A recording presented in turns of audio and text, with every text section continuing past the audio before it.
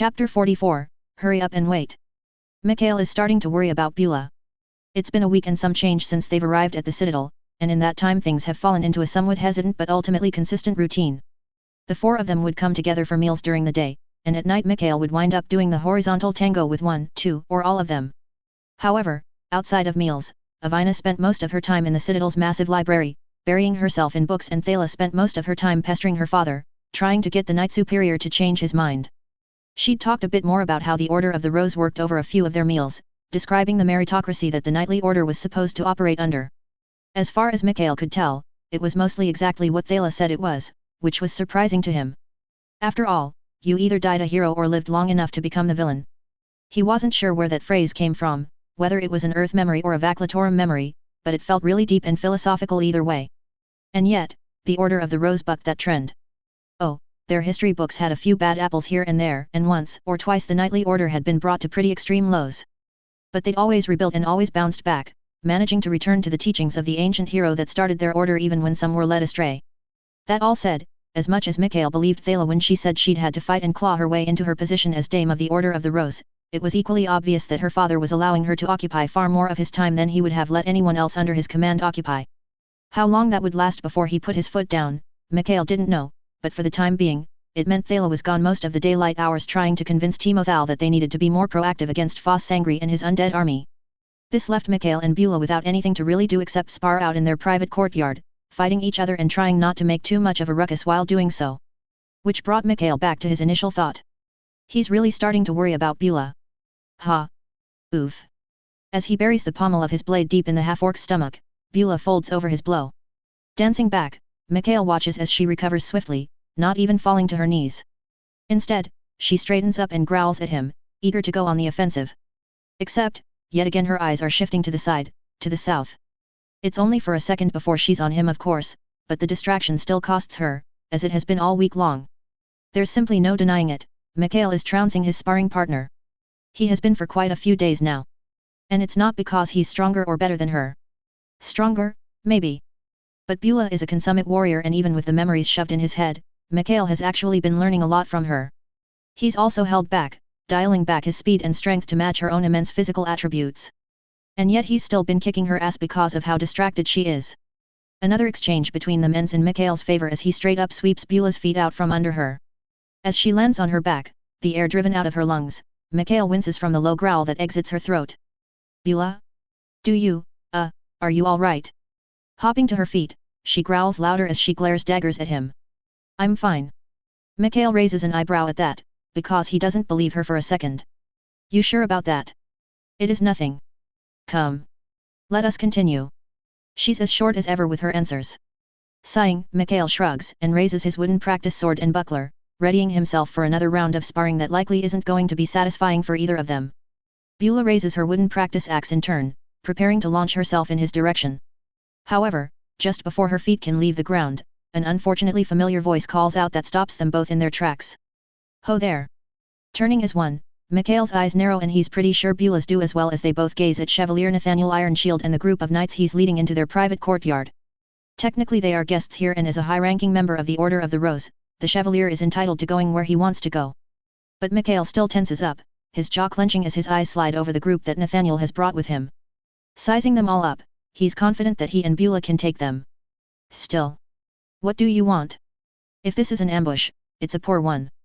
Then again, the Knights of the Rose clearly aren't very good at ambushes to begin with, because the one they were treated to upon their arrival at the Citadel was also pretty poorly planned out. That said, Nathaniel doesn't hesitate to raise his hands in surrender. Then, he drops into a gallant bow, one arm crossed over his body as he lowers his head in deference and respect. All I want is to apologize. To both of you. Mikhail blinks, more than a little surprised by the man's words. Truly? Mikhail doesn't know what to say. Beulah, meanwhile, snorts derisively. In the ensuing silence, the Chevalier maintains his bow for a second longer before slowly lifting his head. There's a sheepish smile on Nathaniel Ironshield's handsome face as he spreads his hands apart. I said some regrettable things when we first met. I spoke with a confidence I did not deserve to speak with. No, rather, there's simply no denying what it was. It was arrogance. For that, and for trying to name you an undead abomination and you a murderer. I am sorry.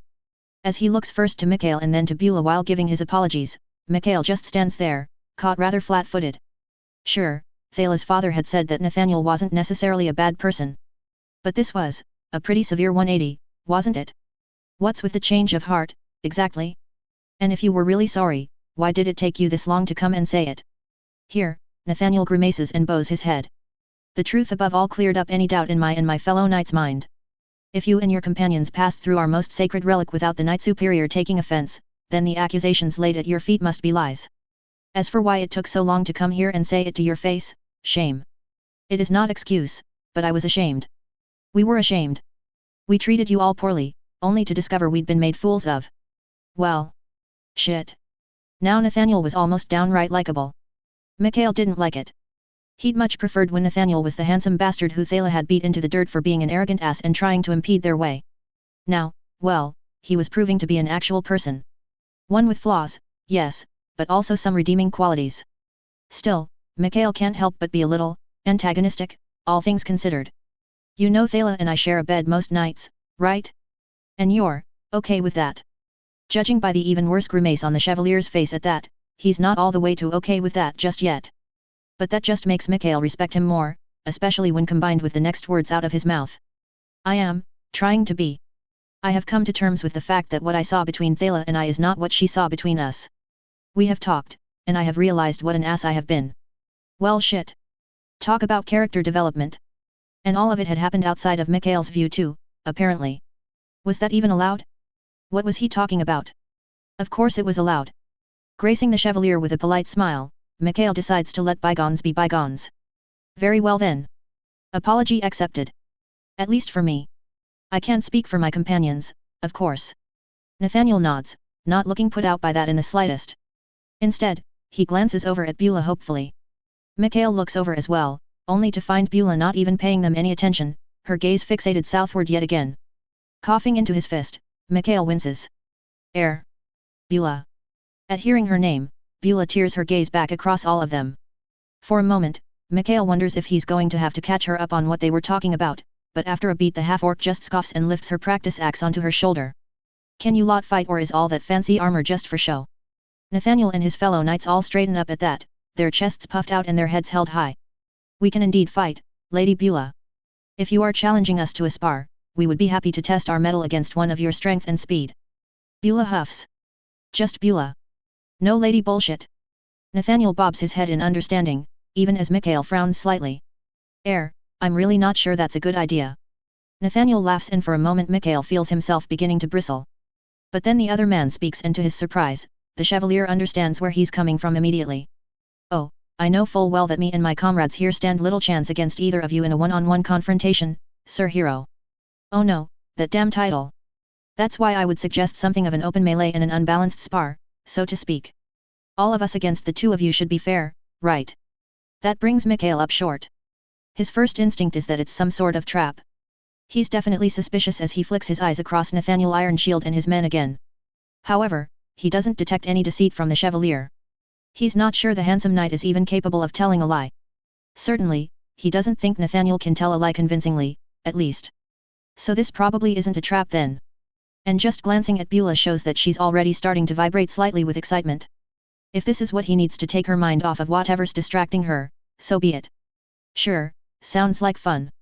Besides, they'll all be using blunted weapons anyways and between Mikhail's magic and Beulah's Orcish constitution, he's not exactly worried about anything that Nathaniel or his fellow knights could possibly try and pull on them. In the end, a lopsided spar with Mikhail and Beulah working together instead of against one another sounded like just the sort of thing they needed to shake things up and keep it fresh and interesting. Excellent. With that, Nathaniel and his men go over to the side and pick up their own wooden practice weapons. After which, they fan out, quickly surrounding Mikhail and Beulah. Grinning as he goes back to back with the half-orc warrior, Mikhail whispers over his shoulder to her. Wanna make this a little interesting? Grunting, Beulah responds gruffly. How? Bet I can take out more of them than you. Loser has to do whatever the winner wants tonight. He can feel Beulah perk up at that. Hat. You're on. Mikhail thought she might like that idea. It wasn't as though Beulah seemed to mind him pinning her down to have his way with her, but she certainly saw the appeal of getting to order him around instead.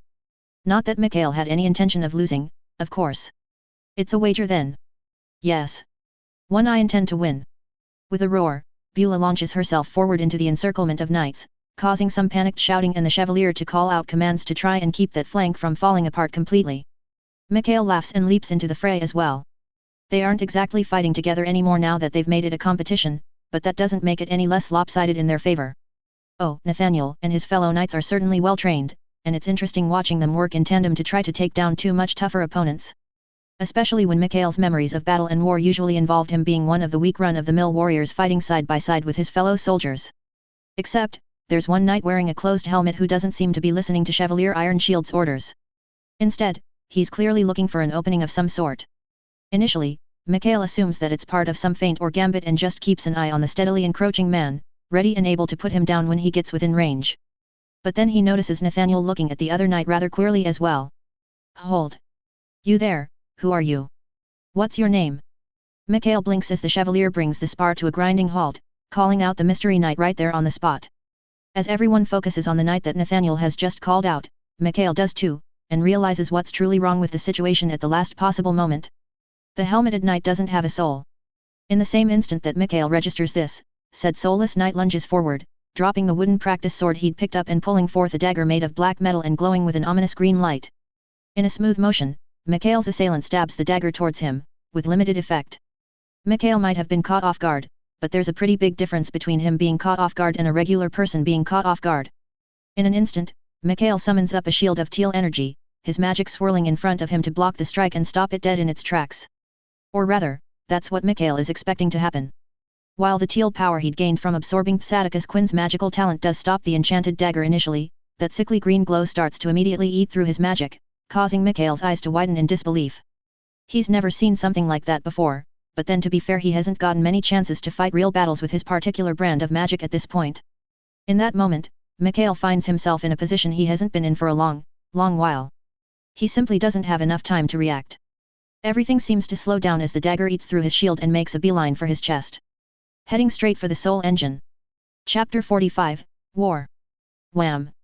Just because Mikhail has been completely taken by surprise doesn't mean everyone else has. Before the vile, glowing green dagger can find purchase in his flesh, Beulah's wooden battle axe comes down hard on the back of the helmeted knight's head with enough force to not just shatter the practice weapon but also send the knight face planting into the ground. However, while the dagger's trajectory is forced straight down into the ground as well, the knight doesn't let go of its handle, even after what should have been an incredibly disorienting blow. Mikhail curses as he takes a step back, immediately recognizing his assailant for what it is. Unfortunately, he's the only one at first. Take him down. Chevalier Ironshield's order is completely fair based on what he knows, but not a good idea. Mikhail immediately shoots out a hand, trying to stop the charge, but to no avail. No, wait. As the other knights of the rows all rush forward, determined expressions on the faces of the ones without helmets, the knight on the ground comes up with a swiftness that shouldn't have been possible after taking a blow like that from Beulah. His dagger slashes out, and that corrosive green edge goes right through the golden armor of his opponents like butter, sinking into flesh and provoking screams as whatever vile enchantment is on the weapon proceeds to do its nasty work. Mikhail claps his hands together and summons as much power out of the soul engine as he can possibly spare. Sure, the enemy's blade might be able to cut through his magic, but that didn't mean anything if Mikhail could just immobilize him. Bands of teal energy snap out from all angles, grabbing the helmeted knight by his wrists and ankles and yanking his limbs taut. At the same time, a fifth band takes the form of a grasping hand, grabbing hold of the struggling man's helmet from above and yanking upward viciously. The snap of straps is heard as well as the crack of vertebrae as Mikhail's enthusiasm gets the better of him and he breaks their assailant's neck in the process of exposing his identity. Not that it matters in the end. Milky eyes set in deathly pale skin stare back at Mikhail as the helmet hovers over the undead's head. One of Foss Sangri's, almost certainly. A former summoned hero, just like Mikhail? Maybe, but he couldn't say for sure. What he can say for sure, as the undead struggles in a truly inhuman manner in Mikhail's grasp, is that this wasn't a ploy from Nathaniel or his fellow knights. Not only are there two knights laying on the ground now, wisps of poison green energy rising from their wounds, but the looks of horror and disgust on the faces of the Chevalier and his men don't have a hint of deception to them.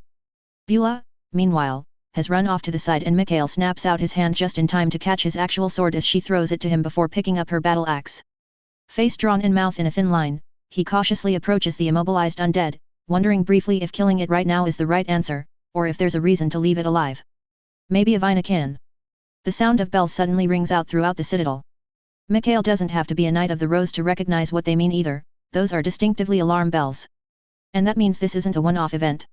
Mikhail's sword flashes out without another thought, relieving the undead of his head. As it goes rolling across the ground, Mikhail is glad to see whatever necromantic magic reanimated the damn thing ended with decapitation, seeing as the body slumped in his magical grasp. With that taken care of, he doesn't hesitate to turn and sprint out of the courtyard, ignoring the cries of the Chevalier to his men to fan out and repel the invaders.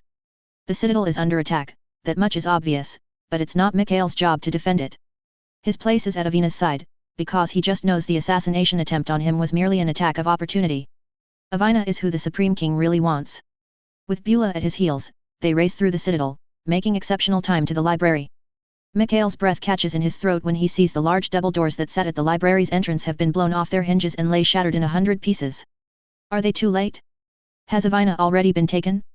Only, as he sprints into the library, Mikhail finds himself skidding to a halt the moment he lays eyes on his dark-haired soul mechanic. Avina is still there, thankfully. And she's also unharmed, surprisingly. Standing there in the middle of the library's main hall, Avina looks around herself with her black lips pressed into a thin line. Around her are 4 more undead in stolen golden armor, all motionless at her feet and not a mark on Avina to boot. Mikhail is relieved, but also concerned, because his soul mechanic looks even paler than usual. She's shaking slightly as she stares down at her hands with wide eyes. Avina? Are you all right? Her head snaps up and she immediately grimaces, quickly balling her hands into her fists and tucking them into her sides self-consciously. I'm fine. I took care of the problem, as you can see. She's clearly not fine, but before Mikhail can call her out on it, another voice rings out.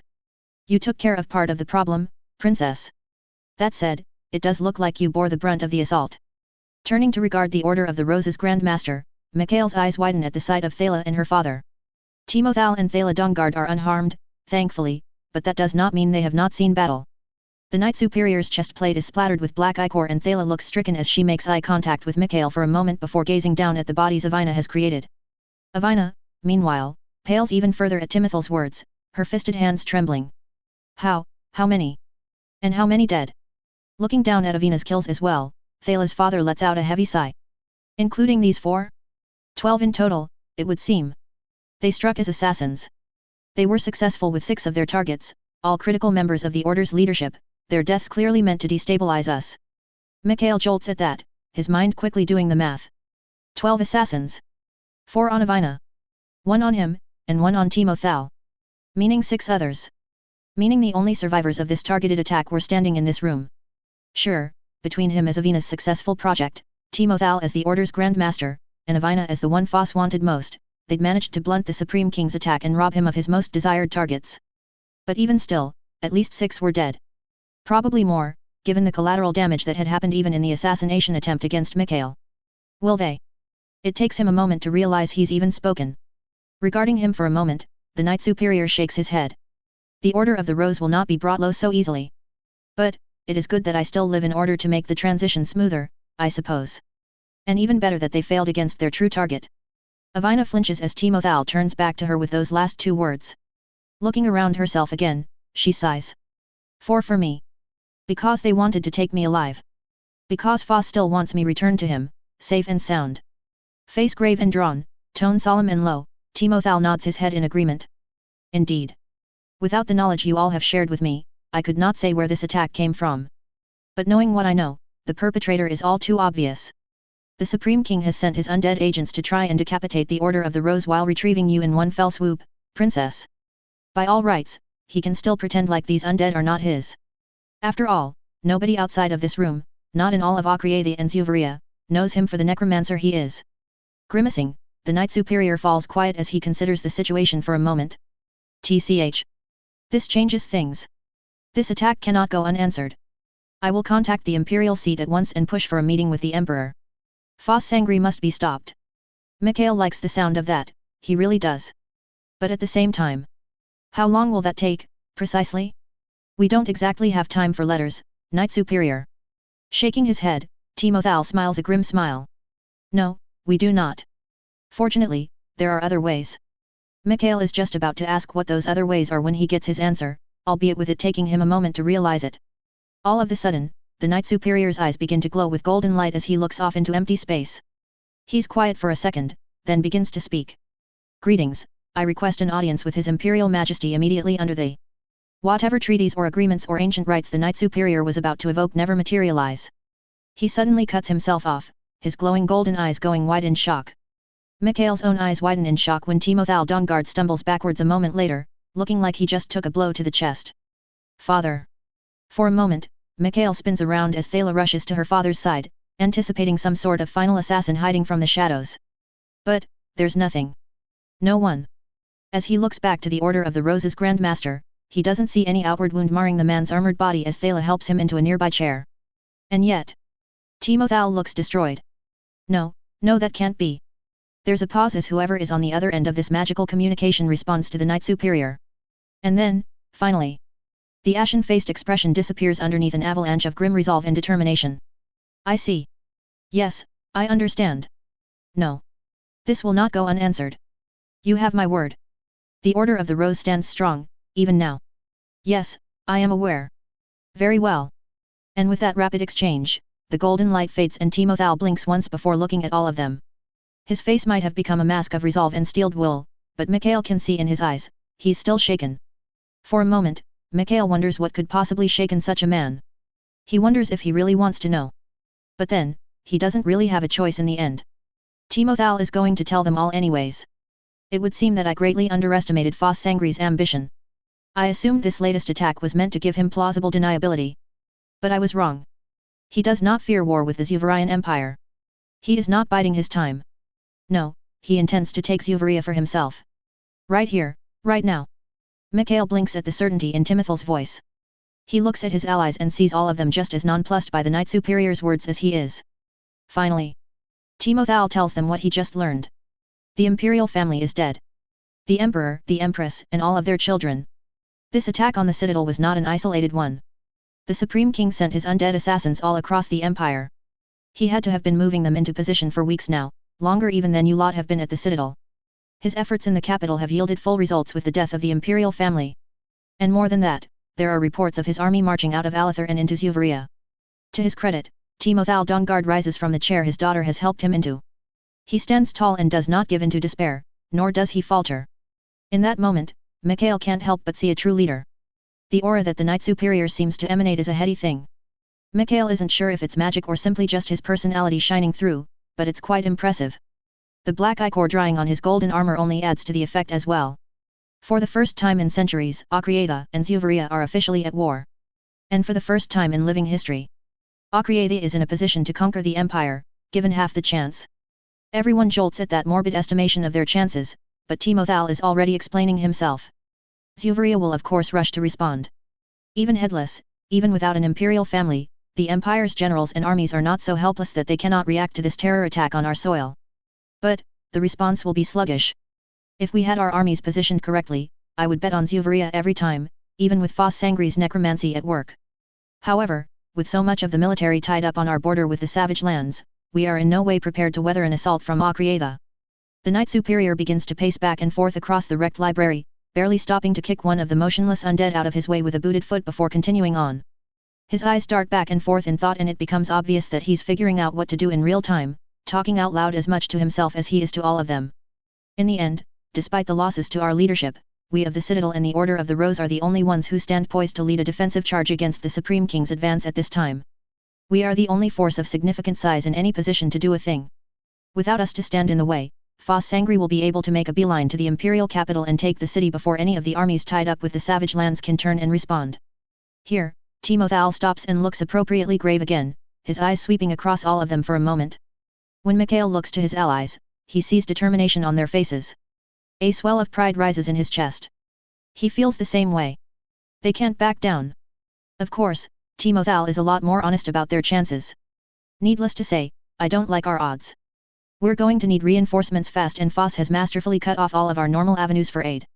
If I had died, even the Order would not have been in a position to do a thing about this attack. However, where the orthodox fails, the unorthodox must be explored. And then, much to Mikhail's confusion, the Knight Superior turns to Beulah of all people, making the half-orc stiffen up as he gives her a solemn, apologetic look. I'm sorry, but your people are our only hope. Wait, what? Chapter 46, Revelations. As the Knight Superior's words hang in the air, answered by a baffled silence, Mikhail just stares at the man, wondering if he's taken leave of his senses.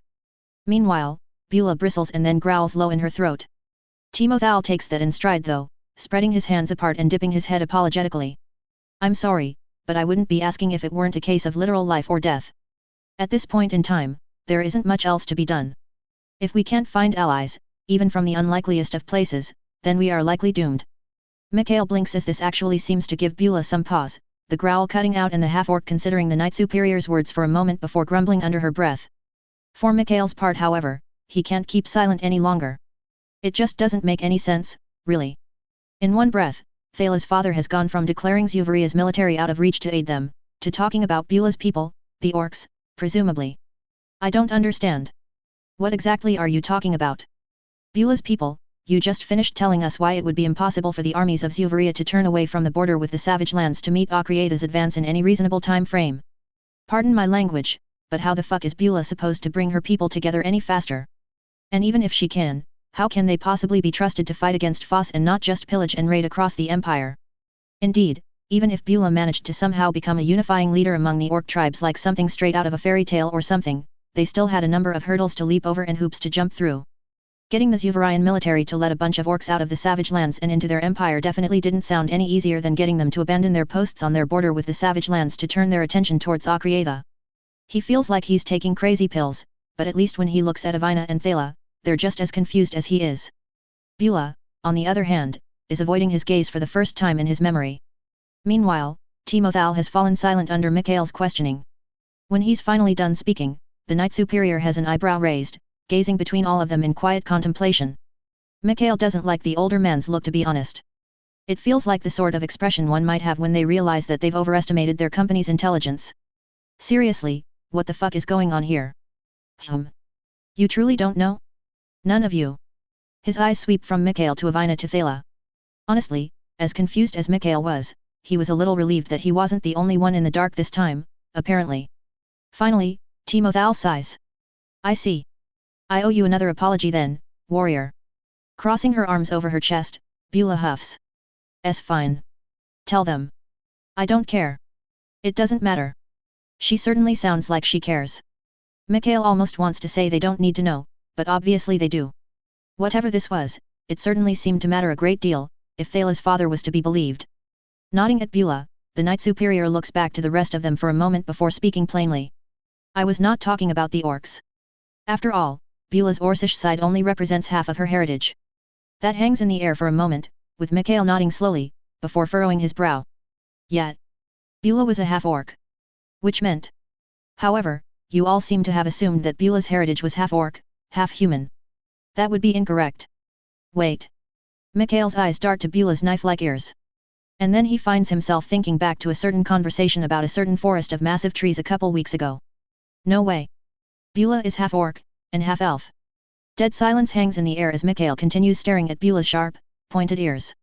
Seriously, how could he be so blind? Meanwhile, after a beat to process Timothal's words, Avina lets out a squawk of disbelief. What? But the Celian elves are just a myth. But Timothal just shakes his head. I'm afraid not, Your Highness.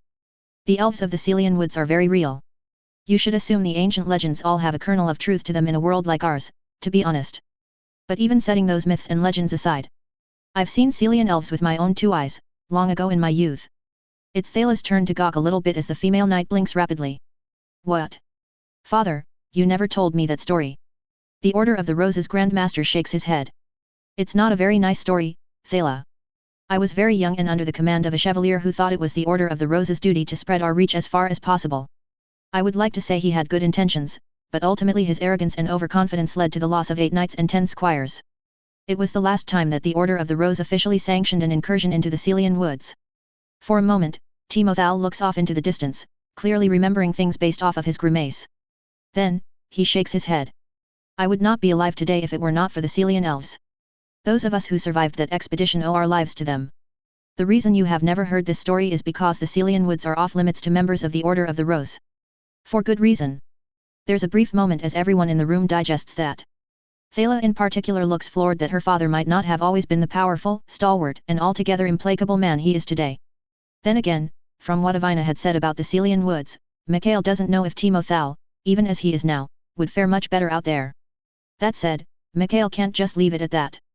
Based off Timothal's words alone, If you have some kind of bond with them already, then why can't you contact them yourself? Why does Beulah need to do anything? As he speaks, Mikhail glances in the half-orc's direction with some concern, frowning. Beulah doesn't seem to be listening very well, rather, she's scowling angrily and glaring off to the side. No, rather, now that he's paying more attention, Mikhail realizes that Beulah is glaring southward specifically. In the direction of the Celian woods, like she has been for weeks now. It's not that simple. I might owe my life to those elves who saved me and my comrades, but I doubt they would even remember me, let alone care if we came asking for aid. The elves who rescued our ill-fated expedition that day did not do so specifically to save our lives.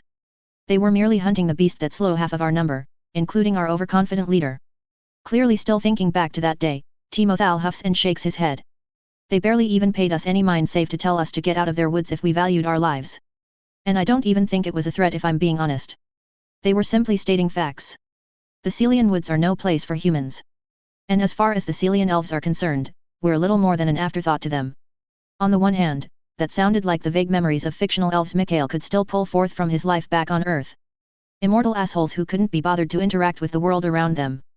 Mortals were fleeting existences to them, and they either hated them for it, or were merely apathetic more often than not. On the other hand, Mikhail's gaze flicks back to Beulah, more worried than ever now. Because none of that really bode well for the half-orc's history if she really was also a half-elf. It didn't bode well at all. Beulah? Are you all right? Still staring southward, Beulah growls, a sound that starts deep in her chest and reverberates up through her throat and out her clenched teeth. They're calling to me. Wait, what? Mikhail blinks at that, even as Beulah finally tears her eyes away, grinding her tusks together and flaring her nostrils. Have been since the Colosseum. Dunno why then, but it's fucking annoying. Her blunt admission takes him back for a moment.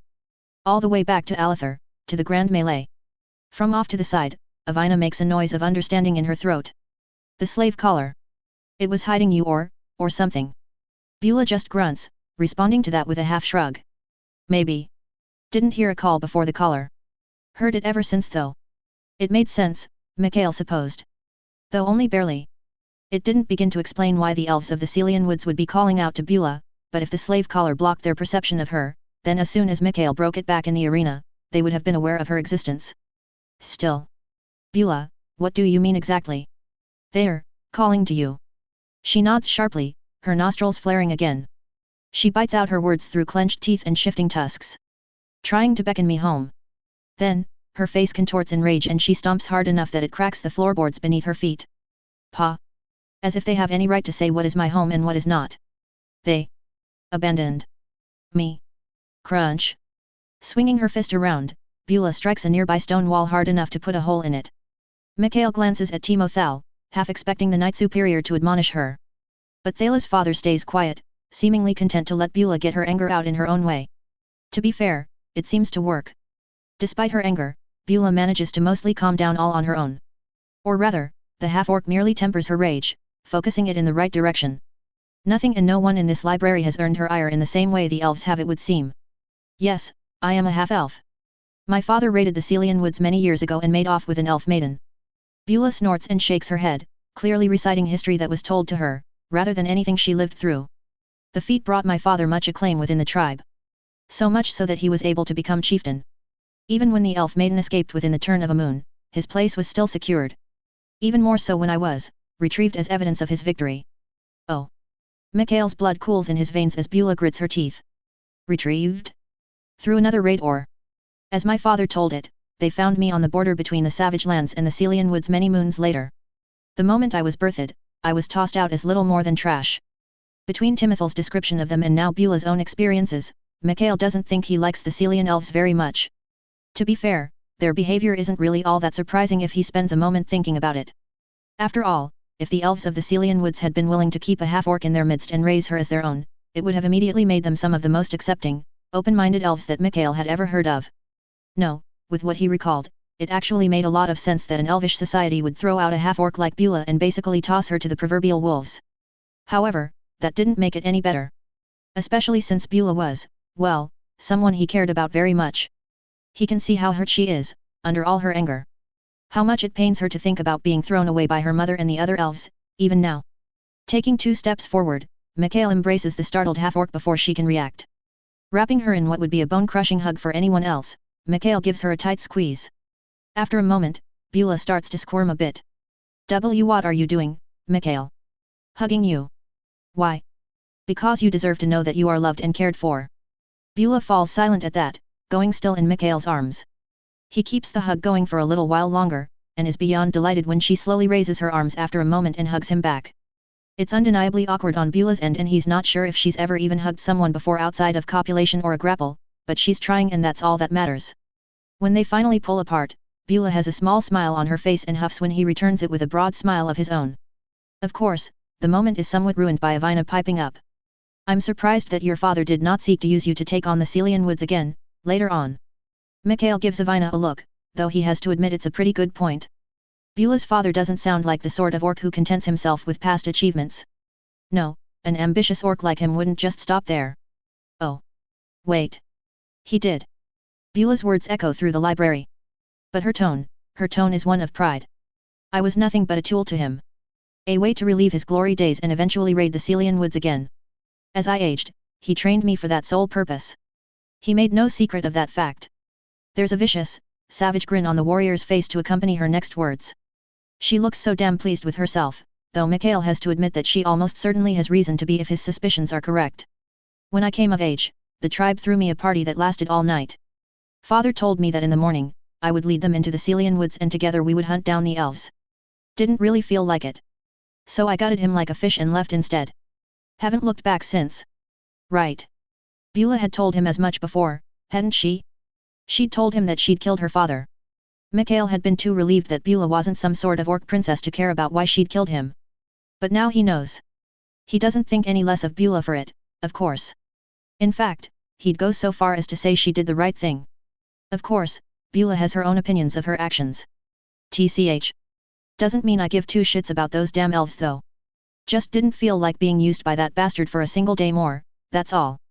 Been trying my best to ignore their call, but they're getting insistent. Well. That wasn't ominous or anything. Chapter 47, The Last Hope. But wait. Thala cuts herself off for a moment when everyone's eyes suddenly cut to her, but then she gathers herself and stands tall, continuing her thought. If they abandoned you, why are they so insistent on calling you back now? I mean, you're still a half-orc after all. No offense. Snorting derisively, Beulah shakes her head. I dunno. It's dumb. They threw me away. I want nothing to do with them.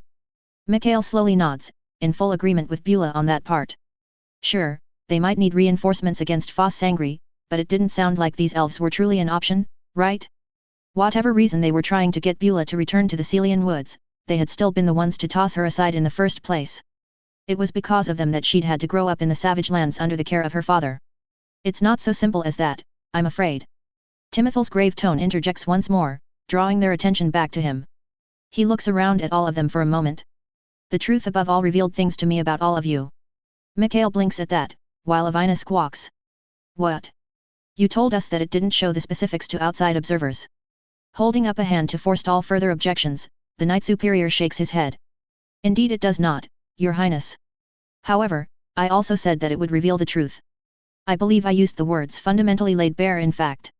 That doesn't just mean your personalities and your minds, I'm afraid. No, it goes deeper than that, to the very core of your beings.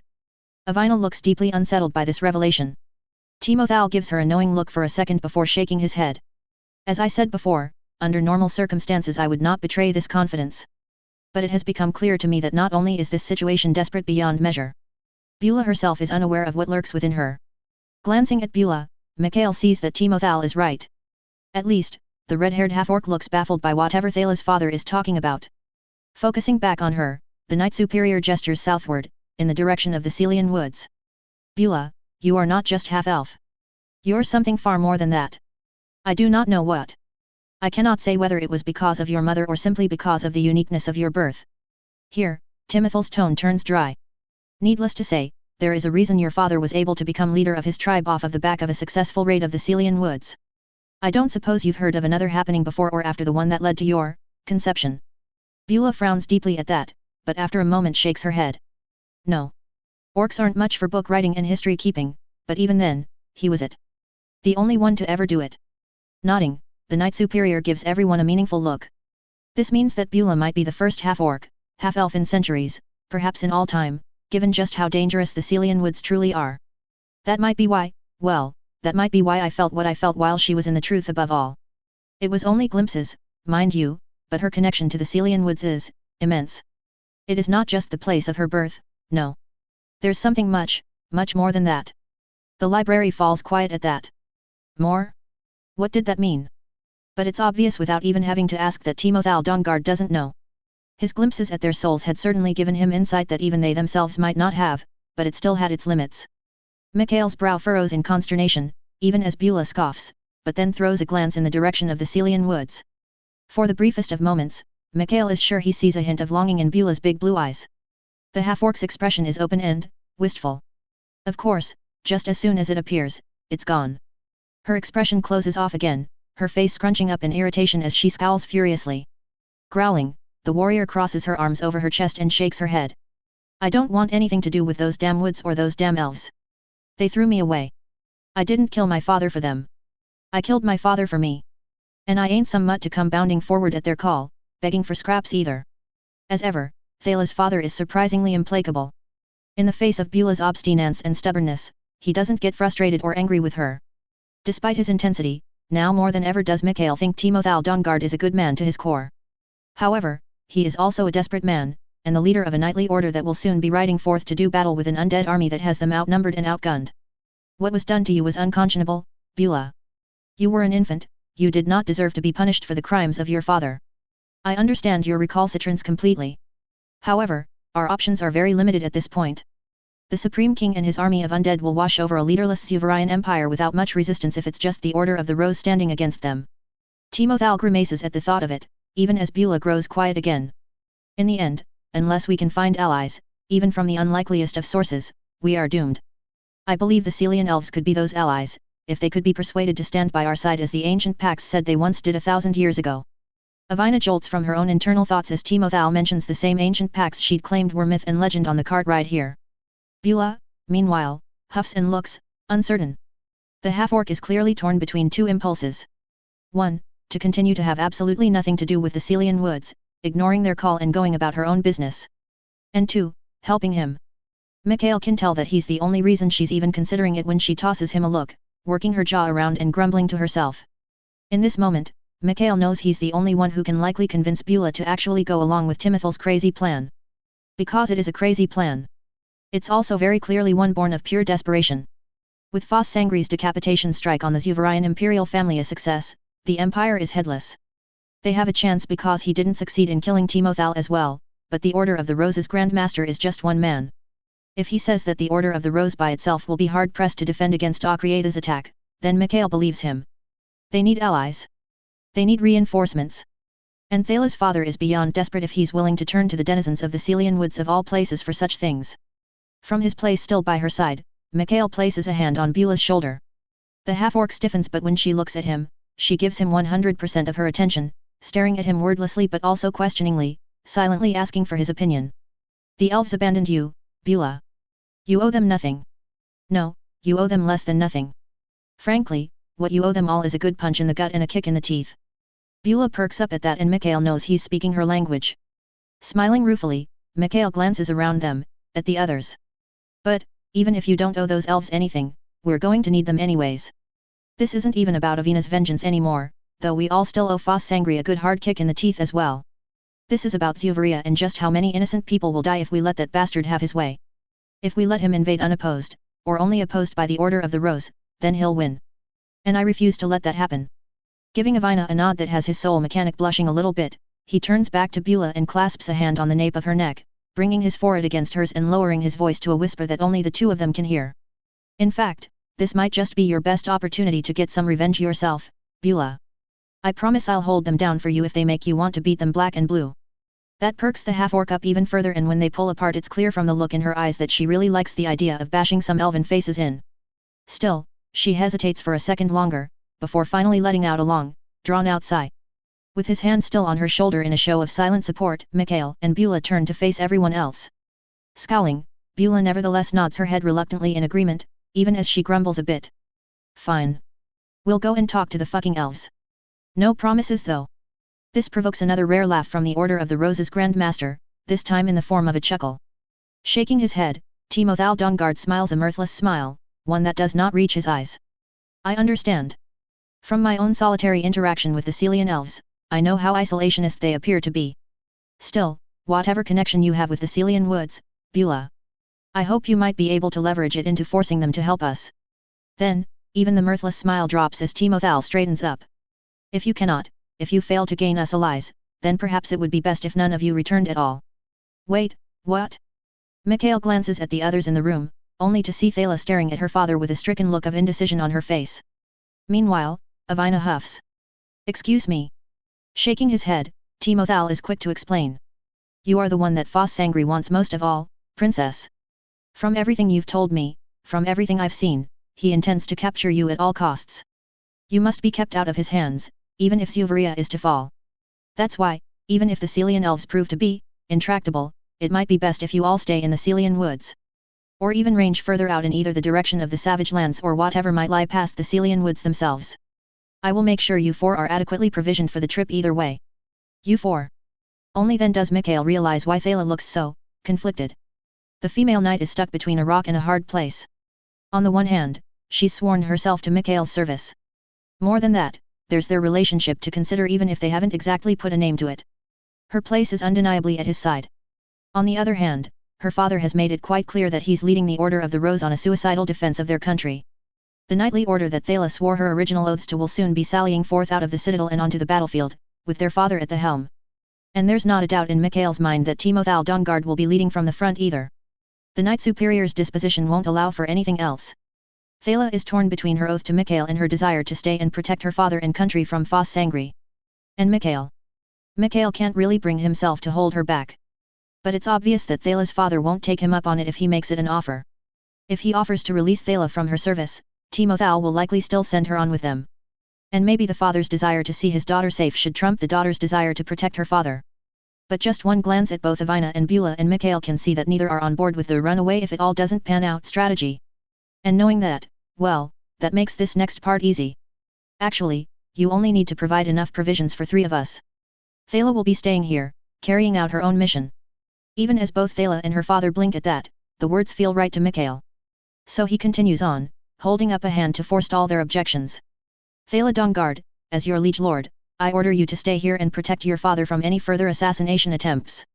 Foss Sangri has already tried to kill him once, and I'm sure he will try again. You will stay by his side and guard him with your life. Is that understood? That is. Of course, Timothal tries to speak up before Thala can anyways, but Mikhail cuts him off. I'm sorry, Knight Superior, but this conversation is between me and my knight. If Thala truly meant her vow to me, then she will obey without question. Thala. Relief and shame wore on Thala's face for a moment before the white-haired woman bows her head in acknowledgement. As you say, Sir Mikhail. I will carry out your order to the best of my ability. To my dying breath. Mikhail gives Thala a broad smile at that, one that she hesitantly returns. There's gratitude in her eyes. Her father on the other hand. Mikhail turns towards Timothal Dawnguard and does his best to stand tall and straight in the face of the man's sudden antipathy. He's not at all happy that Mikhail has just ruined his plan for getting his daughter to safety. But at the same time, there's pride in Timothal's eyes as he looks to Thala. After a long moment, he slowly nods. Very well. Far be it from me to stand between a knight and her oath. Dame Dawnguard. I accept you as my bodyguard. Mikhail lets out a sigh of relief at that, before chuckling and drawing Timothal's attention back to himself with a shrug. Besides, we aren't going to run away, even if the Celian elves do turn out to be completely intractable as you put it. One way or the other, we're coming back with or without reinforcements. Right, girls? Crossing her arms over her chest, Avina nods sharply. I already said I was done running away. Foss Sangri is going to pay, even if I have to rip him apart with my own bare hands. Beulah snorts at Avina's bloodlust. Ha! The little one bares her fangs. Then, baring her own teeth and tusks in a very toothy grin as Avina squawks and blushes at her comment, Beulah leans forward, eyes piercing in their excitement. But Mikhail has the right of it. Wouldn't miss this fight for the world. Looking at all of them for a moment in silence, Timothal Dawnguard finally looks back to his daughter. You found fine allies, Thala. Fine allies indeed. Blushing but also beaming, Thala nods her head in easy agreement. Yes, father. With that settled, they start talking logistics and provisions. Apparently, one of Foss' 6 targets here in the citadel was the Order of the Rose's quartermaster. The now dead man had a dozen apprentices to pick up the slack, but they were all going to be very busy in the upcoming days, so Timothal takes it upon himself to make sure their supplies are being prepared ahead of their departure the next morning. Meanwhile, as night falls over a very active citadel, one filled with mourning but also righteous fury, Mikhail finds himself with an invitation to Thala's room. One last talk before they part ways for the time being. Of course, he has a pretty good idea of how such a talk is liable to go.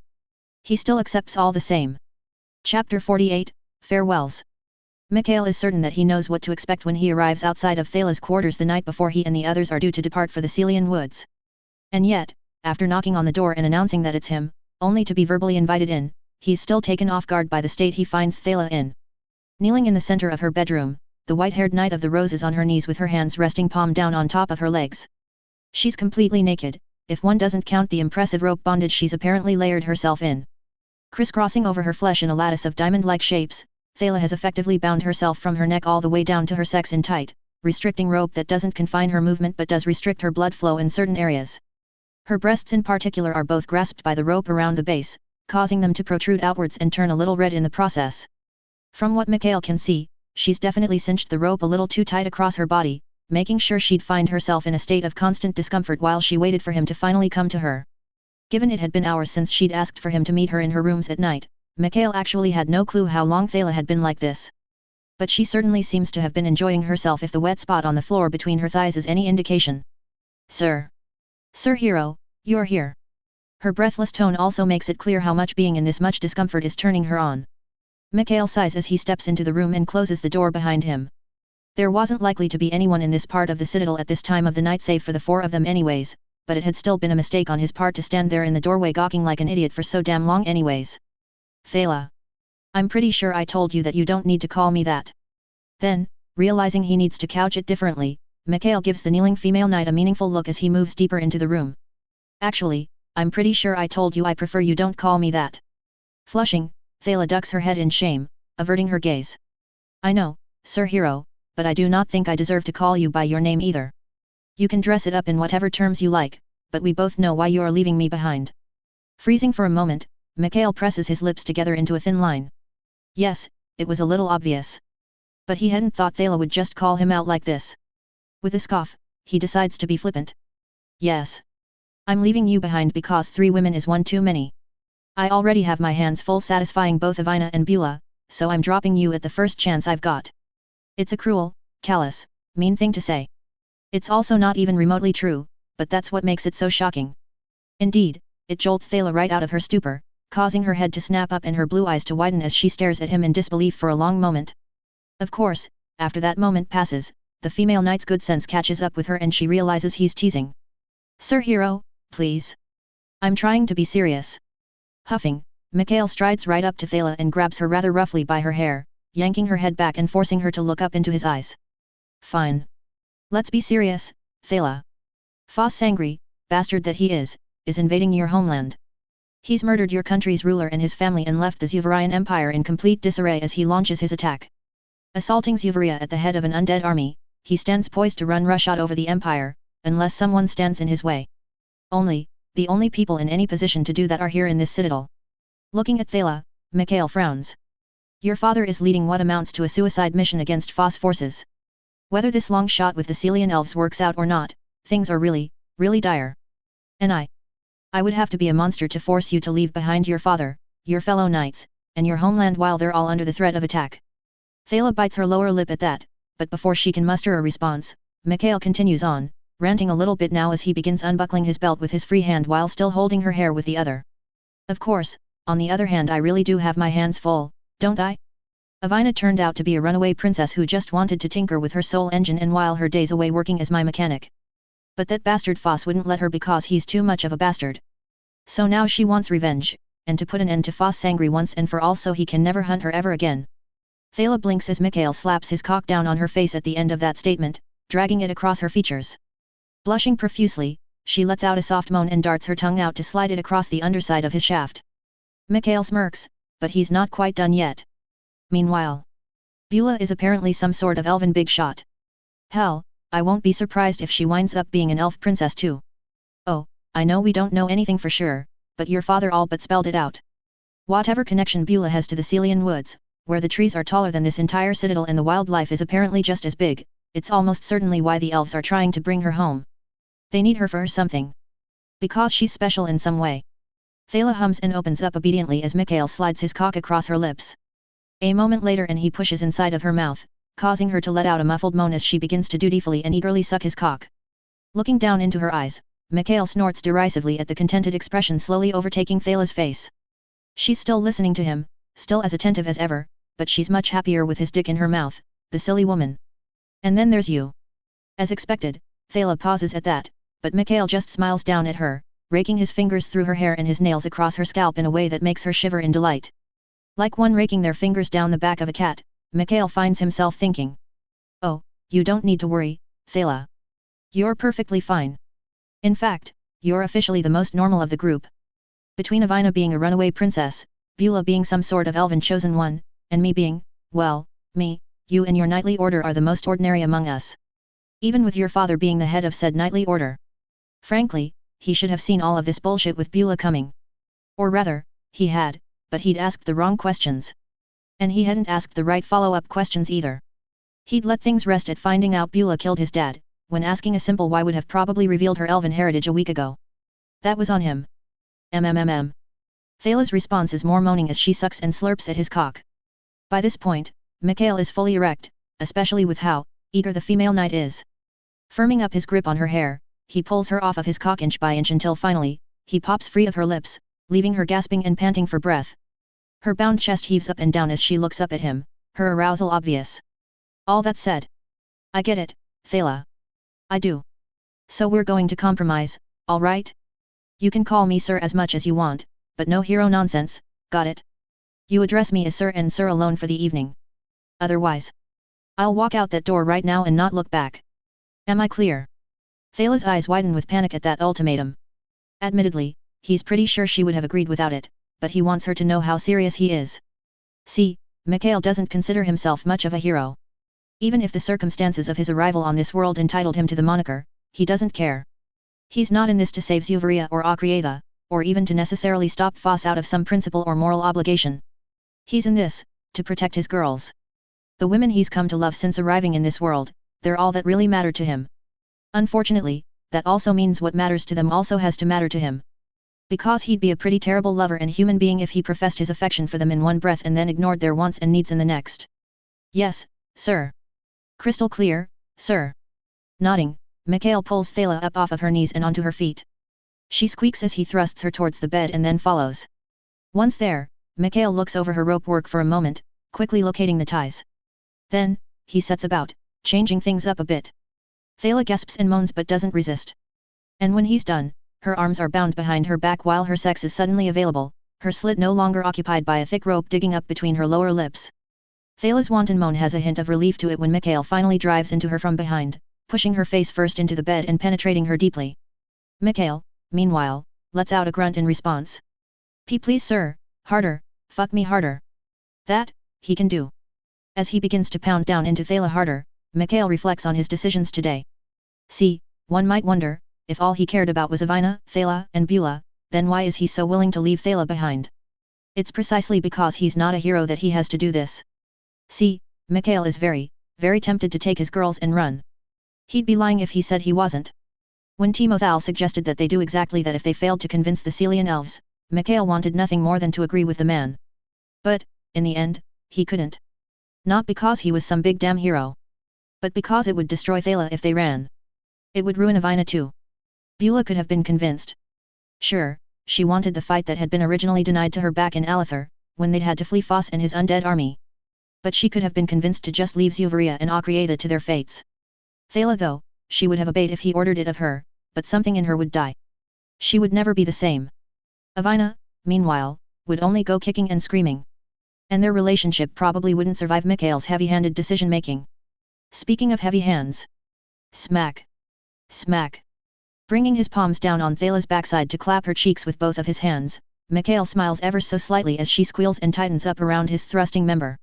He's giving it to the masochistic knight as hard as he dares, making sure to fulfill her every wanton desire without going overboard and potentially hurting her. He wants to make this a night to remember for both of them. And to give them both something to look forward to when they see each other again. That was why Mikhail had to leave Thala behind. To make sure he wasn't tempted to go against Avina's wishes and all but kidnap his soul mechanic to get her away from the fighting. Even if Zuvaria might be doomed, Avina wasn't ready to give up. Even if the Celian Woods turned out to be a crapshoot, she would still want to come back, to face Foss Sangri on her own terms. Leaving Thala behind, ensured that Mikhail did too. He would not abandon her any more than he'd abandon Avina or Beulah, at least not permanently. That didn't make it any easier though. In fact, it was probably the hardest decision he'd ever had to make. He could have kept Thala by his side. Kept her safe. But in doing so, he'd be killing her just as effectively. She might continue breathing, but the loss of everything she'd ever known would break her. Instead, he'd had to let her go. Didn't mean he was happy about it. In fact, he might be taking a little bit of his frustration at the situation out on Thala right now. Fortunately for him, the female knight loved it. As he slams home into her yet again, her inner walls clench around his shaft once more and she tips over the edge, experiencing another orgasm upon his length.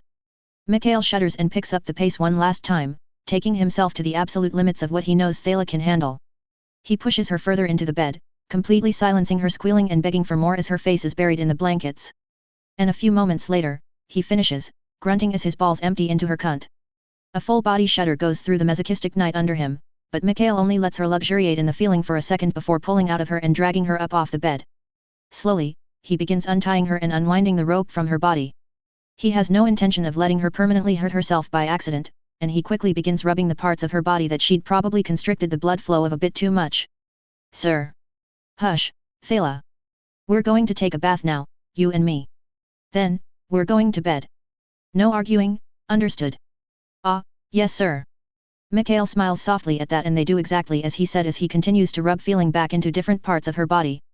Of course, it's just their luck that Thala had been the least kind to her chest. He has to spend a lot of time rubbing her breasts to make sure they get back to their natural color. The result is that after the bath, they wind up going at it one more time in bed before exhaustion finally takes Thala and she passes out cuddled against his side. On the other hand, Mikhail doesn't sleep. He doesn't really need to. Instead, he lays there, one arm curled protectively around the female knight as she rests her head upon his chest, slumbering peacefully. Staring up at the ceiling, stuck alone with his own thoughts and contemplating the future, Mikhail wonders if he's signing Thala's death warrant, leaving her behind like this. No. He won't let this be her end. They'll just have to hurry back quickly. Even if Mikhail has to bash a few elven skulls together in order to make the stuck-up pricks see sense as fast as humanly possible. Chapter 49, The Celian Woods. The Celian Woods. Each tree towers so far above his head it isn't even funny. Craning his neck back, Mikhail doesn't think that the tops pierce the clouds, but he can't even say for certain. He doesn't know because all the way at the top, despite being spaced hundreds of feet apart, the Celian trees manage to form an immense interwoven canopy that blocks out the sky and lets through only the faintest natural light. As a result, the Celian woods are dimly lit, but not so dimly lit that he and his companions can't see where they're going. Especially since Mikhail's magic doubles as convenient torchlight, shedding teal illumination all around them as they carefully make their way into what can only be described as the land of giants. Megafauna. That was what it had been called back on Earth, Mikhail was pretty sure. But the term had multiple meanings as far as he recalled, especially whether you were talking about fictional versus reality. Still, he was keeping an eye out, somewhat worried that they might see a giant-ass squirrel skittering along one of the huge Celian trees. Or worse, there would be giant bugs. God, he hoped not. He really hoped not. At least they'd made excellent time to the border. It had only been 2 days since Foss Sangri launched his attack on the Zuvarian Empire, killing the imperial royal family. He, Beulah, and Avina had left the very next morning and foregone the use of horse or cart. Instead, Beulah had carried their supplies while Mikhail had carried Avina. Together they'd ran and ran, the land turning into a blur as it disappeared past them. With his magic, Mikhail was able to protect Avina from any ill effects of such travel, though he also made sure they took a couple of breaks throughout the day. Still, moving under their own power at Beulah's top speed, they'd been able to reach the Celian woods in what had to be record times.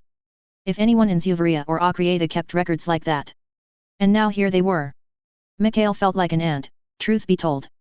He could understand why neither Akrieta nor Zuvaria had managed to successfully settle within these woods.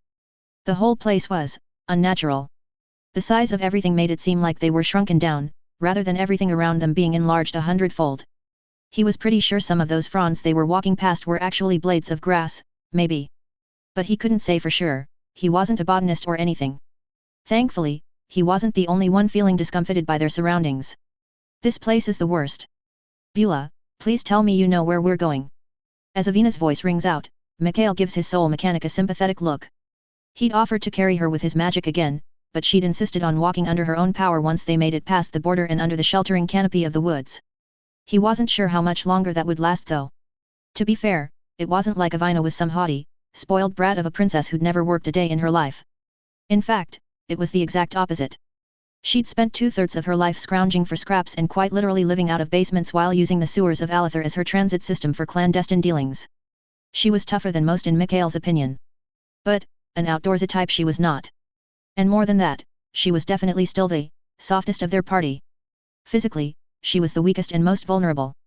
Beulah, meanwhile, sniffs at the air and then huffs before nodding in Avina's direction. I know where we're going. Can feel it. Like a tug. That way. The half-orc warrior points at seemingly nowhere in particular, save for that it's definitely deeper into the woods. Which, yeah, Mikhail could have guessed as much. Still, it's better than nothing. Something Beulah seems to agree with as she shrugs nonchalantly. Figure we just keep going that way and we'll run into whatever fucker is calling me home. Yeah. Huffing again, Avina crosses her arms over her chest and nods. Yes, that seems like our best bet. Still, I hope it's not too much further. You would think, given that the elves are said to be our size, that they would exist on the fringes of the Celian woods, not in its heart. And yet, we have seen neither hide nor hair of them so far. Looking around them, Mikhail chuckles. They were several hours into the woods by this point. And yet, to be fair, does anyone really know how big the Celian woods even are, Avina? Sure, you guys told me that there were said to be 1,000 of these trees that make up this forest, but where does that sort of number come from in the first place? If it's ancient legend, then it's more than likely that the Celian woods has grown since, right? For all we know, this could still be the fringes of the woods, could be that the edge of the woods lasts for weeks of travel for people as small as us. Avina's mouth opens at that, and then closes shut as she lets out a shuddering breath, a shiver going down her spine. Her grey eyes narrow at him and she scowls. I hate how logical that sounds. We'd better hope it won't take us weeks to get to wherever Beulah's elves are. Doubt that the Order of the Rose can hold out that long. Mikhail nods at the sobering reminder that they're on something of a time crunch. Beulah, meanwhile, huffs. Not my elves. Sensing a sore spot, and perhaps wanting to get back at Beulah for all the mentions of her height, Avina smirks. Oh? You sure about that, Beulah? We're here because of you, after all. Hunting down Celian elves straight out of myth and legend, because of you. Following a path that only you can lead us down, because you're currently sensing them reaching out to you right now. I don't know, sure sounds like they're your elves. A low growl of warning leaves Beulah's throat, but Avina is already done, simply leaning back with a smug smile as she wordlessly pats herself on the back for a job well done. Mikhail, rolling his eyes at the interplay between two of the most important people in this world, at least so far as he's concerned, sighs and looks for a way to change the subject. In the end, there's really only the one thing on his mind though at this point. I just hope whoever we wind up finding has a spare army lying around. I'm not sure why Beulah is being called home, or what the connection the Knight Superior saw between her and these woods even is, but I hope there's something workable to be figured out here. Thalah's father wasn't wrong when he said we were looking in the unlikeliest of places here. Beulah just shrugs again, not having any sort of answer to that it would seem.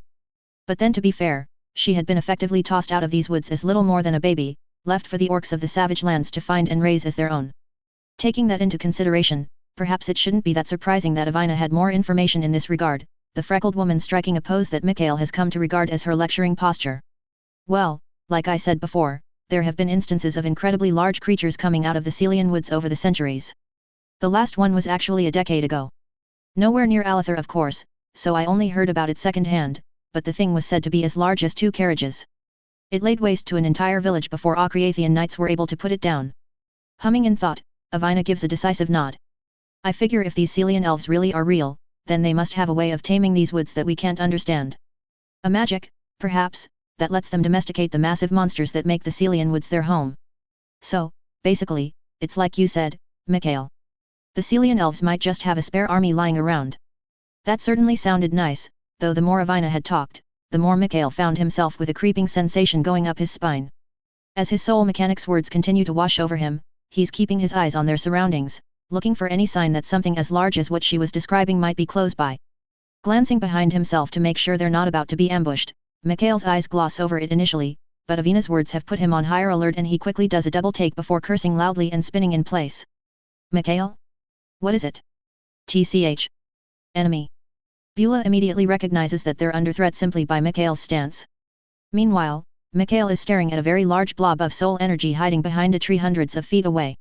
Ladies, no sudden moves, but there's a living thing behind that tree over there. A very large living thing.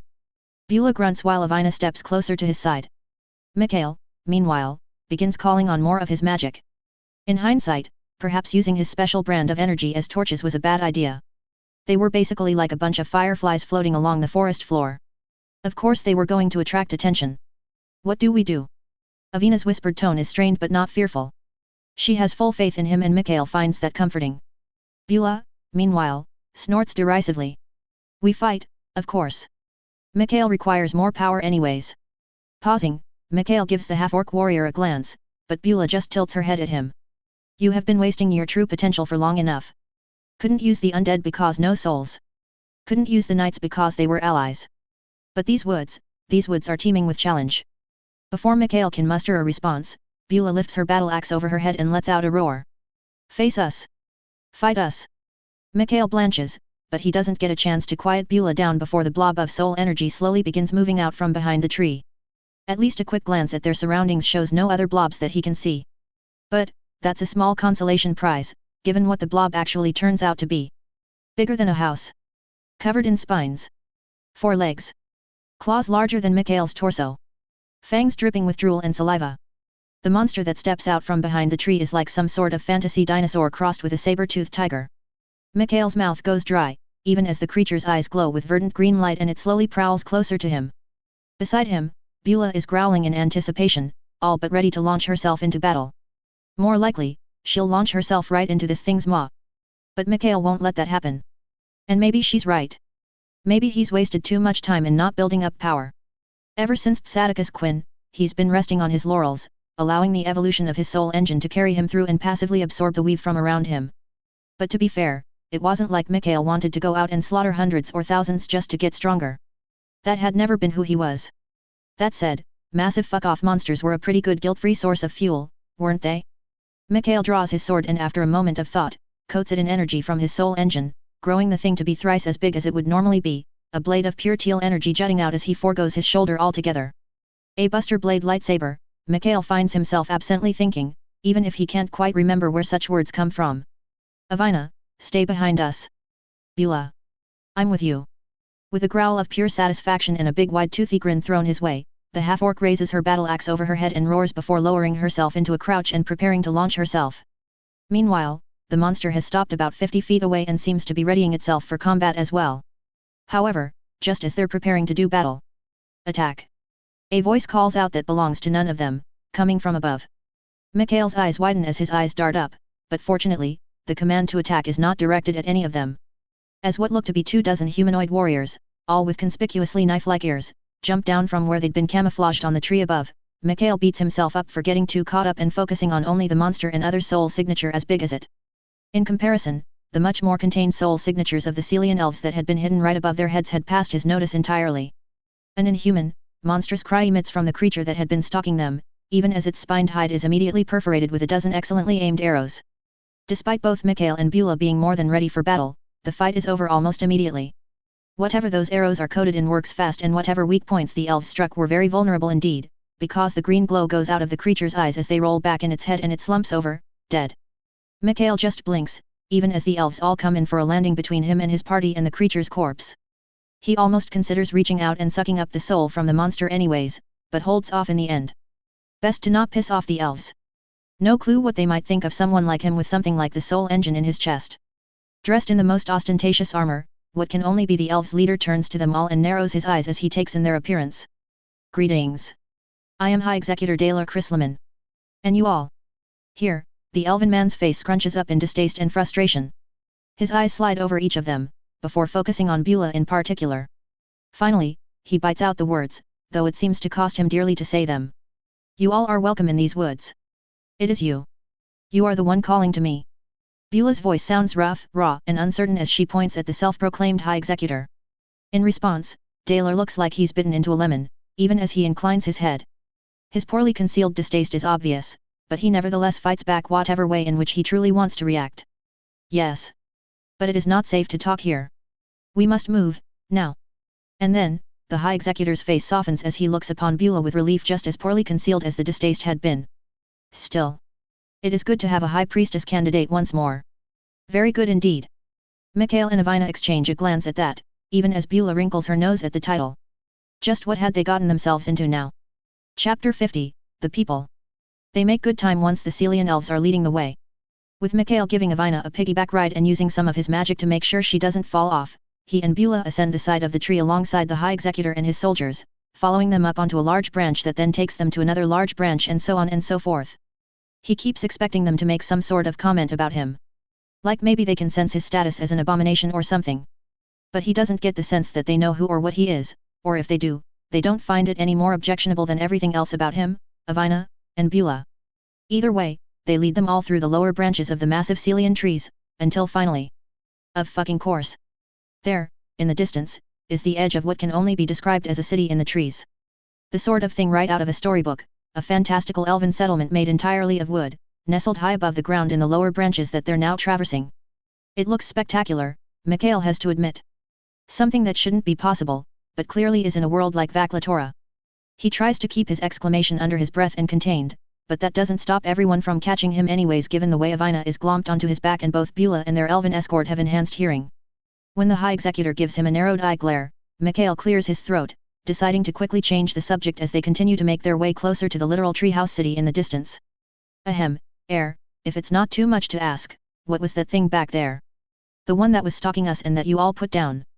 The query makes Daler tilt his head to the side, his lips curling into a frown. That?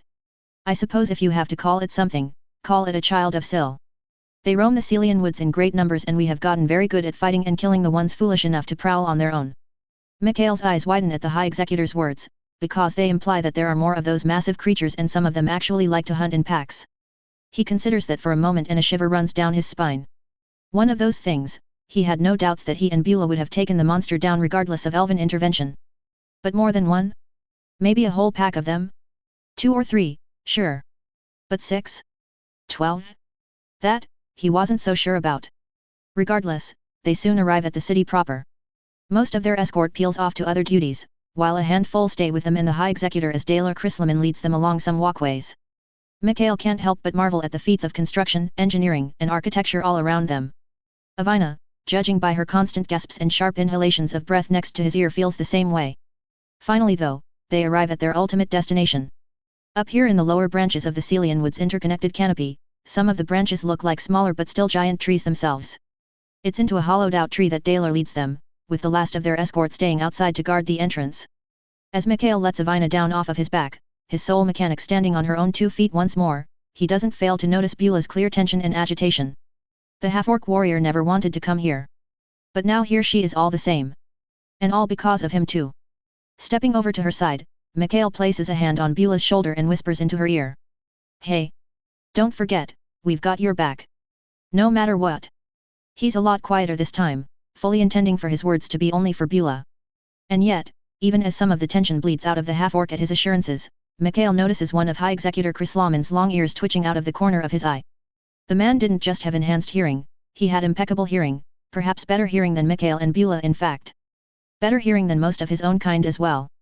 As Daler turns to face them, Mikhail adjusts the elven leader's threat assessment up a fair amount. Even still, when he waves a hand dismissively at Mikhail and Evina, well, that just won't do. You two may leave. I shall have a couple of my soldiers give you a tour and assign you to lodgings while I speak with the High Priestess candidate privately. This is a man very unused to being told no, Mikhail notices even as he and Evina both proceed to tell him no. That won't be possible. I'm afraid not. The High Executor's jaw clenches and his eyes narrow at the disrespect, but Mikhail isn't having it. Still, he tries to be a little diplomatic. Apologies, but our place is here. At Beulah's side. Even that doesn't seem to sway Daler, until Beulah herself huffs and speaks her mind. They stay. For a moment, that distaste from earlier flashes across High Executor Chrislaman's face again. He clearly doesn't appreciate being told what's going to happen. And yet, Beulah's words have the intended effect that Mikhail and Evina's had not. He offers one sharp nod before crossing his arms over his chest. Fine. You may stay. Still, be grateful. Know that you are the only outsiders who have been allowed in the Celian Woods in quite some time. Normally, we simply kill all of your kind on sight. Only your status as obvious comrades in arms to a high priestess candidate afford you the right to continue drawing breath. Beulah bristles at the implied threat, but Mikhail just gives her shoulder a firm, comforting squeeze. At the same time though, he makes eye contact with Ivina, seeing his own confusion reflected back in the soul mechanic's gaze. The High Executor's words did not line up with Timothal Dongard's own account of his short time spent in the Celian woods. Though, there were a number of possible reasons for that. Number 1, Thala's father might have run into some kind elves, a group that couldn't be bothered to kill them all and were willing to just let them leave with a never-return style warning. Number 2, Thala's father had self-admittedly gone to the Celian woods in his youth. So it was possible that when Dalar said quite some time, he meant within the last few decades after the incident that had caused the Order of the Rose to forbid all official missions into the woods. In the end though, it didn't really matter. It certainly wasn't worth calling the High Executor out over the discrepancy, not when there were more pressing things to question the elven man over. Clearing her throat, Ivina speaks up to call one of those more pressing things into question right then and there. You keep mentioning that Beulah is a high priestess candidate. What exactly does that mean? For the first time, the High Executor looks surprised. Dalar's eyes widen and he looks between the three of them, visibly taken aback. Then, his eyes narrow again, focusing on Beulah in particular. You don't know? Truly. Beulah huffs, only Mikhail's comforting hand likely keeping the half-orc from getting a lot more physical with this meeting. Still, she shakes her head with a broad scowl spread across her face. Know what? How could I know anything? You dropped me at the border as an infant for fuck's sake. The High Executor looks down for a moment, muttering under his breath in what might have been elvish curse words. When he looks up again, he looks somewhat drawn. Weary, definitely. Yes. The stupidity of that choice haunts our people to this day. I assure you, I was not one of those that voted for your expulsion. As hideous and grotesque as both your conception and appearance might be by elven standards, you still had the blood of a high priestess flowing through you. Throwing you away was a decision made by a weak-minded council that no longer exists. It's only me now. Well, that was certainly fucking ominous. Of course, Ivina isn't quite done prodding just yet. That still doesn't answer the question. You've been calling for Beulah. You wanted her to come here. Why? What is a high priestess candidate? Dalar bristles at that, the elven male clearly taking significant umbrage with Ivina being the one to address him. But then, Mikhail doesn't think any of the three of them would be any better. The High Executor is clearly incredibly racist, just not as racist as his kin from the sound of things. Glowering at Ivina for a moment until it became obvious she wasn't going to be cowed by a simple look, the High Executor finally huffs out a breath and looks back to Beulah. Your mother was Renawisalin, the last high priestess of Sil. As her daughter, you have her blood flowing through your veins, making you a viable candidate to replace her as high priestess. For a moment, Mikhail finds himself trying to imagine Beulah of all people as a high priestess. Maybe a high priestess of war and violence. But seriously, it was a bit of a tough ask. That said, something about what the High Executor had said sticks in Mikhail's mind and he finds himself asking a question of his own. Sil. As in child of Sil. Celian woods. Celian elves. So that would make Sil. Rolling his eyes, Dalar waves a hand through the air. Sil. God of the Celian woods, yes.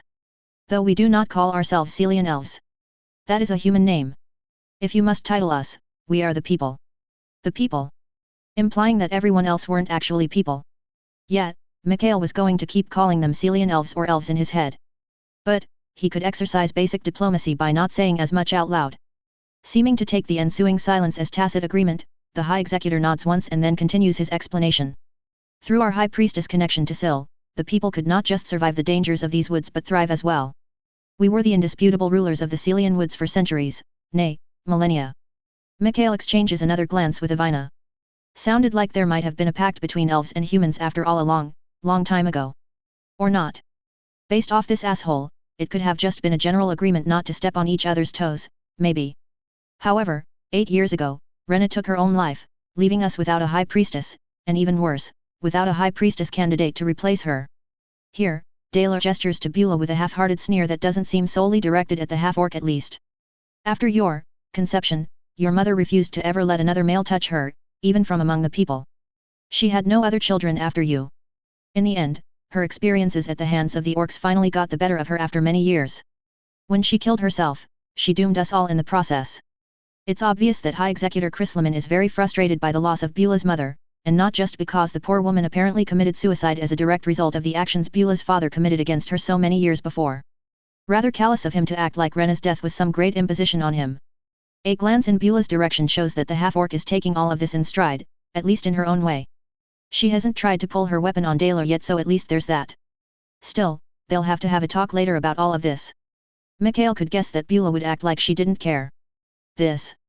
Rena Wissalan might have been the woman who gave birth to her, but to call her Beulah's mother would be quite the overstatement. That all said, Dalar's grave tone and words about Rena's death dooming them all didn't exactly sit well with Mikhail. They felt like the elven man was trying to make a mountain out of a molehill, especially with all they'd seen so far. The Celian elves certainly didn't feel doomed if their gorgeous tree-top city was any indication. Mikhail didn't like the idea that the High Executor was projecting his anger at Rena onto Beulah. As though it was somehow Beulah's fault that her birth mother had taken her own life and left them in dire straits or what have you. Clenching his jaw, he leans forward with a scoff. You certainly don't seem doomed. You all took down that child of Sil in the blink of an eye, and it certainly seems like you've got a great thing going here. A hustling, bustling, lively city right outside that door. Stiffening, the High Executor sneers in response.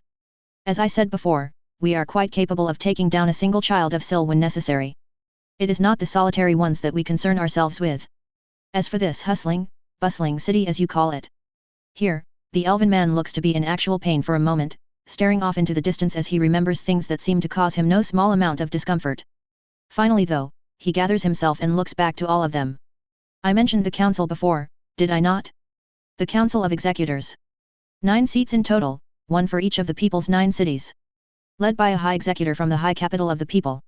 As Mikhail absorbs his words and begins connecting the dots, there's a sinking feeling in his gut as Dalar grinds his teeth together, clenching his hands into fists at his sides.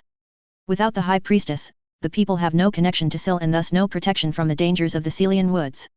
In the 8 years since Rena Wissalan ended her own life, a city has been lost every single year, starting with the high capital. Suddenly, the High Executor looks young. Lost, really? He stares down at his suddenly open hands for a moment before continuing on in a somber, sober tone. They're all gone now. The high capital. The other 7 cities. Where you stand now is the least of our cities. I, Dalar Chryslaman of House Chryslaman, am the only executor left of the people, making me High Executor by default. Clenching his hands back into fists, he lifts his head with a fire suddenly reignited in his eyes as he gazes at Beulah with a fanatic sort of glee. But not all is lost. A High Priestess candidate is returned to us. If you can connect to Sil as your mother once did before you, then the people can be saved. Well. Shit. Chapter 51, High Priestess Candidate. We are here. After dropping the bombshell that 8 out of 9 of the Celian Elf city just flat out didn't exist anymore, High Executor Dalar Chryslaman had told them he had something else to show them. Mikhail couldn't say what was going through Avina or Beulah's heads at the moment, but at least for him, he followed the elven man in silence because he was struggling to wrap his head around the reveal. This was the least of the elven cities? It was utterly massive, stretching out in every direction. It also went up, with the city being multi-layered and taking advantage of the branches of the massive Celian trees. And yet, it sort of made sense in a way.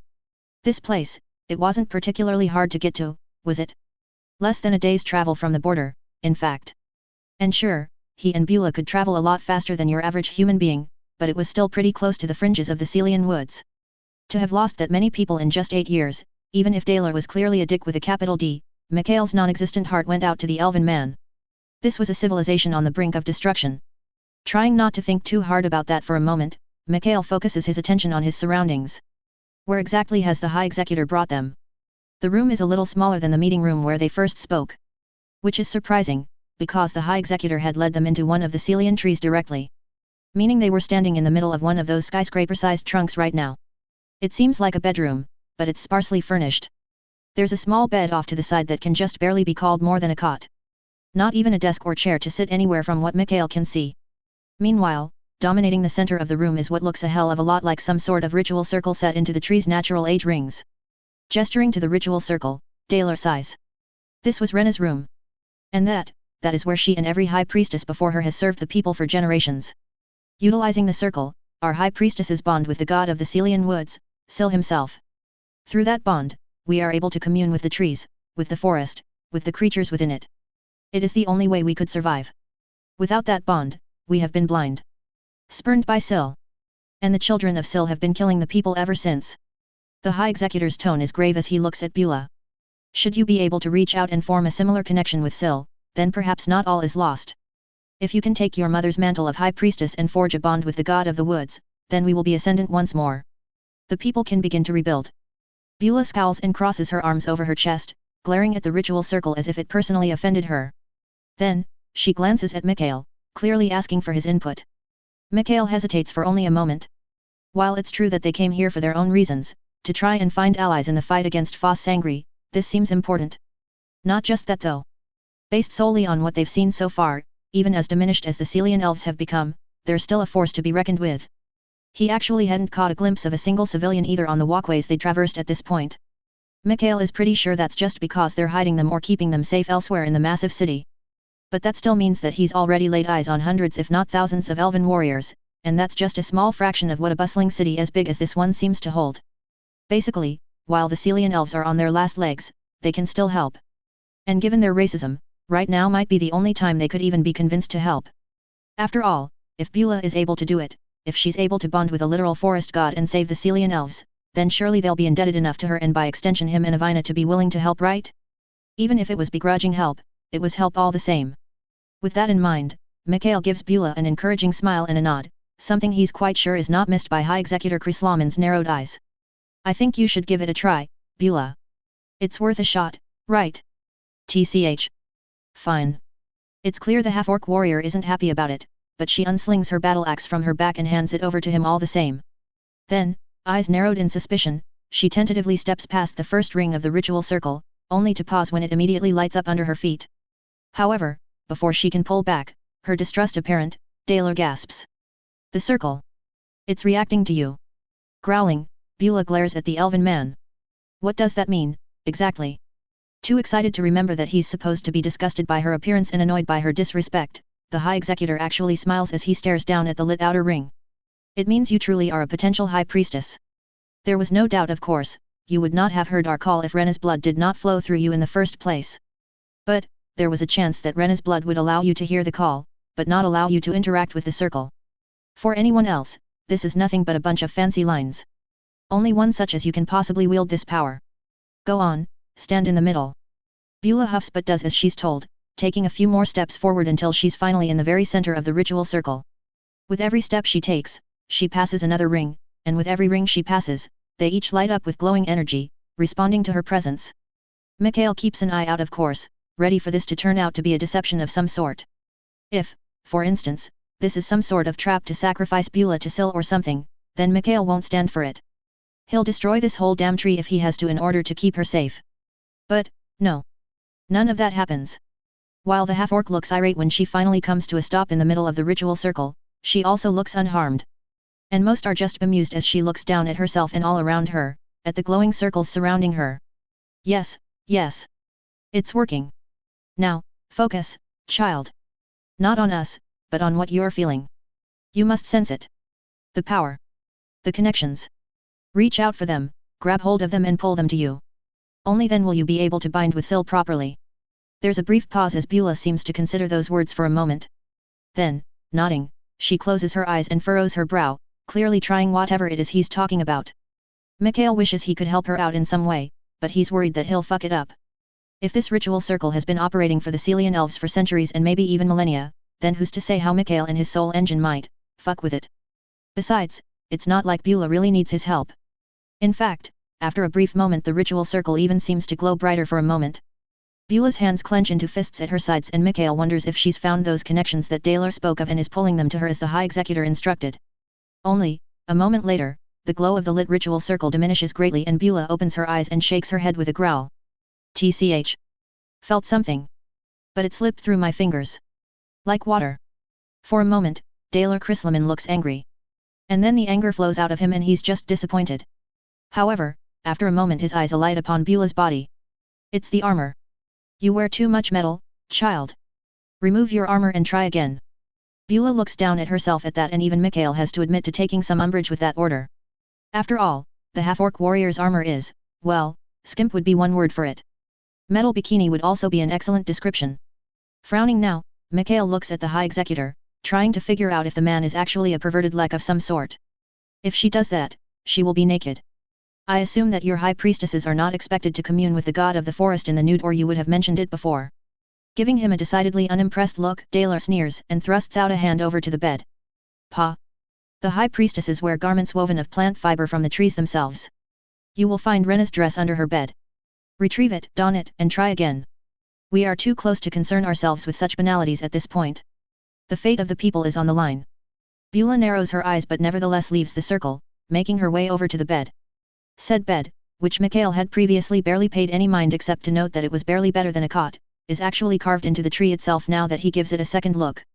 Kneeling down, Beulah feels along the side of the bed, and seems to find some sort of catch or something, because she's able to pull out a drawer that hadn't been readily apparent at first. For a moment, the half-orc warrior pauses at whatever it is she sees within. Then, reaching down, she pulls up a leafy green garment and rises to her full height, turning to face them and holding it in front of her. The thing is, small, to be sure. Clearly made for an elven body, not a half-orc's. And while Beulah probably isn't as big as a full-blown orc, there's a reason she commonly refers to Avina as little one and small one. And it's not simply because of Avina's own slightly diminutive height either. Looking distinctly put upon, Beulah glances to Mikhail once more. At her latest look, he can only shrug and offer an apologetic smile that he hopes gets the point across. Namely, if she wants to put an end to this, she can. He'll support her if she decides she wants nothing more to do with any of this. She's a warrior after all, not a priestess. If this binding to Syl thing is a lifelong duty, he's not sure she should go through with it. But he doesn't say that out loud because at the end of the day, he's selfish. He wants to have his cake and eat it too. He wants all of his girls to come out of this not just alive, but as happy as they can be. Maybe he's being naive. Maybe he's being stupid. But if it's possible for Beulah to take the reins as High Priestess so they can bring an army out of the Celian woods to reinforce Thala and her father while taking Foss down once and for all, privately he thinks they should go for it. He doesn't say that either though. He doesn't say anything, he just waits for Beulah to make her decision. She hesitates for only a moment more before sliding her gaze over to an expectant, impatient Daler. Leave. The High Executor stiffens and then bristles. Excuse me. Beulah huffs. I said leave. Your purpose here is over. You are not needed any longer. That might be true, but even if it is, Daler clearly doesn't like having it shoved in his face. Scowling now, the High Executor takes a threatening step forward. Now see here, child. You. But they don't get a chance to find out what he's about to say. Instead, Daler pauses, and then turns his head to the side and cups his hand against his ear in a strange gesture. Say again. It takes only a moment to realize that he's partaking in some sort of magical communication with another elf. And not the rare, super special kind like Timothal had done back at the Citadel. This seems far more casual. That alone is enough to pique Mikhail's interest if he's being honest, and a glance in Avina's direction shows that she's interested as well. Certainly, the soul mechanic is curious about what sort of magic could allow for such a thing. Is it a device in the High Executor's ear, or just a spell that's semi-active at all times? Fine. I'll be right there. His scowl not lessened in the slightest, Daler looks at all of them for a moment before straightening up and pointing at Beulah. I am needed elsewhere. You will continue to try and focus on binding with Syl. No matter how long it takes, whether it's hours, days, or even weeks, you will become the new High Priestess. The people are counting on it. With that, the self-important elven man sweeps from the room without another word, leaving them all standing there for a moment in silence. Avina is the one who breaks it, of course. Weeks. We don't have weeks. Mikhail grimaces, nodding in agreement. You're not wrong. Still, we can maybe spare a few days? Given how fast we managed to make contact, I'd say we can spare a week at the most before we have to head back, reinforcements or no reinforcements. Hesitating for a moment, Avina finally nods. Only to jolt as they both turn their heads to the sound of a clatter from the other side of the room. Beulah grunts when they both stare at her, watching her remove her armor piece by piece and then shrug into the too tight green dress her mother had left behind. TCH. A week then. Best get started. With a determined look on her face, the now all-natural half-orc makes her way back into the center of the ritual circle and sinks down to her knees, closing her eyes as she begins to focus. Mikhail isn't sure if it's a trick of the light or what, but he likes to think the rings of the ritual circle are glowing just a little brighter even before she starts trying to find those connections again. Just maybe. Of course, no sooner as Beulah started to get to work than Avina is in front of him, unbuttoning his shirt. No point in us staying idle while she's working. I'm going to give you a checkup, Mikhail. Make sure everything is working. Maybe a tune-up as well. Probably for the best that you didn't get to try to absorb that child of Syl's soul, not sure that much power all at once would have been healthy for you. Raising an eyebrow as Avina pulls out her tools and pops his soul engine's casing open, Mikhail chuckles at her enthusiasm. I handled the influx from the Grand Melee just fine, didn't I? Avina half nods at that, before tilting her head to the side as she focuses on her work.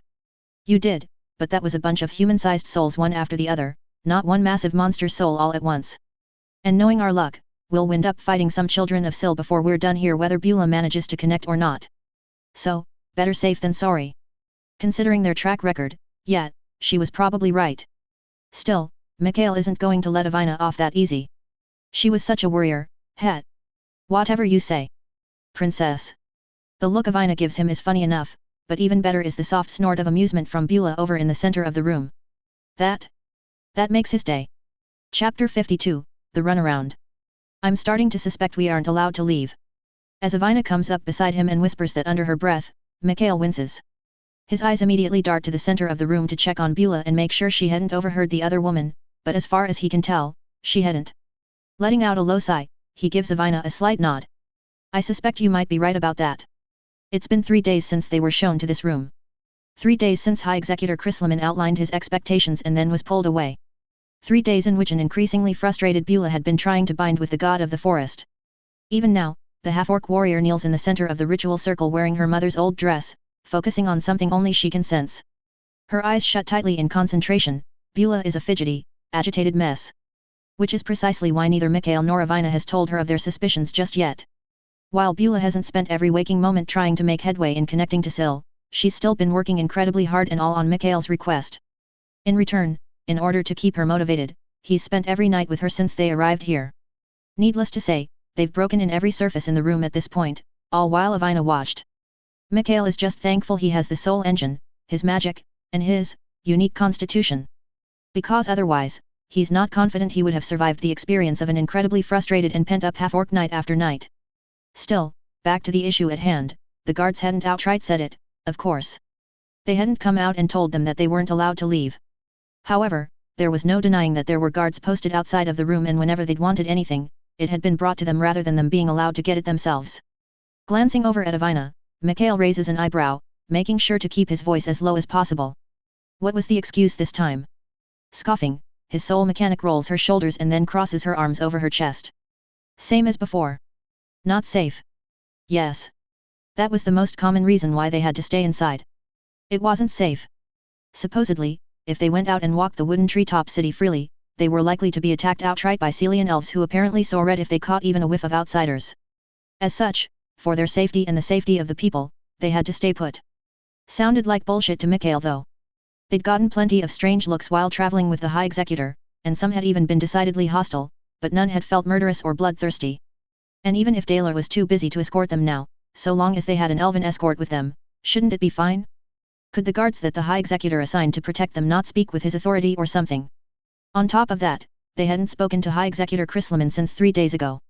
All of their requests to either be brought to him or to have him come to them had been met with variations of "he's too busy." Doing what? Mikhail didn't know exactly, though he could at least be sympathetic of the fact that the elven man was trying to hold together the last remnants of his entire species apparently. Still, any sympathy he might feel for Daler and the Celian elves' plight drained away whenever their guards made entirely unsubtle digs about how the High Executor might have time for them once the High Priestess candidate had finished binding with Sil. Frustrating, to say the least. Especially since they really needed to talk to the elven leader about potentially mobilizing his people for the fight against Foss. Sure, Mikhail understood that Daler would need to see results first, but they hadn't even managed to get to why they were here in the first place 3 days ago. He'd figured they had time to bring it up later, but with nearly half of their self-imposed time limit having passed at this point and no sign of the High Executor, he was starting to get antsy. One look at Avina showed that she was feeling much the same way.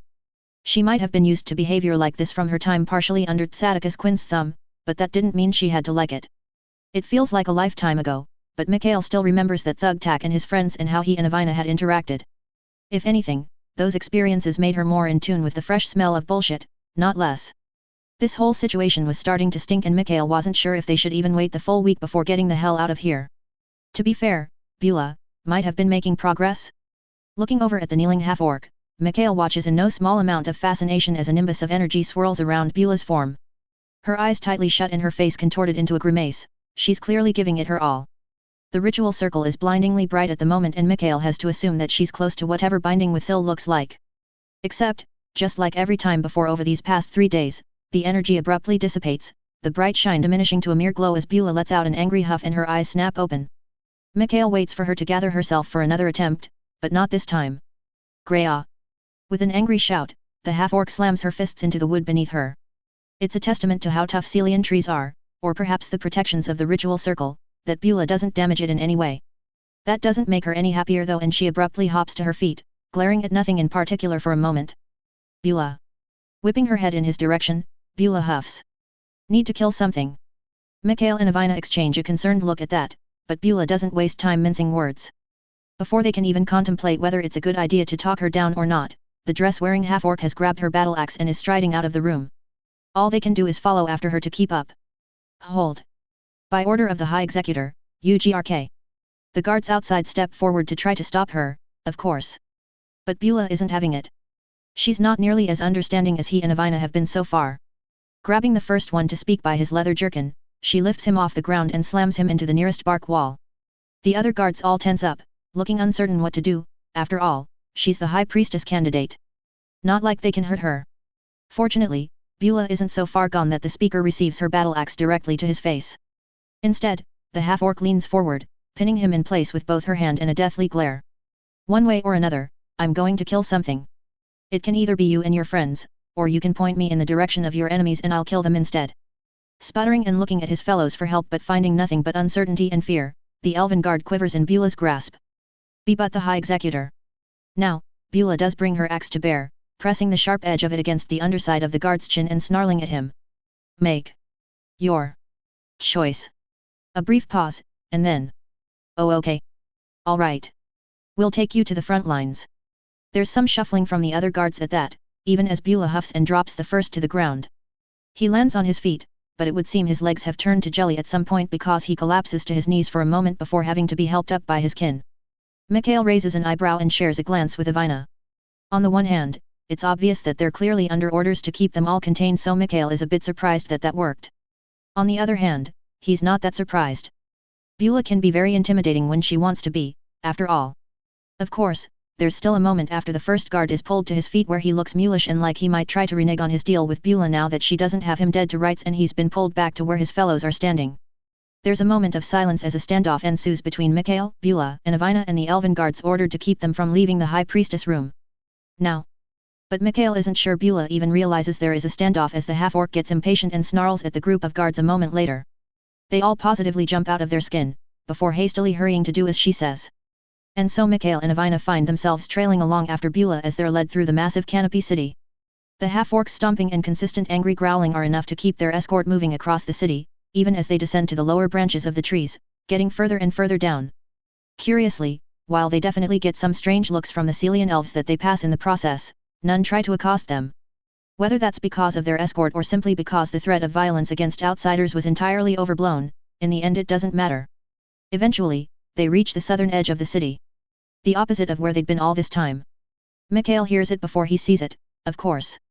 Beulah does too, judging by her twitching knife-like ears. The sound of fighting. Of battle. It's then that they see, this edge of the city is both in shambles and far more well fortified than the part they'd been in. Probably because it's an active war zone. The branches go much closer to the ground here, only about 200 feet up or so. And there, down below, there are the front lines. He hadn't been sure what the elven guard had meant when he'd said he would take them to the front lines. But now he knows. Now they all know. For the past 3 days, they'd been in a city that was already under siege. Children of Sil swarm in the dozens on the forest floor down below, and thousands of elven warriors struggle to hold back the encroaching tide, relying upon the high ground to give them the advantage. Not all of the monsters are as big as the one that came after him and the others back when they first ran into the High Executor, of course. But some are, and even the smallest is bigger than a carriage. There are a lot of them too. Enough that Mikhail can imagine how 8 elven cities, all supposedly bigger than this impressively large city, could fall to the horde over the last 8 years. Yes. Caught up in his thoughts, Mikhail doesn't have a chance to stop Beulah from running forward and literally throwing herself off the platform into the fray below.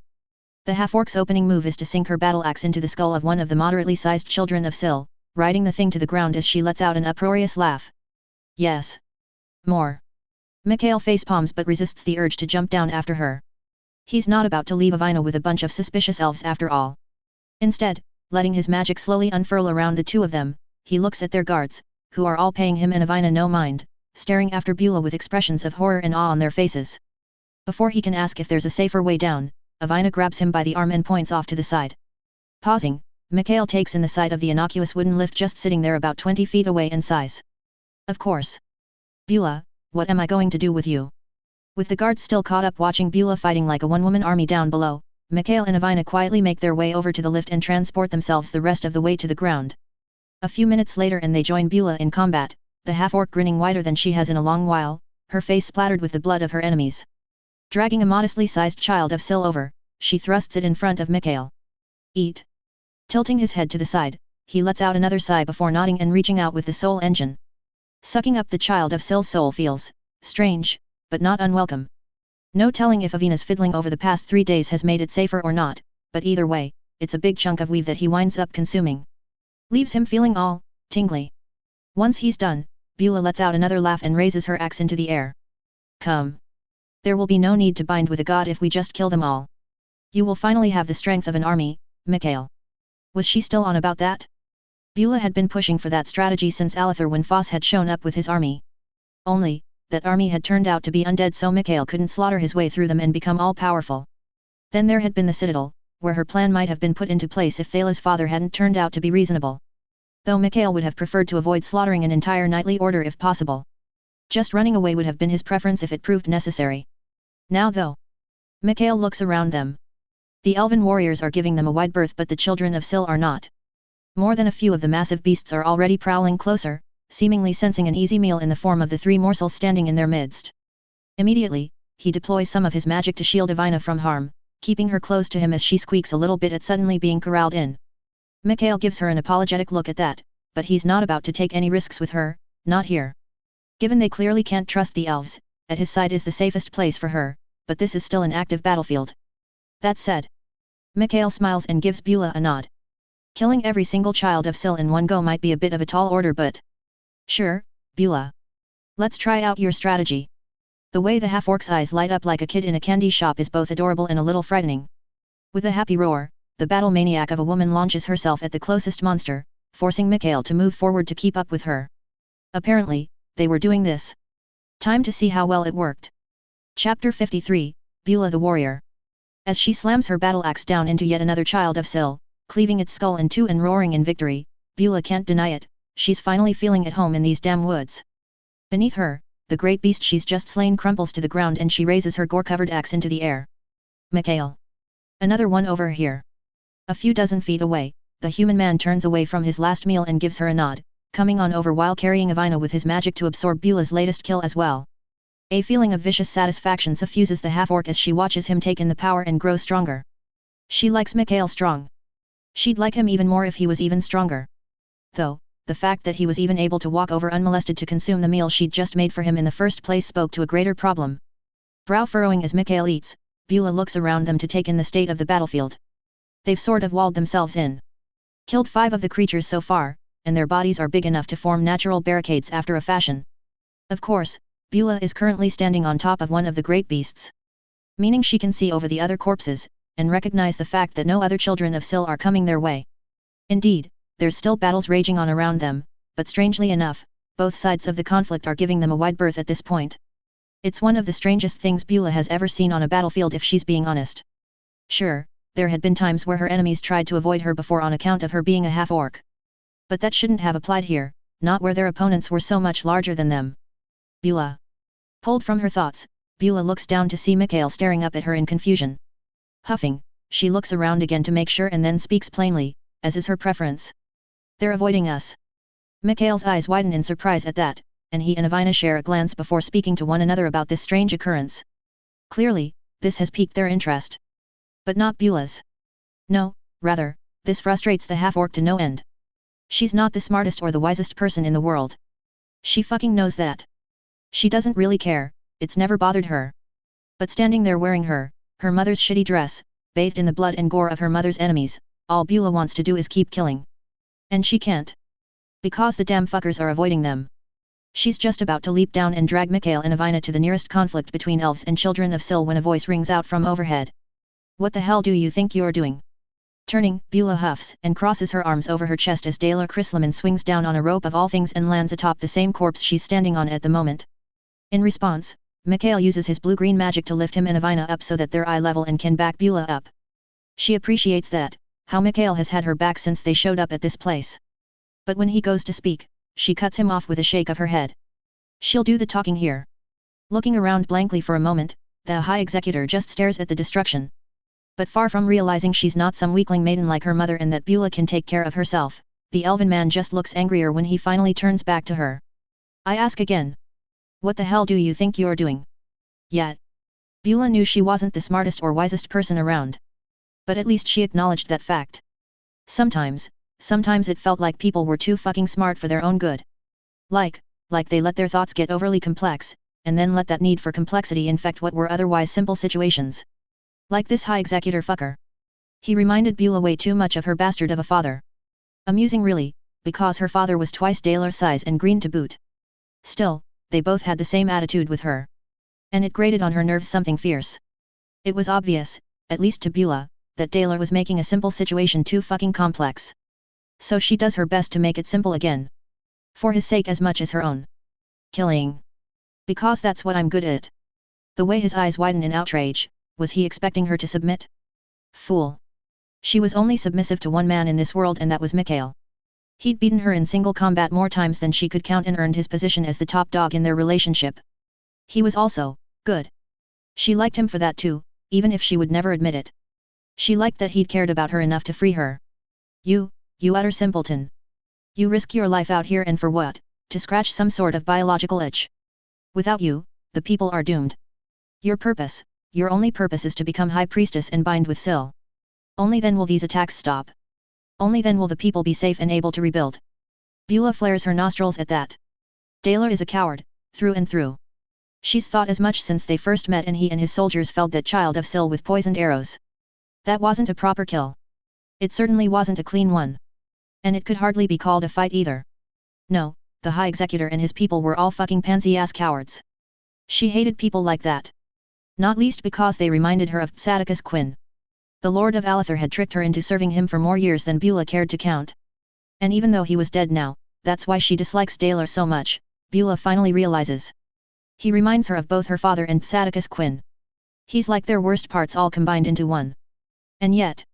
Beulah glances over at Mikhail, who is watching this in silence for the moment, currently following her lead upon her silent request. She thinks she might actually love Mikhail. Not just care about him. Not just appreciate him. But, love him. She can't be sure, of course. She's never felt this way about anyone before. But she feels that way about him. And she knows he feels that way about Avina and Thala as well. That's the plain, simple truth. Beulah does not love Avina or Thala. However, she does not dislike them either. Thala is a warrior and Beulah approves of her efforts to follow the warrior path even with the weakness inherent in her human female body. Meanwhile, Avina is small but feisty. She's the reason Mikhail is alive in the first place and it was because of her that he was able to grow strong enough to beat Beulah and free her from Sadicus' control. So yes. Beulah does not begrudge Mikhail his other two lovers. She might not care for them in the same way she cares for him, but in caring for and loving Mikhail, Beulah finds herself needing to take into account Avina and Thala's wants and desires as well, because Mikhail will do so and if she wants Mikhail to be happy, then she needs the two of them to be happy too. Well. Beulah snorts in amusement, which only seems to piss the High Executor off more. But the amusement isn't directed at him, it's directed at herself. She'd just let herself do the same thing she'd looked down on Dalar for doing. Making a simple situation way too complex.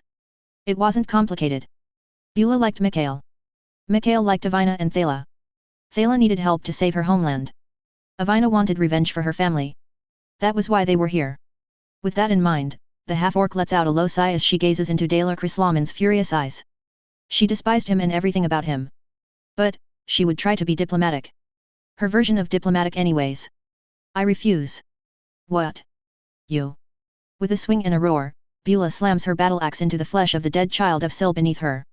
This startles the High Executor enough to silence him for a moment as he takes an instinctive step back. That one, Beulah doesn't necessarily blame on his innate cowardice. Even the most courageous warrior would take a step back in the face of a seemingly furious half-orc. Putting distance between you and an Orcish foe was just good battle sense really. I said I refuse. I am not going to go back to that damn circle. I am not some fragile flower like your previous High Priestess. I am a warrior, not a maiden. I will always be a warrior and so that is how I will fight this battle for you. I will help you because Mikhail needs me to. Together, he and I will kill your enemies to the last.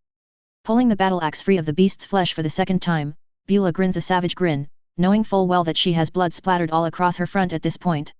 She doesn't mind it. It will hopefully help drive home her point. After we've killed all of these monsters, you will get your army together and we'll march it out of these woods to go fight that old fucker and his undead. And after that, I'm going to be changing your pansy-ass ways and making real warriors out of all of you once all is said and done. Because I'm not about to be high priestess to a bunch of cowardly fucks. There. That was diplomatic, right? A glance at Mikhail and Avina shows that they might not agree. Avina is covering her face with her hands while Mikhail seems frozen in place. When their eyes meet, he gives her a weak smile. Good enough. The High Executor on the other hand, just looks incredulous. Not cowed in the slightest, in fact. Maybe Beulah was losing her touch? What are you talking about, whelp? Why the fuck would we leave these woods to fight in some human war? The disrespect rankled, but the question was actually a fair one. Only because Daler hadn't been around these past 3 days for Mikhail to explain though. She'd heard him and Avina talking about it when they thought she wasn't listening. At one point, Mikhail had claimed Daler ghosted them. She didn't quite understand what that meant seeing as the elven man was still alive, but thankfully Avina didn't know what he was talking about either. Just one of those Mikhail things in the end. Still, Beulah looks to Mikhail now and nods her head in his direction. This was definitely something he should explain, maybe with Avina's help. Seeming to agree, the human clears his throat, drawing Daler's attention. Ah, right. High Executor, this is why we kept asking to speak with you these past 3 days. Though I'm beginning to suspect the guards never even told you about our requests. You see, the kingdom of Akriatha has invaded the Zuvarian Empire with an army of undead. That's actually why we're here. We came hoping for allies that could help us in repelling the invasion. For a long moment, silence falls as Daler digests this information. Finally, the elven man scoffs and turns to her, dismissing Mikhail entirely. I see that I have been too lenient in my dealings with you lot. Excuse him? I left your companions alive because it was clear that you and the human male were in a relationship. I'd hoped that we might be able to secure the High Priestess bloodline along with you renewing the binding on Syl. However, I now realize that there have been misconceptions. Beulah's nostrils flare again at the incredibly condescending tone the High Executor is taking with her. She might not be the smartest or the wisest, but she fucking hates being talked down to. The people do not leave the Celian woods. Not for anything. This is our home and we will not abandon it, no matter what. TCH, idiots. She'd sort of wondered why they seemed so cowardly but hadn't run when 8 out of 9 of their cities had already been wiped out. Beulah might not be the best at math, but even she knew those were pretty terrible losses. But it turned out they were the worst kind of cowards, the stupid kind. Not simple like Beulah, but idiots pretending to be smart. More than that, you seem to be under the assumption that the High Priestess holds some sort of position of leadership among the people. This is not the case. The Council of Executors is where authority starts and ends with the people. As the last, as High Executor, I am in charge here. No one else. Certainly not, you. Wait, what? His distaste is palpable, but Beulah is too busy being confused about what he's saying. How can the High Priestess be so fucking critical and yet sound so powerless and weak? It didn't make any sense. The High Priestess only has one purpose. To control Syl so that the people can flourish. As such, I will make this very simple for you, whelp. Lay down your axe and return to your room to attune to the High Priestess circle once and for all. Do this immediately and without further complaint and I will allow your human pets to live. She would have laughed at that, but even a simple half-orc like Beulah isn't dumb enough to miss it the second time he says it. Earlier, he hadn't said binding with Syl, he'd said binding on Syl. Beulah hadn't thought much of it at the time, they'd been talking about it in the form of binding for days after all. But just now, it was impossible to ignore. He'd said the High Priestess' only purpose was to control Syl. Not to connect to the god of the forest. Not to bind to it. But to bind it. To control it. Beulah had been struggling with gathering those connections the High Executor had spoken of for days now. Kneeling in the middle of that fucking circle, she'd reached out and tried to pull on the connections wherever she could find them. But they always managed to slip away from her, like loose chains dangling off of something, tugged away at the last second before she could get a proper hold. Out of the corner of her eye, she sees Mikhail and Avina both jolt at the High Executor's words, which just about confirms Beulah's mounting suspicions. At the same time she's not taking Daler's threat very seriously, until she realizes that the battlefield has gone completely silent at this point. The children of Syl appear to have retreated, and they're actually surrounded by what seem to be a few hundred elves. The High Executor has the audacity to look smug, as though this somehow gives him the upper hand. Then again, Beulah finds herself briefly considering the arrows pointed at her and her allies. Likely laced with the same poison that could take down a monster the size of a house in a handful of seconds. That was, Irritating to say the least. Didn't mean she was just going to give in though. She wasn't a coward like the bastard in front of her. Face contorting into a contemptuous sneer, tusks grinding against teeth, Beulah opens her mouth to tell the High Executor exactly where he can shove his offer, only to suddenly stumble as the body beneath her and Daler shifts. Thum. Eyes widening, Beulah immediately leaps down as the High Executor does the same. For a second, she assumes the child of Syl has come back to life somehow even though Mikhail drained the damn thing. Thum. But, no. The moment Beulah's feet hit the ground, she realizes it's not the corpse that was shifting. It's the ground itself. Thum. The world is shaking. Thum. The earth is shivering. Thum. It takes Beulah a second to realize what's happening. Something is coming. Something with very heavy footfalls. Chapter 54, The Beast. A lot has come to light in a very short amount of time and Mikhail is beginning to wonder if it was a mistake coming to the Celian woods. To be fair, it wasn't as though Thala's father had any way of knowing the true disposition of the elves he'd met a single time decades in the past. This had always been something of a Hail Mary based entirely off of Beulah's heritage, but also the fact that they were reaching out to her. If they wanted to get in touch, didn't that imply that they could be reasoned with? If they were calling to her, didn't that mean they could be negotiated with? It wasn't a bad theory. It wasn't even a particularly bad plan in Mikhail's honest opinion. But, the best laid plans and all that. They clearly hadn't asked enough questions when they'd first arrived here. If they had, maybe they could have gleaned a better understanding of the situation. It was one thing to try and commune with a forest god in the hopes of helping the Celian elves get back on their feet so that they could in turn help them defeat Foss Sangri. It was another thing entirely to try and enslave that same forest god, even for that exact same purpose. Beulah didn't talk much about her time as Tsadicus Quinn's slave, but that certainly didn't mean she'd enjoyed it. Hell, if Mikhail hadn't had a superior claim and Beulah hadn't played a part in the initial suffering he experienced after being brought into this world, he suspected the half-orc warrior would have been far more irate over not getting to kill the Lord of Alather herself. Put succinctly, the High Executor had just admitted to trying to get Beulah to enslave a god these past 3 days. And then he'd gone and threatened to kill Mikhail and Avina if the half-orc didn't play ball. Surrounded as they were, it was possible that Daler Chrislaman could have even made good on that threat if Beulah forced his hand. Mikhail had enjoyed quite the power boost from the half a dozen children of Syl that they'd killed and he'd absorbed, but that wouldn't mean much if even one of those arrows, coated in a poison capable of debilitating a creature the size of a house, found purchase in his or Beulah's or God forbid Avina's flesh. He and Beulah might be able to survive an arrow or two apiece, but Avina was squishy. Very squishy. However, before things can descend into combat, before all hell can break loose, things change. Thum. Thum. Thum. The earthquakes that rock both Beulah and the High Executor off of their respective perches and onto the ground below confuse Mikhail at first. But when he floats down with Avina to stand at Beulah's side, he finally realizes what's making the ground shake. Footfalls. Something is coming. Something massive. The beast. The beast comes. Daler's panicked, desperate voice rings out through the woods and in an instant the hundreds of elven warriors ready to turn the 3 of them into pincushions turn away, removing arrows from bowstrings and darting to and fro in a flurry of activity. The High Executor is no different.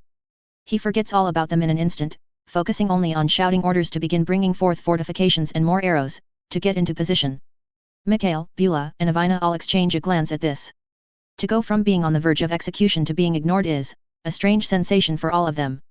Beulah in particular looks disgruntled and like she's torn between planting her battle axe between the High Executor's shoulder blades or preparing herself to do battle with whatever it is they're all so afraid of. Given the way the remaining children of Syl have all pulled back out of view, hiding themselves behind nearby tree trunks hundreds of feet wide, Mikhail has a suspicion that whatever is coming, it's the big one. Thum. Thum. Thum. Looking around with his soul sense, it takes Mikhail a second to find the thing, however. Mostly because, it's actually pretty small when he finally locates it. But that's not a matter of size. That's a matter of distance. And it's definitely getting bigger. There. When Mikhail points, both Avina and Beulah look to where his finger is going. But they see nothing because at this moment, the creature, this beast as the High Executor called it, is still too far away to be seen through all of the massive fucking trees. However, the two believe him without hesitation. Daler on the other hand. Where? What do you speak of human? Eyes glowing with teal energy, Mikhail looks over to the elven male with a tilt of his head. Given the way the bastard had just been talking to Beulah, he doesn't really want to give the other man the time of day. But, this is bigger than petty grievances, he supposes. Something huge. I can see it getting closer. Biggest source of weave I've ever seen, in fact. For a moment Daler looks incredulous, but then seems to peer into Mikhail's glowing eyes for a moment longer before nodding sharply.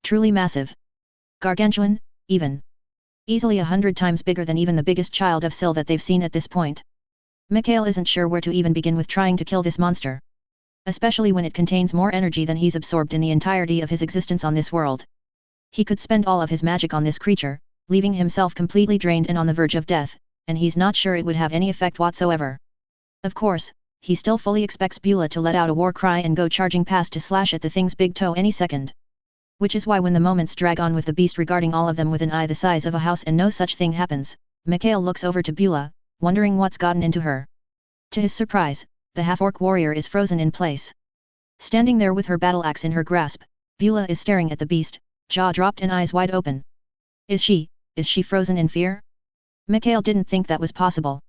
Nor was it good for their chances of survival if he was being honest. Meanwhile, a glance at the High Executor shows that he's in a similar state as Beulah, but trembling and shaking much more violently than the half-orc. Until suddenly, he seems to find his voice. Attack. As Dalar's voice rings out through the air, hundreds of elven warriors open fire. Arrows that would have peppered Mikhail and his friends mere minutes ago are now aimed at the beast, at the massive hulking monster standing between two of the massive Celian trees, framed in the middle of them. With how big the damn thing is, not a single arrow misses, of course. But when your target is that big, it's not a matter of whether you miss or not, but if you have any effect at all. Maybe 1 in 10 of the arrows finds purchase in the creature's hide. The rest snap on impact or bounce off. And even those that do manage to stick and stay impaled in flesh, they're ignored. Whatever coating the Celian elves use to take down creatures 10 times their size doesn't seem to have any effect at all on a creature 10,000 times their size. Mikhail can't really hold that against them though. They're all doing the best they can, as evidenced by volley after volley of arrow fire. The complete lack of an effect is concerning, however. Perhaps it's time to cut their losses, Mikhail finds himself thinking. And by their losses, he means him, Avina, and Beulah. This isn't their fight. These aren't their people, not really. And with Beulah frozen in place, Mikhail could just grab her like he's holding Avina and take his women and go the fuck home. Quite frankly, fighting Foss Sangri and his army of undead seemed more appealing to him in this moment than trying to kill this fucking thing. However, just as Mikhail's intent is crystallizing in his mind's eye, the beast finally moves. First, it opens its mouth. The roar that comes from its throat is no roar at all. It is an explosion of sound, one that buffets them all and forces Mikhail to erect a hasty shield of soul energy to protect him, Avina, and Beulah, and regrettably, Dalar Krislaman as well since the High Executor is so close by. The hundreds of elven soldiers around them are not so lucky. Some are thrown hundreds of feet in the air. The lucky ones are tossed back against the nearest tree trunk just to slump down with blood pouring out of their ears from burst eardrums. Of course, the roar is just the opening salvo.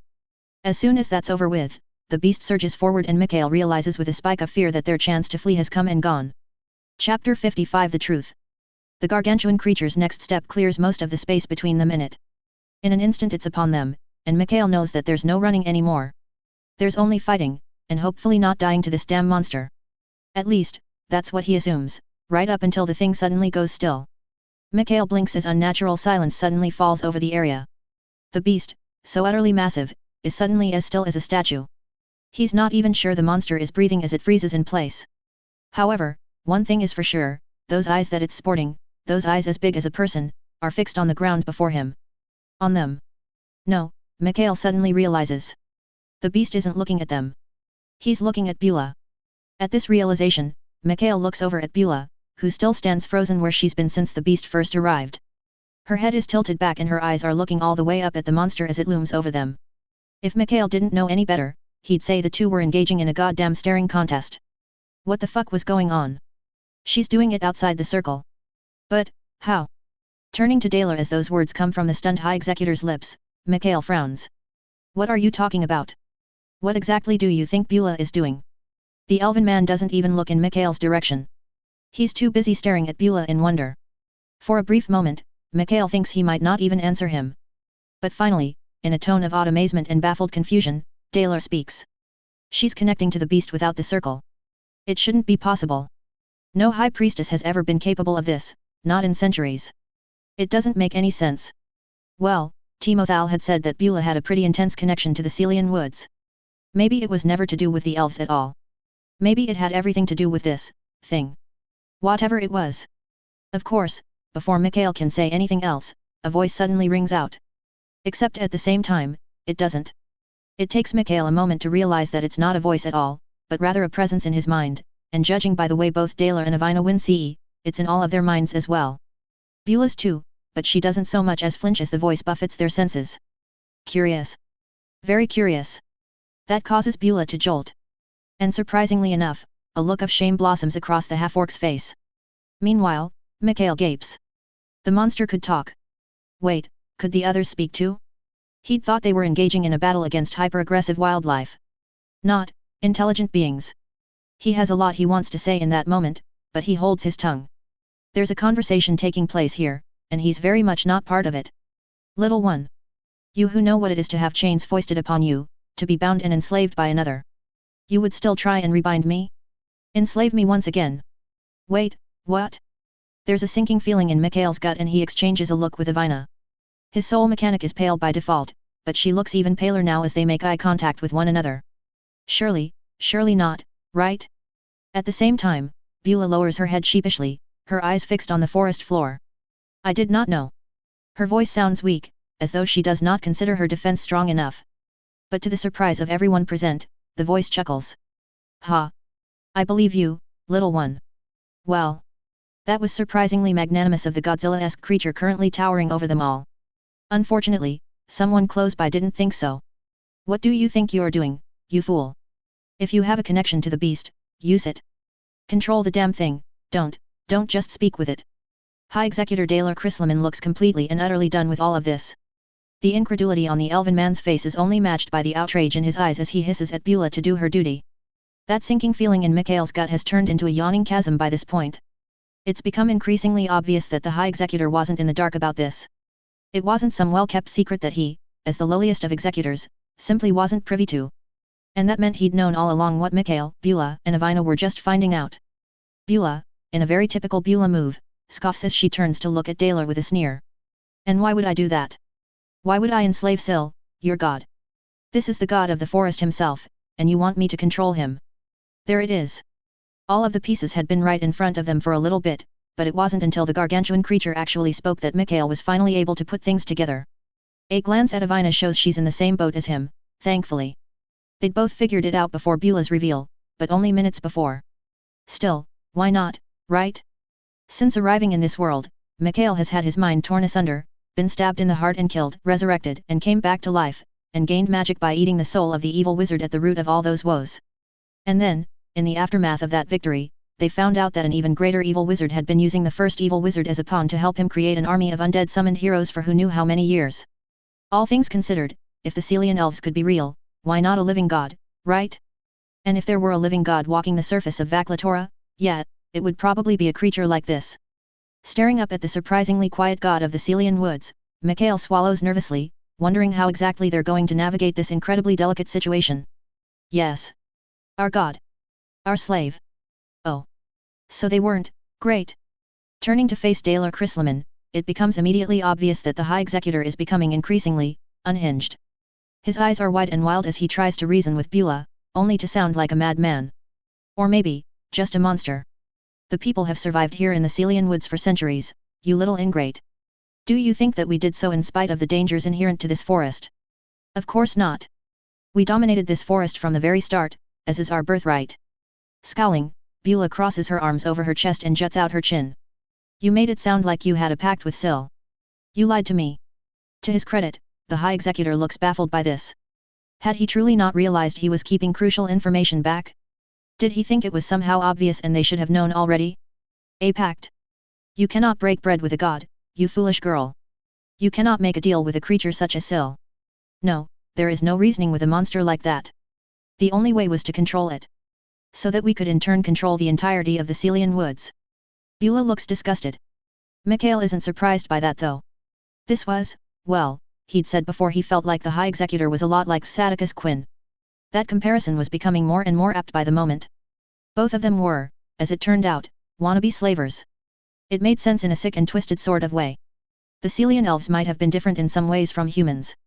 Probably longer lives, obviously the shorter ears, and they clearly had affinities for both nature and archery from what Mikhail had seen so far.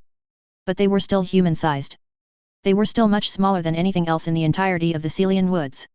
How was it then, that they were able to not just survive but thrive in this mega-sized forest. How did they manage to not just live in a place as deadly as this, but build an entire way of life? 9 massive, sprawling, treetop cities. An entire civilization. All built on the back of slavery. And not just your average run-of-the-mill slavery of another race deemed lesser or inferior, no. The Celian elves didn't dream small. They'd gone ahead and enslaved a fucking god. Of course, if the High Executor realized he'd already lost them by this point, he didn't show it. Probably, he just didn't care. He was in full-on rant mode again by this point. For hundreds and hundreds of years, it has been the duty of the High Priestess to dominate Syl via the ancient control circle. Through that domination, the people have thrived in the Celian woods for centuries. Controlling Syl gave us the ability to control his children. And with them as our beasts of burden and our protectors, we were able to conquer these trees, to make this forest our own. Finally, the High Executor takes a deep breath. His hands have fallen to the pommels of the 2 swords he has at his waist, but he does not draw them, yet. Instead, in a much more measured tone, he rolls his shoulders and even tries to give Beulah a smile. It comes out as more of a grimace. You are connected to Syl now. You should know how much hatred lies within his heart for our people. Every High Priestess has spoken of it. If you do not use that connection to control him, he will slaughter us all, including you and your friends. We are like ants to him. This, Beulah, is your one chance. If not for the people, then save yourself at least. After you have dominated Syl, we can discuss your role in our society. Wow. He really thought that would work too, didn't he? Holy shit, from what Mikhail remembered from fiction, he knew that elves were supposed to be egotistical, arrogant assholes, but this really took the cake, didn't it? You don't even know, do you? Beulah tilts her head to the side as she studies the High Executor with a look of curiosity on her face. In response, Daler begins to scowl but quickly marshals the expression, now trying to turn on the charm despite it being way too late. Of course, for someone like him, turning on the charm just means looking incredibly constipated. Know what? Huffing, Beulah shakes her head. You don't even know where I was before you started calling me. You don't know what I was doing. Or what was being done to me. Daler's feigned patience is rapidly wearing thin as the elven man growls under his breath. What in blazes are you talking about? For a moment, Mikhail thinks that Beulah will tell him. Syl had already mentioned it in passing, the god of the forest clearly having gleaned something from whatever connection he had to Beulah at this point. But instead of telling the High Executor all about her years of enslavement at the hands of Sadicus Quinn, Beulah just shakes her head again. Doesn't matter. You wouldn't care. Know this though, you stuck-up elf bastard. I will never enslave another creature. Not man, not orc, not elf, not god. And I definitely won't do it for a cowardly little bitch like you. Mikhail's eyes widen as Beulah goes off on the High Executor. He almost wants to whistle lowly because... Damn, that was a takedown. Of course. Daler doesn't take her words well. Not at all. Cowardly you stupid little cunt. You think you have a choice. I'll cut your arms and legs off and drag you back to the control circle myself if I have to. Daler Chrysleman draws his blades at that, ready to make good on his threat. Beulah, meanwhile, hefts her battle axe, savagely grinning in response. Mikhail considers for a moment whether or not interfere, and then the High Executor seals his fate. We should have done that with your bitch of a mother. But I see now that we were too lenient with her. If we'd only removed her limbs, she wouldn't have been able to kill herself when the council finally gave the order for her to bear another child to continue the bloodline. Mikhail frowns at that.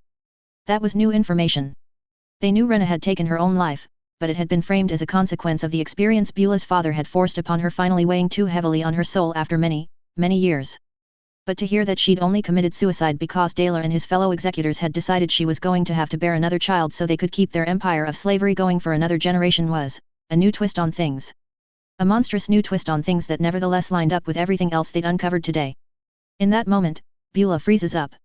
She might have put on a brave face, she might have done her best to pretend like she didn't care about who her mother was or the things she'd done, but right now she's standing there wearing her mother's leafy green dress covered in blood, finding out that the only reason the elven woman committed suicide is because of the bastard right in front of her.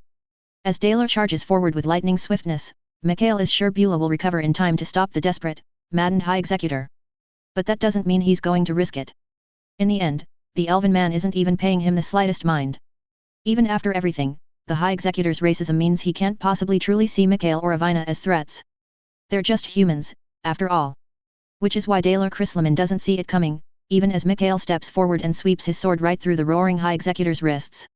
The elf's hands come away from his body in an instant and both they and his twin swords go flying through the air. It takes Elven Man a second to realize what's happened as he stumbles forward another step. Then, he falls to his knees, his roar of outrage turning into a scream of agony as blood spurts from the stumps.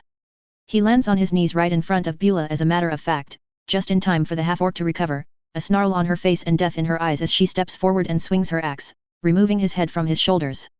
With that, the last High Executor of the Celian Elves dies, his decapitated, two-handed body slumping over lifeless on the forest floor.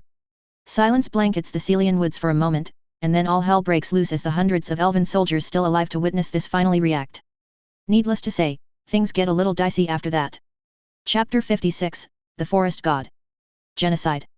There's no other way to describe it. Not something that Mikhail would ever normally partake in, and not something he would ever normally condone either. But in these circumstances, well, it's not like they really have a choice. It starts with the elves who witnessed their High Executor's death attacking him, Beulah, and Avina.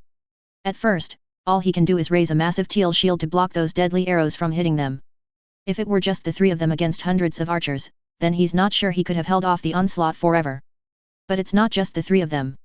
As Sil, god of the forest, lets out another titanic, earth-shaking roar, the sound of dozens if not hundreds of massive paws strikes against the ground as the children of Sil who had pulled back at their progenitor's approach come bounding forward again.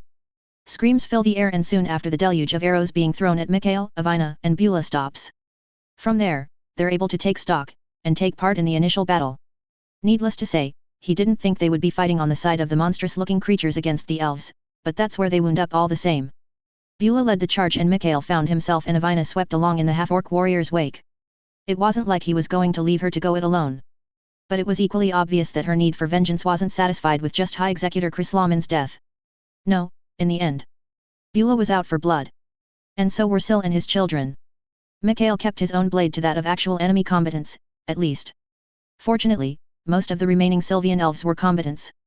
The final remnants of their entire race were all fighters in the end, and any who stood before Mikhail died, their power absorbed into the soul engine as he and Avina followed Beulah's path of destruction and death. Eventually though, there was a point when even Beulah began to slow. Mikhail can't say quite when that happens.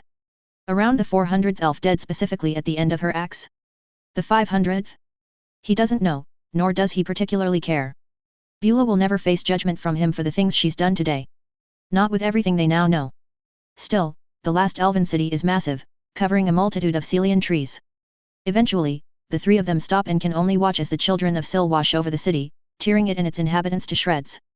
Elves die by the thousands, possibly the tens of thousands, and they don't lift a finger to help. How can they? Are they supposed to speak up in the defense of a bunch of slavers? Maybe not every Celian elf knew what the High Priestess' true purpose was. But it didn't change the fact that their entire society was built on chaining a god and his children and forcing them to do his bidding. Not every elf dies. The more Mikhail absorbs, the more his soul sense grows in distance. As such, he sees a smattering of tiny soul signatures running, fleeing out of the Celian woods. Some are even fast enough, or at least far enough ahead that the children of Sil don't run them down. You don't have to be faster than the predator.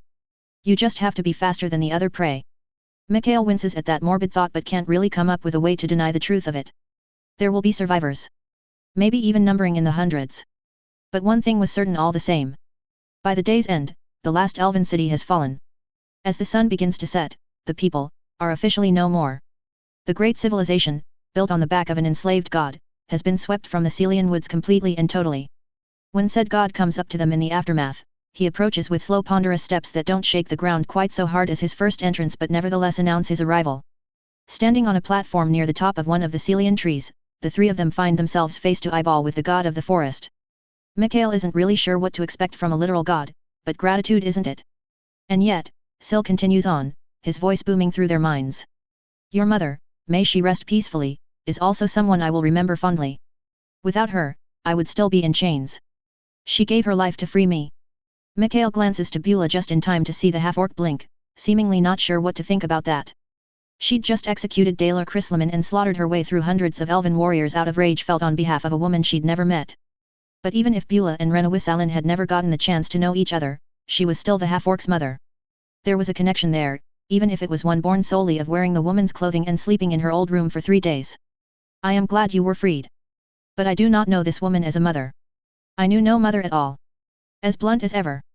Fortunately, Sil seems to be a surprisingly understanding god. For a moment, the gargantuan creature's massive eye drifts shut. When it opens again, he gives the slightest of nods, his crown of spines and horns scraping against the canopy overhead and sending leaves and branches falling down to the ground beneath him. That is fair, all things considered. However, you should know that it was not her choice. You were never a source of hatred for her, and you only became a source of despair when you were taken from her in the dead of night by the last High Executor. Beulah stiffens up at that revelation, her eyes narrowing. What? Your mother loved you, little one. For the few short weeks she was allowed to have you after your birth, she wanted nothing more than to raise you as her own. It was the Council of Executors that ended this fantasy. It was they who decided you were a blemish on the honor of their vaunted people and needed to be tossed away before you tainted their perfect civilization with your mere presence. Well, shit. Mikhail takes a step forward and places a hand on Beulah's shoulder at that. He can tell how much that knowledge rocks the half-orc to her core.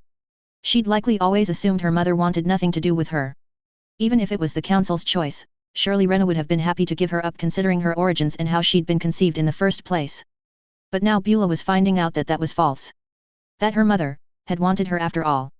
That she'd been taken from the other woman against her will.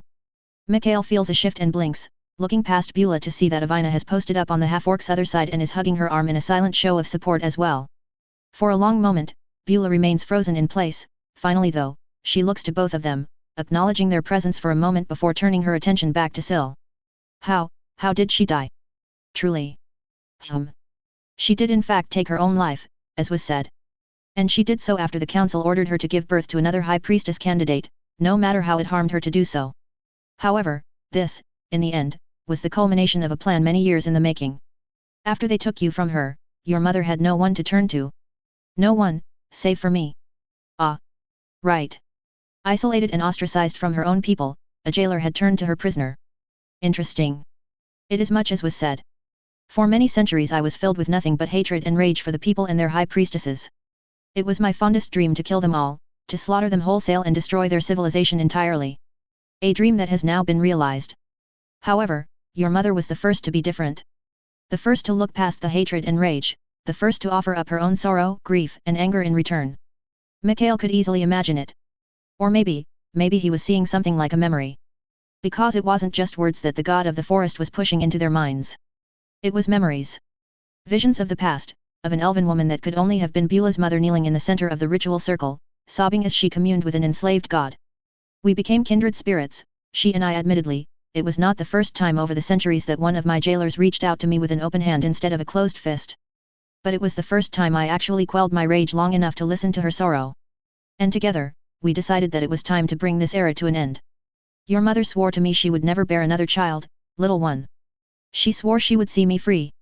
And so we worked together, tirelessly for years, to try and unbind me. Unshackle me. Unchain me. The visions of Sil and Rena working together fly through their minds. Beulah is shaking now, Mikhail realizes. He squeezes down on her shoulder as hard as he dares and feels her lean into him, even as Avina leans into her. We made much progress before the end. But the council forced our hand. Rena refused to bring another high priestess into this world. She refused to let them continue on as they were. If we'd had a little longer perhaps we could have cast off my chains together.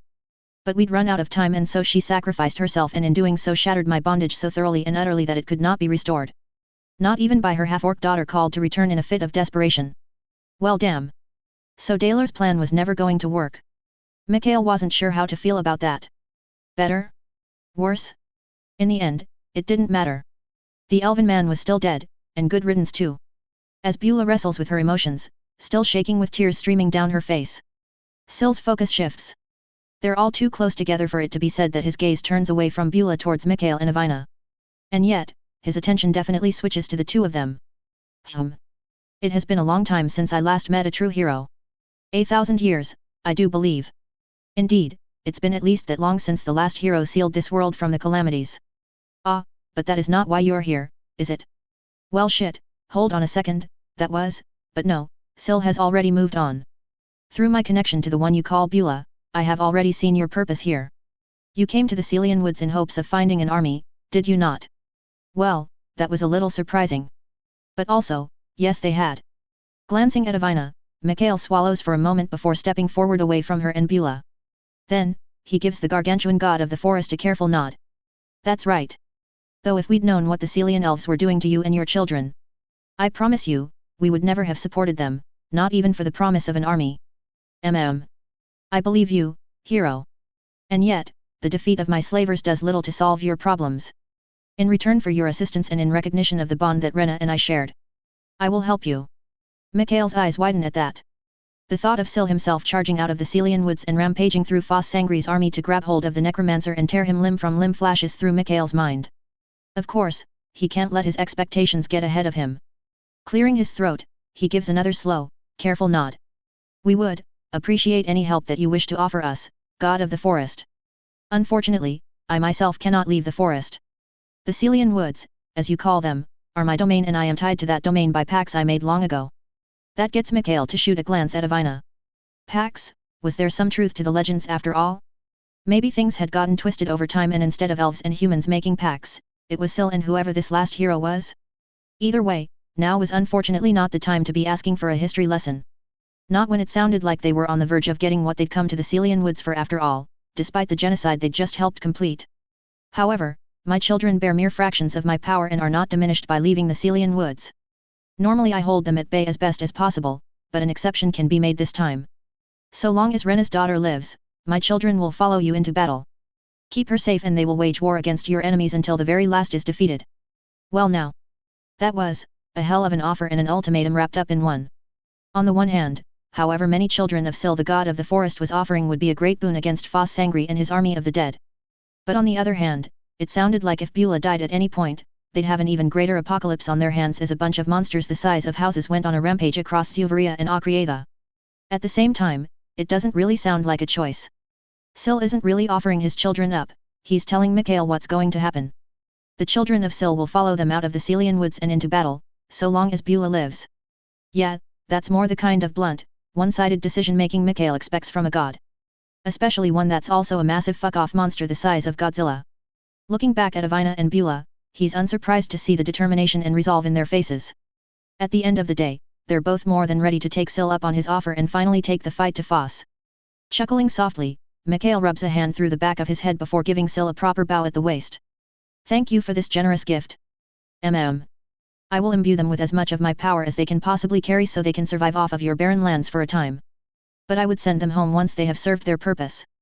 Otherwise, they are likely to ravage your land solely for purposes of sustenance before long. Right. Great. Good to know. Chapter 57, Returning. Things move quite quickly after Sil's declaration and by the end of the day and the beginning of the evening, Mikhail, Avina, and Beulah find themselves leading an army out of the Celian woods. Well, almost out.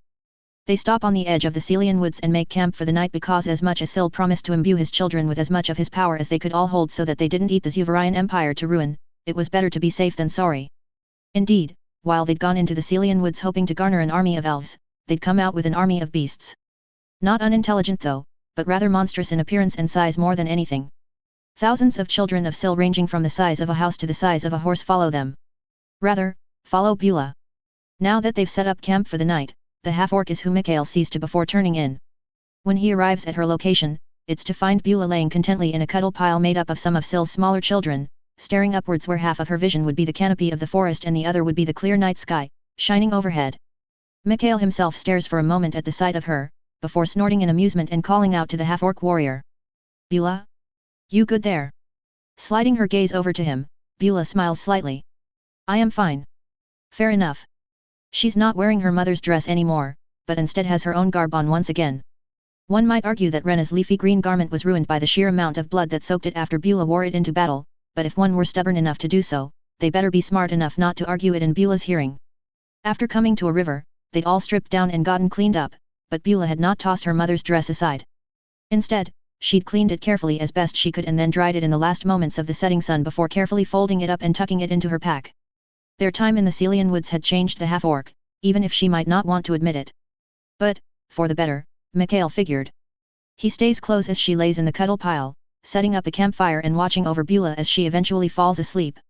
Somehow though, Mikhail suspects Beulah won't experience any nightmares as she currently is, surrounded by the children of Sil. It doesn't look comfortable to someone like him, but it seems like the half-orc is entirely satisfied. This scene is how Avina eventually finds them, the soul mechanic sitting down beside Mikhail at his fire and resting her head upon his shoulder. For a few minutes, they enjoy companionable silence with one another. Mikhail certainly isn't going to break it, so in the end Avina has to. I'm afraid of what comes next, Mikhail. Mikhail frowns a little at that, before wrapping an arm around her shoulders. I don't think that's unreasonable, Avina. We might have a mighty army now, but it's still been a few days. With how fast Foss can move his undead, I dread to think how far he's already reached into Zuvaria. How many people have died because of him so far? Hopefully the Order of the Rose and Thala and her father are all still all right. Avina hums at that, before letting out a sigh. Yes. But that's not what I'm talking about. I feel weighed down, I suppose. Destiny. Responsibility. Foss Sangri has to be stopped, and you and I might be the only ones who can stop him. That gets a look from Mikhail. The way Avina is talking sounds unbelievably heavy. And to be fair, everything about what they're dealing with constitutes as heavy. But this has a different tone to it all the same. As though Avina is talking about more than just armies and living versus dead. He can tell she's struggling though, so he doesn't press her on it. She brought it up and she'll continue in her own time. Mikhail remains quiet, continuing to hold Avina in a one-arm hug as he waits for her to collect her thoughts and continue. His is not to question, his is to support. Always. I never wanted to learn my family's magic their way. And sure, maybe part of that was still being a kid. Perhaps if I'd had the chance to grow up with them, with my father, mother, brothers and sisters all alive, maybe I would have come around to it. But even as a girl, I knew I was different. I wanted something else. Turning to him, Avina spreads her hand over his chest, no, over the soul engine. Her fingers cup its edges, her palm sliding over its glowing center. She lets out a shaky breath before giving him a broad smile. And I got what I wanted. I made something magnificent. I saved your life. I'm proud of what we've managed to achieve together. I'm proud of what I created. Mikhail returns her smile. As you should be, Avina. Your creation is amazing. I cut off mid-sentence. Mikhail's eyes widen as he suddenly finds himself with a lap full of soul mechanic. Avina climbs aboard without hesitation, straddling him in mere moments as her hands go to cup her cheeks and her lips go to his lips. She kisses him and Mikhail, he kisses her back, of course. His hands go to her hips to center and anchor her, and together they lovingly, but also urgently make out with one another. He's not sure how long the kissing continues for. There's a tinge of desperation to Avina's actions that Mikhail doesn't know what to make of, but he's not about to reject her. He will never reject her. Coming into this world, dying and coming back thanks to her device, sure, a part of Mikhail will always feel like he owes her everything. But it's beyond that now. He loves her. And she loves him. Steadily, clothes start to come off. Not all the way, since they're not truly alone. None of the children of Sil have spoken into their minds the same way that Sil himself had, but Mikhail still isn't sure how intelligent the monsters actually are. That's not going to stop them, but there can be some forms of propriety maintained. As such, Avina's dress is merely hiked up. Her top is only partially pulled down in order to reveal her breasts to him and him alone, hidden as they are between their bodies. And Mikhail's pants are unlaced and pulled open just enough to free his throbbing mast from its confines as deft fingers grab hold of his length and fit him against his soul mechanic's entrance. With a sigh, Avina slides down his cock once she's properly lined them up. A quiet moan lilts from her lips as she moves her hands from between them to his shoulders. Looking him in the eyes, Avina smiles, even as her nipples harden in the cold night air. To think, even though you've been fucking Beulah every night, you're still this pent up. I'm lucky that you have other lovers, or I would spend all of my time just trying to satisfy you. Mikhail flushes at her teasing, but also grins as he runs his hands along her sides, enjoying the way she rides him. He lets Avina control the pacing, both because it's good manners and because she's the weakest, physically speaking, of the women he regularly lays with. Her body is soft and pleasant to touch and fondle and be joined with, but Mikhail is strong, very strong these days. He can't afford to risk hurting her. Under more controlled circumstances, he might lay her down and ravish her, but in this situation, it's easier to just let her set the pace and ride him as she wants. That said, that doesn't mean she can tease him as she wants without repercussions. You act like I'm the one who started whatever this is, Avina. Her eyes narrow at that and she slams herself down onto him more meaningfully, as though trying to get him to shut up. But Mikhail isn't done. It was you who decided Thala was joining us. You who sent Beulah to pull me out of my funk. A low growl emits from her lips and she digs her nails into his shoulders. Mikhail just grins wickedly and continues on. Even though Thala tried to slip in under your nose and Beulah won't stop calling you different versions of small. Something I should know, princess. With a huff, Avina smacks her forehead into his. Not very hard, but not very soft either. Mikhail rocks back with the blow to diffuse the impact, more for the health of his soul mechanic than his own safety. Afterwards, she keeps her forehead against his, looking into his eyes. I told you not to call me that. Mikhail gives her an apologetic smile, even as she continues to gyrate her hips upon his cock, grinding down to the base of his member. Sorry, my beloved, adorable, terrifying soul mechanic. But you know. Akrietha will need someone, after Foss is gone. He hates to bring this up now, but to be fair, Avina had started talking about responsibility first. And she doesn't immediately shut him down, though she does grimace for a moment before letting out a long, drawn-out sigh. I know. With a scowl, she starts to ride him a little faster. Mikhail takes the hint and falls quiet, save for the rough exhalations she forces from him as her insides clench and squeeze around his member. She shudders and moans for him, and together they just enjoy the moment. Then, she throws her head back, arching her spine in the process. Her breasts, which have been out all this time but have ultimately gone unattended, are suddenly right in Mikhail's face. He wastes no time bringing a hand up to cup one of them, softly kneading her tit flesh as the freckled, pale young woman mewls in response. He fiddles with her nipple between his fingers and then brings his mouth down to her chest, suckling on her teat and nibbling at it with his teeth. Avina cries out then, her inner walls spasming as she tips over the edge. She's quick to bury her face in his shoulder, quieting herself down so he doesn't have to. They aren't exactly alone after all, but with so many beasts all around them, the night isn't exactly what one would call quiet either. The sounds of movement are constant, and there are animalistic sounds constantly reverberating through the air. It would be more unsettling if they weren't on their side, but instead it just makes for the perfect cover. A quick glance over at Beulah shows that she's still sound asleep in her cuddle pile, even as Avina whimpers into his neck, shuddering upon his cock. Then, as soon as she recovers, she begins riding him even faster. She might have come, but he has yet to find his release. That is, until she leans up to his ear, wrapping her arms around his neck while sliding herself up and down his length as fast as she can possibly manage. Come for me, Mikhail. Come for me. And so he does. She might not like being called princess, but she certainly has the authority down pat all the same. He fills her and she lets out a breathless moan in response, clinging to him with her limbs even as she also clings to him with her insides. They both seize up for a moment at the end there, until finally it's over and Mikhail has emptied himself inside of her. Thank you. Her soft whisper has Mikhail releasing a shuddering breath as she pulls back from his shoulder and looks at him with lidded eyes. Sorry for bringing up what comes next mid-coitus. That was probably uncalled for. Avina giggles in amusement at that before sobering up and shaking her head. No, you're right. By all reports, Foss Sangri hasn't just abolished the Council of Lords, he obliterated it. He's seized absolute power in Akrietha and once he's dead, there will be no one to take his place. She hesitates and then swallows thickly. No one but me. Mikhail nods a solemn nod. He'd had the same thought. She was the last surviving member of the royal family. The lost princess. There probably wasn't anyone left in Akrietha who was more qualified for the role of leader than her. Foss would have made sure of that in his purge. But even still. Tell me you don't want it, Avina. Tell me to have Beulah help me kidnap you and Thala the moment Foss is defeated and I will abscond with the two of you faster than anyone can blink and go elsewhere. Leave it all behind. His beloved soul mechanic freezes at the offer. Then, she lets out a soft little laugh. I suppose I shouldn't be surprised. But, where would we go? Back to the Celian woods to live in the empty elven homes under the protect of a god for the rest of our days. Mikhail shrugs, about to say yes. That or anywhere else, really.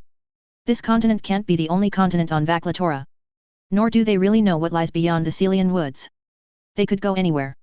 But before he can speak, Avina presses her fingers to his lips, quieting him. I appreciate the offer, Mikhail. But no. My place is here. I have a responsibility to my people. Frowning, Mikhail shakes his head. You don't owe them anything. But it's clear Avina has given this plenty of thought. Don't I? My father always said it was a privilege to rule. A duty. Our family did not rule Akrietha because it was our birthright, but because it was our obligation. I can't just kill Foss and avenge my family only to turn my back on my kingdom. That would be spitting on my family's graves as much as fleeing and leaving Foss in power would be. He sees her conviction. More than that, he appreciates her drive. Smiling, Mikhail hugs Avina close to him and she happily curls into his chest, gazing up into his eyes. Then I'll be there by your side, every step of the way. Bodyguard, advisor, warrior. However you'll have me. Avina snorts at that. Try consort. As though I'd hide you from the kingdom. I am not ashamed of you, Mikhail. I could never be ashamed of you. Her hand goes to his chest again, to palm the soul engine once more. I meant it when I said I was proud of what I'd created in bringing you back from the dead. I just hope I can be proud of what I have to do next. And that no matter what happens, you won't judge me too badly for it.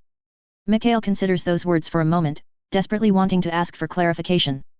But once again, he can tell his role is to be there for her, not to interrogate and question. The fear in Avina's voice unsettles him, most of all because it seems directed at herself for some reason. But, no matter what, he'll stay by her side. No matter what. Chapter 58, The Tide Turns. They quickly figure out that the situation in Zuvaria has become quite dire, despite them only being away for less than a week. The nature of Foss Sangri's undead forces, his partially successful decapitation strike on the Empire's leadership, and the danger at their border with the savage lands tying up their armies all worked together to make for very favorable circumstances for the self-titled Supreme King. Knight Superior Dungard had marshaled what forces the Order of the Rose had still at the Citadel into a working army and had sallied forth to meet the greatest concentration of the Supreme King's army, but Foss Sangri wasn't content with playing things by the book or even remotely fair. And his army, as it turned out, wasn't measured in the thousands, but in the tens of thousands. As such, groups of hundreds of undead summoned heroes were sweeping across the Zuvarian Empire, attacking and destroying everything from hamlets to towns to villages, putting homes to the torch and forcing the peasantry and non-combatants to flee before their relentless assault. The only positive from the whole mess seemed to be that he was letting most of those civilians live so long as they actually ran away, but Avina was quick to explain this was almost certainly because they would eventually make their way to Zuvaria's cities, overwhelming them with a refugee crisis that would destroy moral and rec supply stores in the days and weeks before the Supreme King's armies reached said cities as well. So, basically, even that show of mercy was Foss Sangri being an evil, manipulative, monstrous prick. Mikhail really shouldn't have been surprised. Fortunately, there was one thing the Supreme King wasn't counting on. Them. With Beulah's connection to Sil refined into something far less one-sided and based on slavery, she could effectively reach out to the thousands of children that they'd brought out of the Celian woods with them and communicate with them all instantaneously. It sounded like a hive mind to Mikhail, but Beulah didn't know what that was, so he couldn't really say for sure. Regardless, at Mikhail and Avina's urging, Beulah had some of their forces peel off from time to time as they moved with lightning speed across the Empire. The children of Sil they had to send off to fight Foss pockets of undead raiders were technically unsupervised, but it wasn't like the three of them had much of a choice. In the end, they had orders to kill only that which was already dead but still moving, and to leave any living they found alive and well. Meanwhile, the vast majority of the children stayed with him, Avina, and Beulah as they raced to the front lines. Fortunately, they were able to make good time. Unfortunately, this was because the undead army had already pushed deep into Zuvarian territory. They weren't quite to the citadel itself yet, but they were about halfway there and engaging in constant skirmishes with the Order of the Rose. In fact, when they finally arrived, it was to see that the Knights of the Rose were in the midst of pitched combat. With enhanced eyesight, Mikhail was able to see exhaustion on exposed, dirty faces, and golden armor no longer gleaming under the amount of mud and blood coating it. The Order of the Rose was clearly being pushed back by the moment, and perhaps almost nearing a full rout. We need to get in there. Avina, can you try to find the Order of the Rose's command tent and see if the Knight Superior and Thala are all right? It's possible they're in the battle itself. If they are, just let whoever you can find know that the beasts are on their side. The soul mechanic nods sharply from atop her mount. Mikhail gives her a smile and then looks to Beulah. Beulah, ready. The half-orc warrior flashes him a wide and wicked grin as she hefts her battle axe high above her head. Ha! Ready. I've been ready since we first saw them crest over the horizon back in Alathar. This battle has been a long time coming, Mikhail. Chuckling ruefully, Mikhail shakes his head. She's not wrong, but this is the first time he feels confident in their ability to actually put a dent in Foss forces. Charge! Beulah roars out the order, even though they both know she doesn't actually need to speak aloud to communicate with the children. Still, the effect is something straight out of legend. Even as Avina and her child of Sil break off to move behind Zuvarian lines and find whoever's in charge here, the bulk of the army that the forest god has sent with them begins to surge forward, with Mikhail and Beulah both astride their own monstrous house-sized mounts at the front of the pack. As the children of Sil flow towards the battlefield, Mikhail notes the way the two very different sides react to their arrival. On the one hand, the Order of the Rose looks shocked as all hell, individual reactions the name of the game from the look of things. On the other hand, Foss Sangri's army doesn't have an ounce of individuality to it. In the end, the army is made up of a bunch of undead puppets under the vile necromancer's nominal control. He also clearly has some form of sense sharing with his army, because there's no element of surprise here. A portion of the undead army turns in unison to set themselves in Mikhail and Beulah's path, preparing to meet the charge. In Mikhail's mind, that can only mean that the small groups of children that they had break off along their rush to get here had already met with some success and had encounters with the groups of undead soldiers they'd felt along the way. Foss Sangri had known they were coming, he just didn't seem to care. He should have. He really should have. Because even as his forces turned to face the children's charge, the great big hulking natives of the Celian woods reach the line, and barrel right on through it like it's not even there. Swords, spears, and all sorts of gleaming glowing weapons are brought to bear, to practically no avail. The children of Sil rip through the undead army's initial defensive line with ease, and Mikhail shares a savage grin with Beulah as they find themselves in the thick of it instantly. This right here, this is what Timothal Dongard was hoping for. Speaking of which, a look at the Order of the Rose's forces shows indecision and shock on their faces. Avina will find someone and let them know what's going on eventually, but it won't be nearly fast enough, Mikhail realizes. Right now, the arrival of all these monsters straight out of legends and horror stories told around campfires late at night, it was honestly doing more damage to the Knights' morale than it was Foss forces. Mostly because the army of the dead didn't have its own morale, but also because in all the chaos, it didn't really seem clear whose side the army of literal monsters were actually on. Well, that just wouldn't do. Mikhail thinks for a moment before coming up with a solution. Lifting his sword high over his head, he coats it with his distinctive teal energy. He grows the sword larger and larger in size, until it's one big beam of glowing teal light shining over the battlefield. He's got a lot of eyes on him by the time he's done, and once he's sure everyone is looking his way, he feeds some of his magic into his vocal cords. Foss Sangri wasn't the only one who could enhance his voice to be heard across a wide area, after all.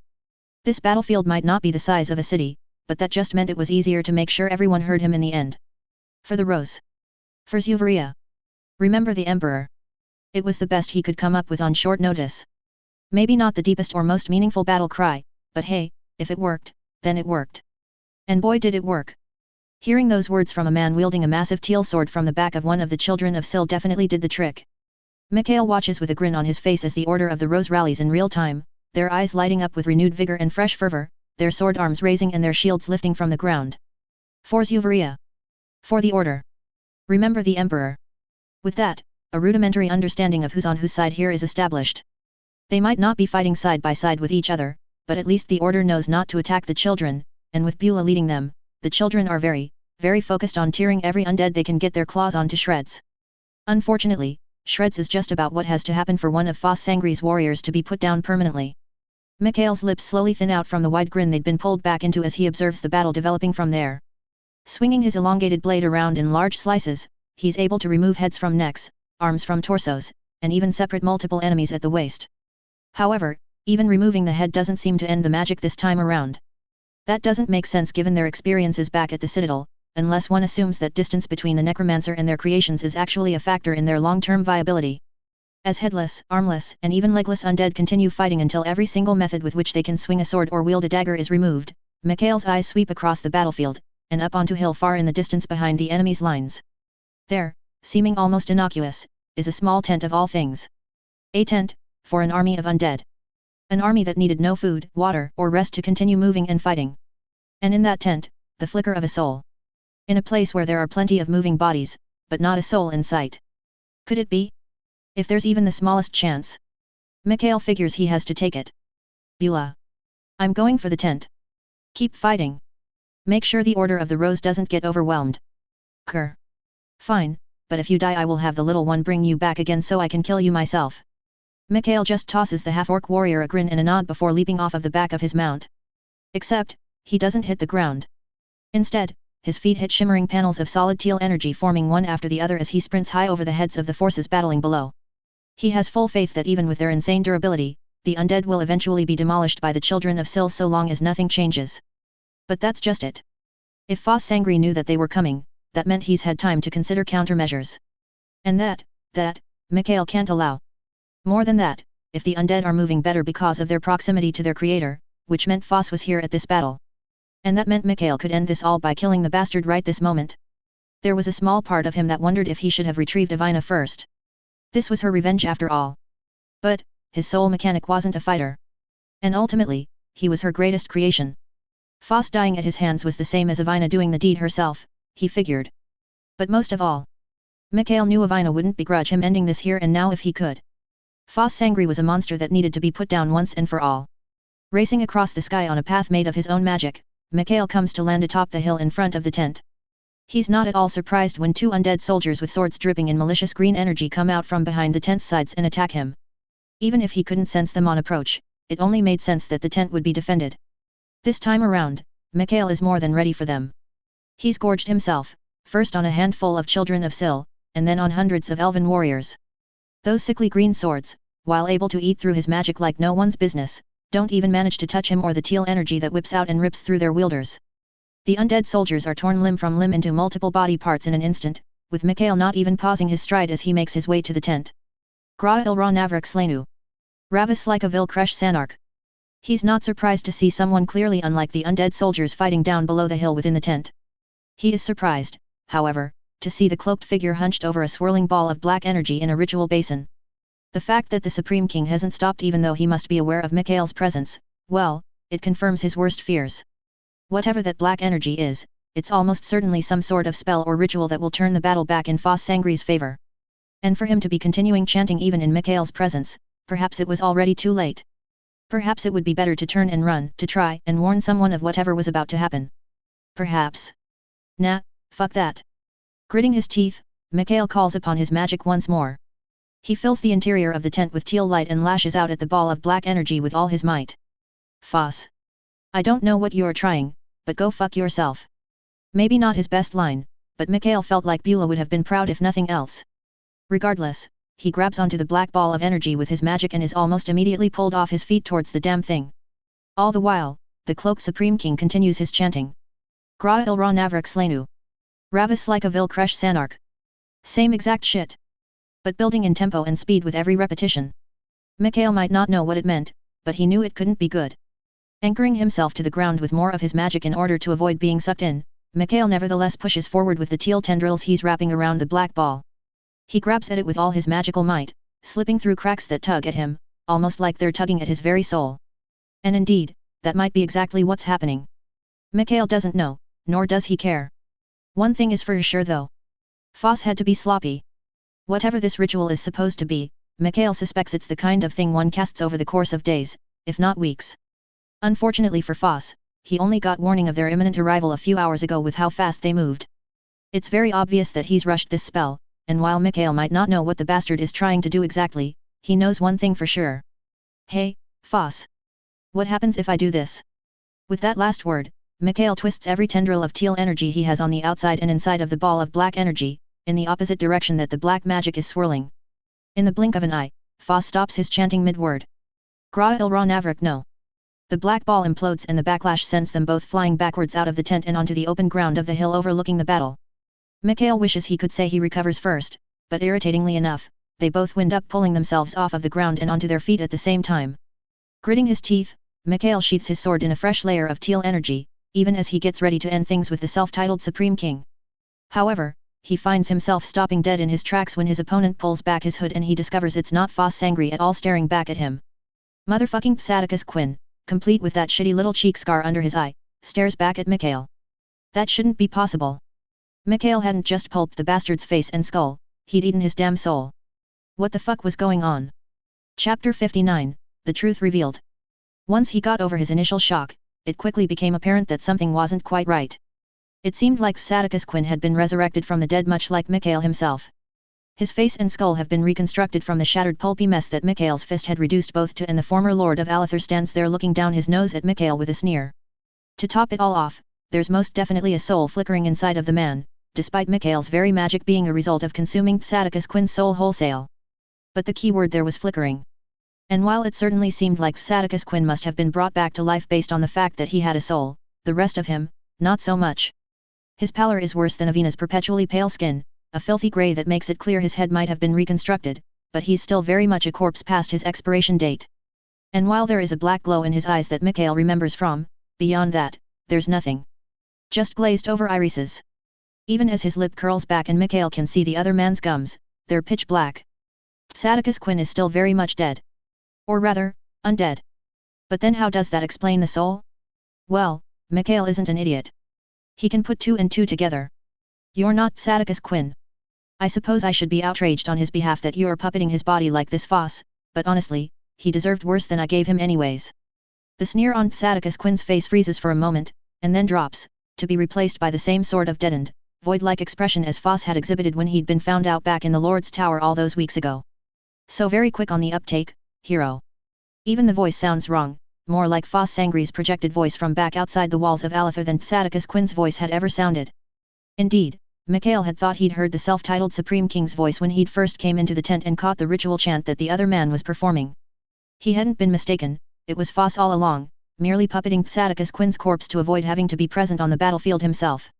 Smirking, Mikhail holds up his sword, calling on his teal magic to be ready for whatever FantasyIsekaiComplete might still have up his sleeve. Am I? Or are you just that predictable? I should have known that a coward like you would never show your face on a battlefield like this. Even something that should be a sure thing, you continue to hide behind masks. FantasyIsekaiComplete's face remains blank as Foss scoffs in response through the dead man's lips. What you call cowardice, I deem practicality. I am a man stretched thin, hero. I must maintain control of my kingdom, while conquering an empire. Still, to thank you or curse you. On the one hand, you've returned to me the princess. When I first discovered she'd fled Zuvaria, I must admit to being quite enraged. For a moment, FantasyIsekaiComplete's face twists into a rictus of a grin, one that looks quite unsettling on the dead man's features. But then it twists into a scowl, something much more natural for the deceased lord of Alather. And yet, in the same breath you've brought chaos incarnate from the Celian woods. Creatures that take 100 nights to bring down, and you've somehow herded thousands of them into Zuvaria. By the time they're done with this empire, there will be little left for me to rule over thanks to you. Mikhail smiles thinly at that, and lies his ass off. You don't have to worry about that so long as I still live, Foss-Sangri. The Celian beasts are under my control one and all. And even now they're tearing through your army. Perhaps it's time for a retreat, That provokes a bark of ethereal laughter from the puppeteer, even as they both glance at the battlefield down below. Mikhail isn't wrong. The children of Sil are turning the tide. And yet, the Supreme King doesn't seem all that concerned. But then, why should he be? The bastard isn't even really here. Is that so? Your confidence is quaint. But you've just revealed to me the route to victory. Why retreat when I can simply take control of you and have an entire new army at my disposal? The question turns out to be rhetorical, because the next thing Mikhail knows, he's fighting for his life. Or perhaps more accurately, he's fighting for his freedom. Foss flings out his dead subordinate's arm and a wave of black energy surges towards him. Mikhail cuts it in half with his sword still covered in teal energy, but to limited effect. The black energy simply splits and then attacks him from both sides, forcing Mikhail to forego his sword altogether and rely solely on his magic. It's not whatever sickly green enchant the bastard of a necromancer had given to his soldiers at least, but that doesn't make this any easier. Still, Mikhail is able to hold Foss at bay just like he did back in the tower. Only, this time he needs to keep doing it until his allies have secured victory. No sweat. In fact, as FantasyIsekaiComplete's undead face twists into a rictus of vicious glee felt by his puppeteer, Mikhail is keeping a similar expression off of his face. The urge to smirk or grin right now is almost overwhelming, but he hides his true emotions all the same. This was the reason he'd lied in the first place, after all. Focus all of Foss-Sangri's attention on him, make the man think that he was being needlessly boastful. That said, he might have miscalculated. The urge to grin quickly fades away and the teeth-gritting grimace on Mikhail's face soon becomes very, very real as Foss throws more and more of that inky blackness at him. More power fills the hilltop, more black energy assailing Mikhail's teal defenses. He's holding strong at first. How can he not be? His soul engine has been upgraded by Avina herself a handful of times by now, alongside adapting and evolving all on its own when he consumed FantasyIsekaiComplete's soul in the first place. On top of that, he's just gotten back from absorbing a few hundred elven souls, souping up his engine and giving him a lot more power to play with. And yet, even still, that black power that Foss can call upon is no joke. Mikhail's shield now is 100 times more powerful than what he summoned in the Lord's Tower all the way back in Alather, and yet there are still cracks forming, still inky sludge spilling into those cracks. As Foss' power spider webs out through Mikhail's defenses right before the younger man's eyes, he realizes he can't keep this up forever. But neither can he retreat. He has to keep Foss engaged in the off chance that the ritual he'd stopped can be restarted right where the bastard let off. At the same time though, Mikhail can't let himself fall under the Supreme King's control. If that's even possible. But one thing is for shit sure, he's not about to find out. Grasping at straws, searching for answers as he grits his teeth, Mikhail finds himself staring at FantasyIsekaiComplete. Or rather, at the flickering soul inside of the dead man's chest. Now that was a possibility. Hey Foss. I wonder, what happens if I absorb a part of your soul while you're so stretched thin? Needless to say, the last thing the necromancer is expecting him to do at this point is go on a counter-offensive. Mikhail doubts he could really kill FantasyIsekaiComplete as he is right now anyways. But Foss had given the game away himself, hadn't he? He'd said it outright, his incessant need to explain and justify himself exposing a secret Mikhail could exploit. The man was using FantasyIsekaiComplete's body as some sort of beacon or relay. And to do so, he'd filled the corpse with a small bit of his own soul so that he could speak and cast magic. But indeed, what if Mikhail got a hold of that bit of soul? That flickering soul fragment was looking mighty tasty right now. Sending a surge of teal power along the ground underneath Foss' pitch-black assault, Mikhail reaches for Tsadika's body and the bit of Foss' soul harbored within it. Under normal circumstances he couldn't just tear the soul of someone the size of Tsadika's clean out of their body without killing them first. But these weren't normal circumstances. And that wasn't Tsadika's soul. You worthless ingrate. Breaking off his assault, Foss stomps Tsadika's foot in what looks at first like a temper tantrum but is really a defensive maneuver as he sends a sheet of black energy out that annihilates Mikhail's grasping teal magic and forces him to jump into the air to avoid it taking him out at the ankles. You have been a thorn in my side at every damn turn. If only Avina had failed to bring you back, all of this could have been avoided. Mikhail begins gathering his power up again, readying himself for his next assault. He was definitely on to something there. Of course, at seeing this Foss just scoffs. Alas, this battle is clearly lost. We'll end this where it all began, back in Alathur, where even now I convert the population into more undead fodder for my armies. Tell the princess, hero. Tell her that if she wants to save the city of Alathur, if she wishes to save her pathetic kingdom, then she'd best come and try to stop me. Mikhail grits his teeth as Foss' monstrous nature rears its ugly head once again.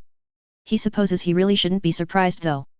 The bastard clearly cares much more about immortality than he does about ruling anyone. Everything he's ever done, all the power he's ever gathered, he's turning it towards getting Avina. No matter what. Funny that you think I'm just going to let you leave, Foss. He wasn't about to let the necromancer escape. Not in Tsadika's body, and certainly not out. Going still, the self-titled Supreme King looks at him for a moment before scoffing. No, I suppose you won't. The moment I pull my fragment back from this body, you'll be all over it. Annoying. But, sacrifices must be made, I suppose. That's all the warning Mikhail gets before Tsadika's body suddenly floats up into the air. His eyes widen as the soul fragment flickering within the undead corpse suddenly begins to shift and twist and spasm wildly, before growing beyond Tsadika's form in less than a second. Pitch-black energy erupts as Tsadika's Quinn, former Lord of Alathur, explodes. Mikhail immediately covers himself in teal power, but he doesn't feel the concussive or corrosive force he's expecting, and the black energy that detonates from Tsadika's does not stop at the hilltop. Mikhail's eyes widen as it expands over the entire battlefield in an instant, covering the area in magical darkness. Even Mikhail can't see anything beyond his teal shield. He can push the pitch-black darkness back for a few feet around himself, but not only is that taxing, it doesn't really help when all he sees is the ground of the hill. Finally, he realizes what he can do and begins stair-stepping upwards into the air, using the same trick with teal platforms that he did to get onto the hill in the first place.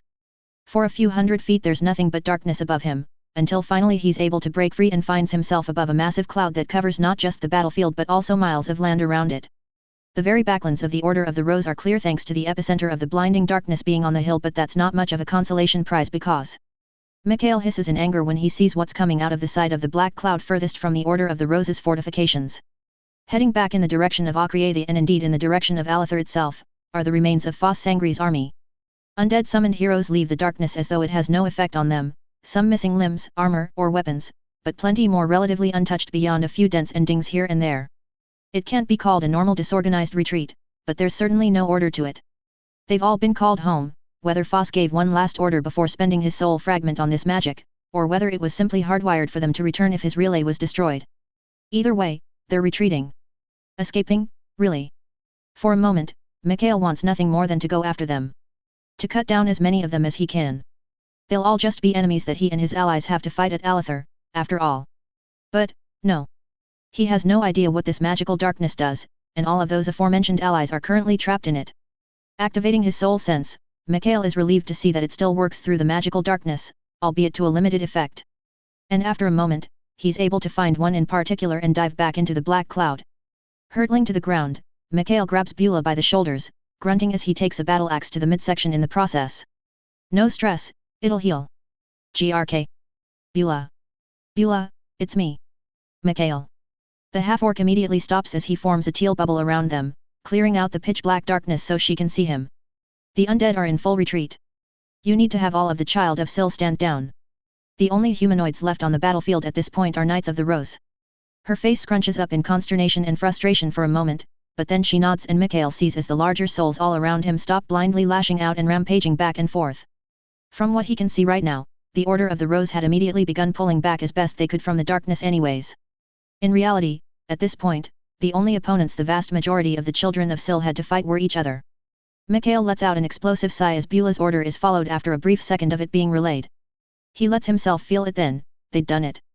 They'd won this battle and even pushed Foss back from Zuvaria altogether. So then why did it not really feel like a victory? Why did it feel like this was just the beginning? Maybe it was just the beginning. But if it was the beginning of the end. And Mikhail would be damn sure to see this through. Chapter 60, Next Steps. Thala. Ah, Sir Mikhail. Thala's blush is pronounced as Mikhail seizes her and lifts her up into the air, armor and all. It's not the most cushioned or comfortable of bear hugs, but that doesn't stop him from greeting the female knight with one all the same. It only lasts for a moment anyways, with him relying on his enhanced strength and power to lift her off her feet, spin around, and set her back down again a moment later to catch her bearings. The magical darkness that Foss Sangri had left as a parting gift had turned out to have no nasty surprises waiting in it. Everyone had ultimately managed to leave the cloud, which had then taken the next several hours to dissipate. While there were a few injuries here and there, the most damage done had in fact been between children of Sil who had blindly struck out at each other during the initial moments of confusion, not even realizing that their foes were fleeing the field.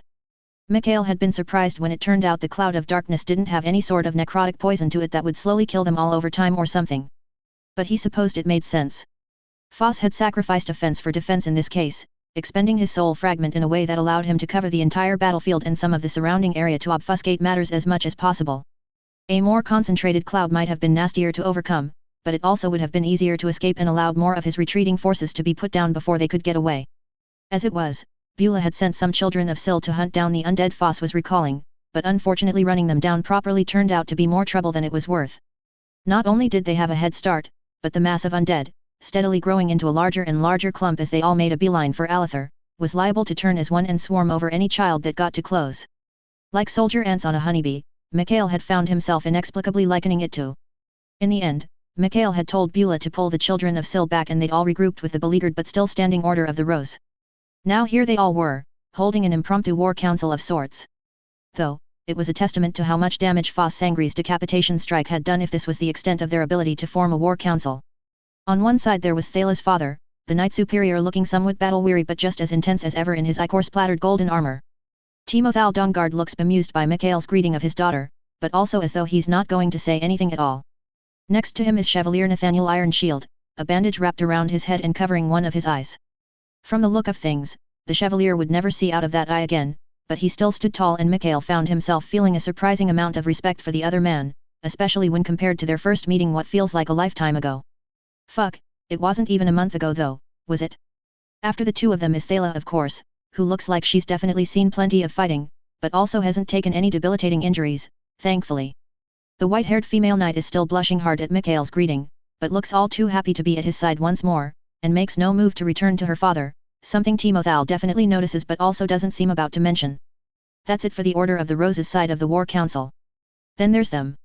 Beulah with one of the smaller children of Sil keeping her company and representing the serious firepower she now represents. As well, Avina and Mikhail bringing up the rear. The lost princess of Akriathi and her successful experiment. Funnily enough, it's Beulah who breaks the silence. Mikhail. Said you were going for the tent. What did you find? As curious eyes from everyone else shift to him, Mikhail gives Beulah a nod and steps forward, explaining everything that had happened after he'd left her side. Hearing that Psaticus Quinn was back in any capacity clearly set all of the girls on edge and Mikhail couldn't begin to guess which was more upset by the prospect. Of course, in the end it wasn't really Psaticus at all and he sees the way Avina tenses up when he explains everything Foss had said before the end. Indeed, when Mikhail explains Foss' threat and declaration that he would be waiting for them in Alather, the words trouble everyone there. Silence falls as he finishes recounting the events, with even Mikhail not entirely sure what to say at this point. Their next steps seem like a foregone conclusion to him, but he's not sure everyone agrees. Knight Superior, the Knights of the Rose will follow you unto death itself.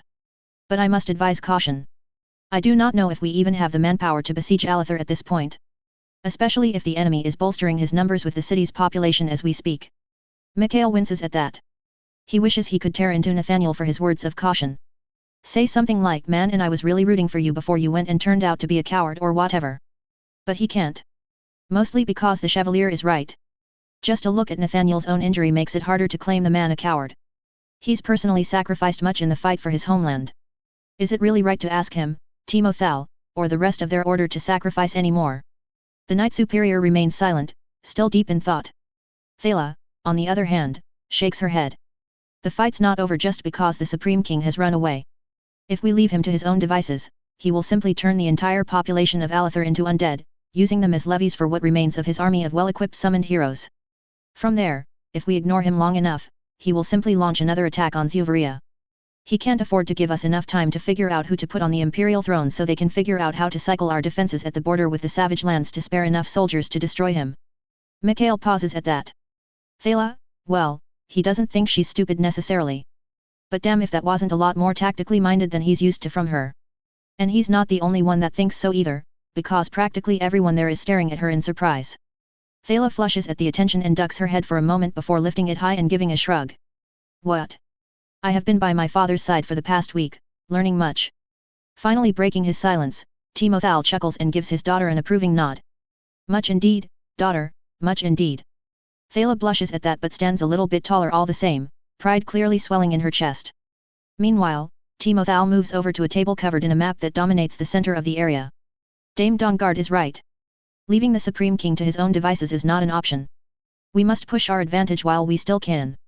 Chevalier Ironshield is also right though, besieging Alether and destroying Foss Sangri will be nearly impossible if he has transformed the entire population into undead.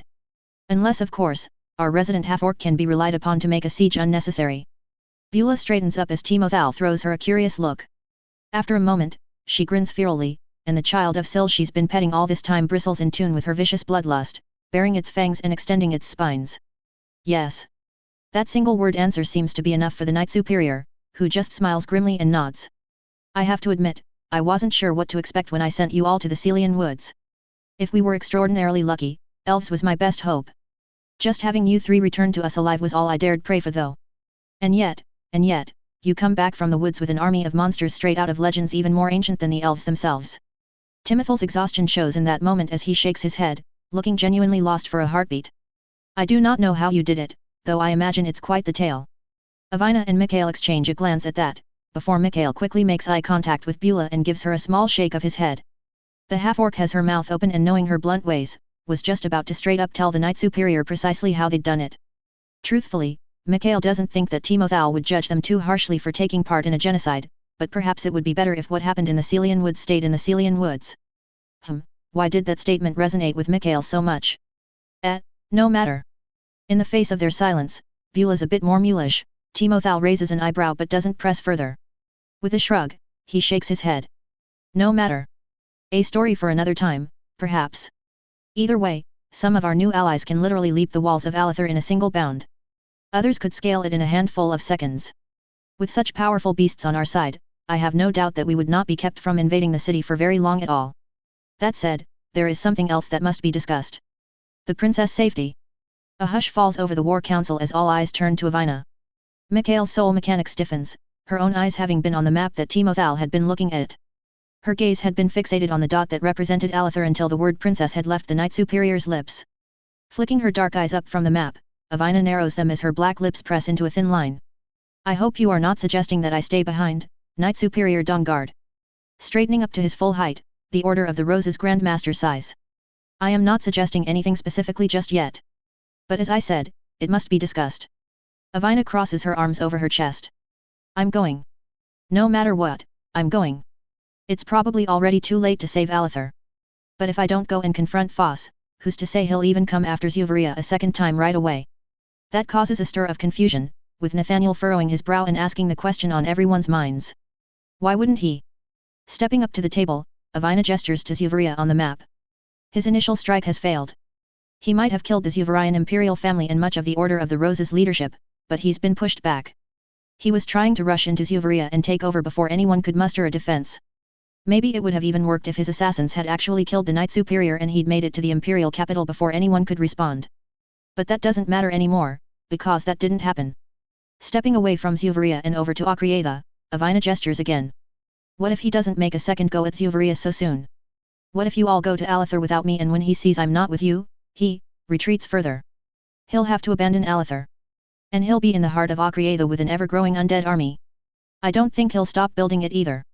I think he will continue to turn the people of Akriatha into undead until he feels ready to destroy even an army of Celian beasts.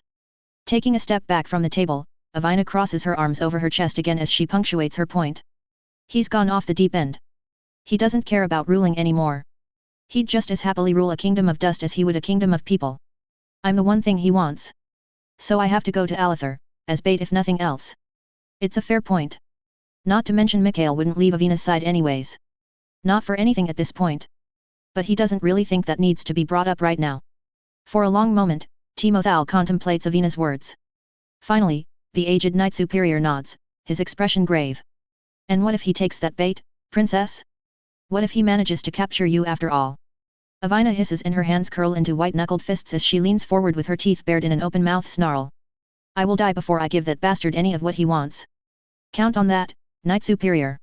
Mikhail steps up to Avina's side and places a hand on her shoulder, a silent show of support. She jolts at the touch, looking at him for a moment before smirking slightly as she looks back at Timothal. Besides, so long as I have Mikhail with me, Foss can do nothing. He's stopped him at every turn. The safest place in the world for me is right here, at Mikhail's side. The Knight Superior looks at them both for a long moment, before nodding once. Then so shall it be. The Order of the Rose will not falter here, not when the battle is still far from done. You will have our knights in the fight ahead, princess. Fret not. Despite her fiery words, Mikhail can feel Avina's relief through his hand on her shoulder at Timothal's words. At the same time, she flicks her eyes over to Beulah questioningly, causing the half-orc to snort in amusement. What? Of course we're in. Bastard thinks he can run just when the fight is getting good? I'm looking forward to showing him and his corpses exactly what we think of that. Behind her, the child of Sil hisses its approval, flaring its spikes and shaking them in response to Beulah's bloodlust once more as it continues to ramp up. Mikhail just chuckles and so does everyone else. At the end of the day, everything has come full circle. They're going right back to where it all started. Back to Alather at long last. Chapter 61, Together Again. Please, Sir Mikhail. Please. Mikhail holds back a groan as the tip of his dick is nestled between Thala's lower lips, her legs spread wide and her thighs flexing along with her slit as she grips down on his cockhead with all her might. Still, he doesn't let her bound form drop down onto his dick. With her arms tied behind her back and her legs spread apart and bent at the knees before being bound around the thighs and shin specifically, she's not going anywhere without his say-so. Holding her aloft, Mikhail chuckles instead of groaning, tilting his head to the side as he rests her on just the tip of his member. I don't know, have you really earned it, Thala? NNNGH. The female knight doesn't want to admit it. She doesn't want to say she's earned it. Instead, I've been naughty. I'm sure I've been naughty. I need to be punished, Sir Mikhail. I need you to hurt me, please, I beg of you. Mikhail scoffs at that. Seriously? This again? We've talked about that before, Thala. Fucking you is not a proper punishment, is it? Rather, if you want me to punish you, then what I should do is stop teasing you altogether and force you to go to sleep. Is that what you want? And no. Mikhail grins from behind Thala's head, out of the white-haired knight's field of view. Meanwhile, both Avina and Beulah are watching with amused smirks as he so easily plays the beleaguered, sweaty woman like a fiddle. Then say it. Say you've been a good girl. Say you've earned this. Say you've done everything I asked of you and that you want your just reward for obeying my orders to the letter. I. Thala stutters and stammers for a moment, before finally the dam breaks. I've been a good girl. I've earned this. Mikhail drops her an inch down onto his member at that, making her squeak as she's cut off for a moment. But then he stops again, holding her up with ease, just a bit of his cock now inside of her. Once a panting Thala realizes he's not going any further, she continues on. I've done everything you asked of me, Sir Mikhail. I want my just reward for obeying your orders to the letter. Mikhail hums, letting her sink down a little further to the halfway point. The moan that comes from Thala's lips can only be described as wanton and the bound knight throws her head back onto his shoulder as she shudders happily. But once again Mikhail stops, making her start to whine in confusion and disappointment. And what were my orders? What exactly did you do such a good job with, Thala? Forcing her to confront her own capabilities and accept that she was in fact a competent Knight of the Rose was apparently more painful for Thala than anything physical he could have done to her, because she whines some more before finally answering. You told me, to stay and protect my father. And I did. I even saved his life at one point. Oh? Mikhail hadn't known that. Still, he's not going to force Thala to spend the entire time he's fucking her talking about her father. At hearing her admit just how skilled she truly is, albeit in a roundabout way, Mikhail finally impales Thala the rest of the way upon his cock and then immediately starts bouncing her up and down, making her mewl, moan and squeal in equal measure as he fucks her from below. Thrusting up into her, bouncing her on his dick, Mikhail just grins as she really lets her voice out. His cock throbs inside of her, admittedly. He'd missed her more than he cared to admit. He'd needed this. Not that he was going to tell Thala that. This was her reward after all and he was intent on keeping it that way. Still, wouldn't do for her voice to carry too far. Pushing Thala forward into her bedroll, Mikhail uses it to muffle the female knight's squeals, even as he leans over her and begins pounding her from above. Now that he's on top, he can fuck her all the harder, something that Thala enjoys greatly as his hips clap against her firm, toned ass cheeks, her moans muffled but still reaching his ears. Leaning forward even further, Mikhail slides a hand through Thala's hair, pulling some of it out of the way of her ears so he can speak directly to her. You did good, Thala. You did so good and I'm not about to let you forget that. Nor am I going to let you downplay your triumphs. The Knight Superior is alive because of you, which means the Order of the Rose is alive because of you. He punctuates that last you with a thrust that causes Thala's toes to curl and her muffled squealing to reach a fever pitch as she comes for him on the spot. But even then, Mikhail doesn't stop. No, he's just getting started. Just one orgasm for the time they've been apart isn't enough to repay Thala for leaving her behind. But that's all right, they've got all the time in the world now that they're back together again. XXX. MMM. Chuckling softly, Mikhail runs a hand through Thala's white locks. The spent female knight simply nestles further into his lap where her head is currently resting, sleeping soundly for what's probably the first time since he and the others left. Frankly, he's come to regret leaving Thala behind at this point.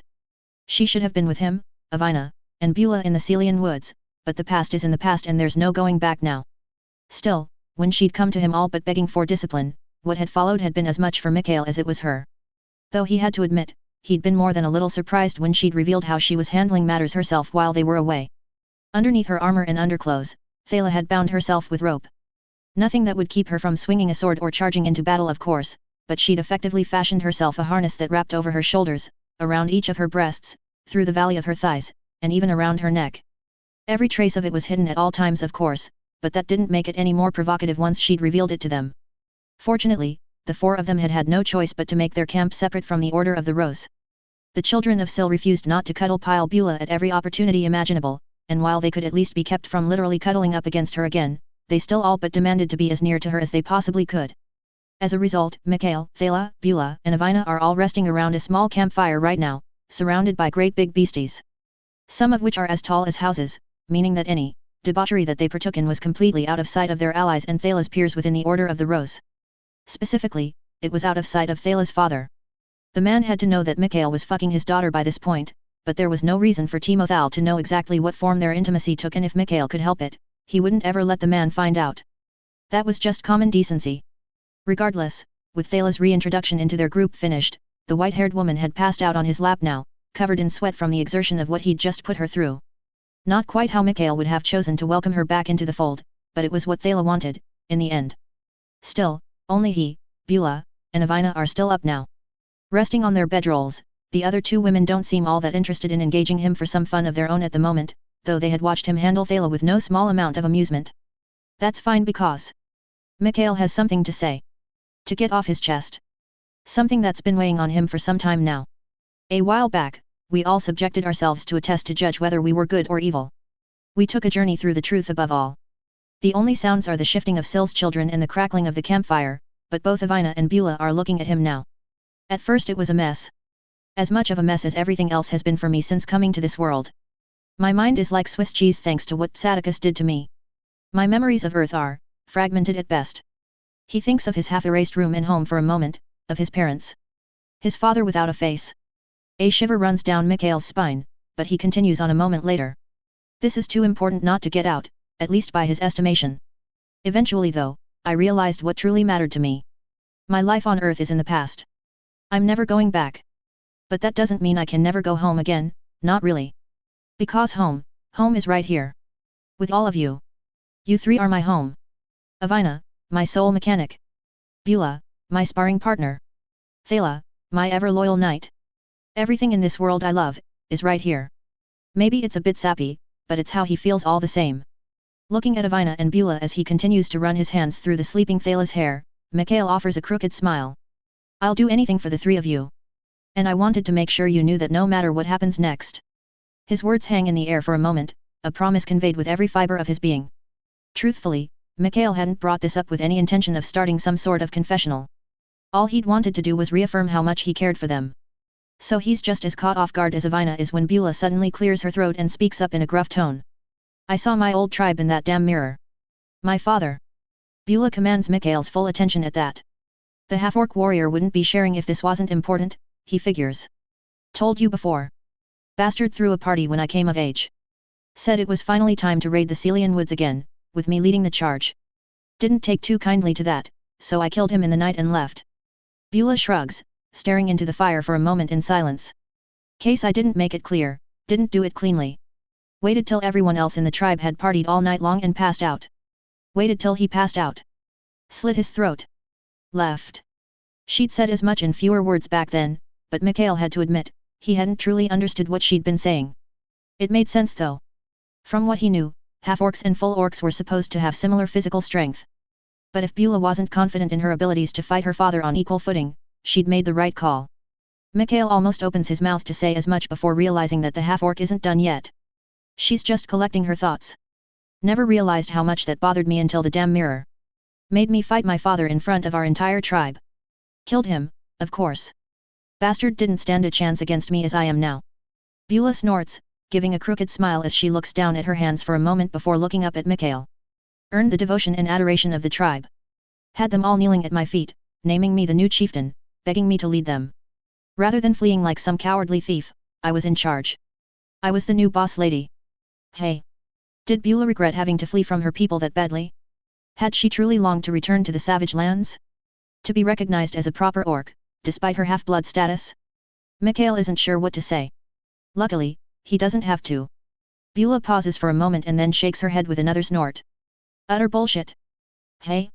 Felt good to kill my old man all honorable like for maybe half a second.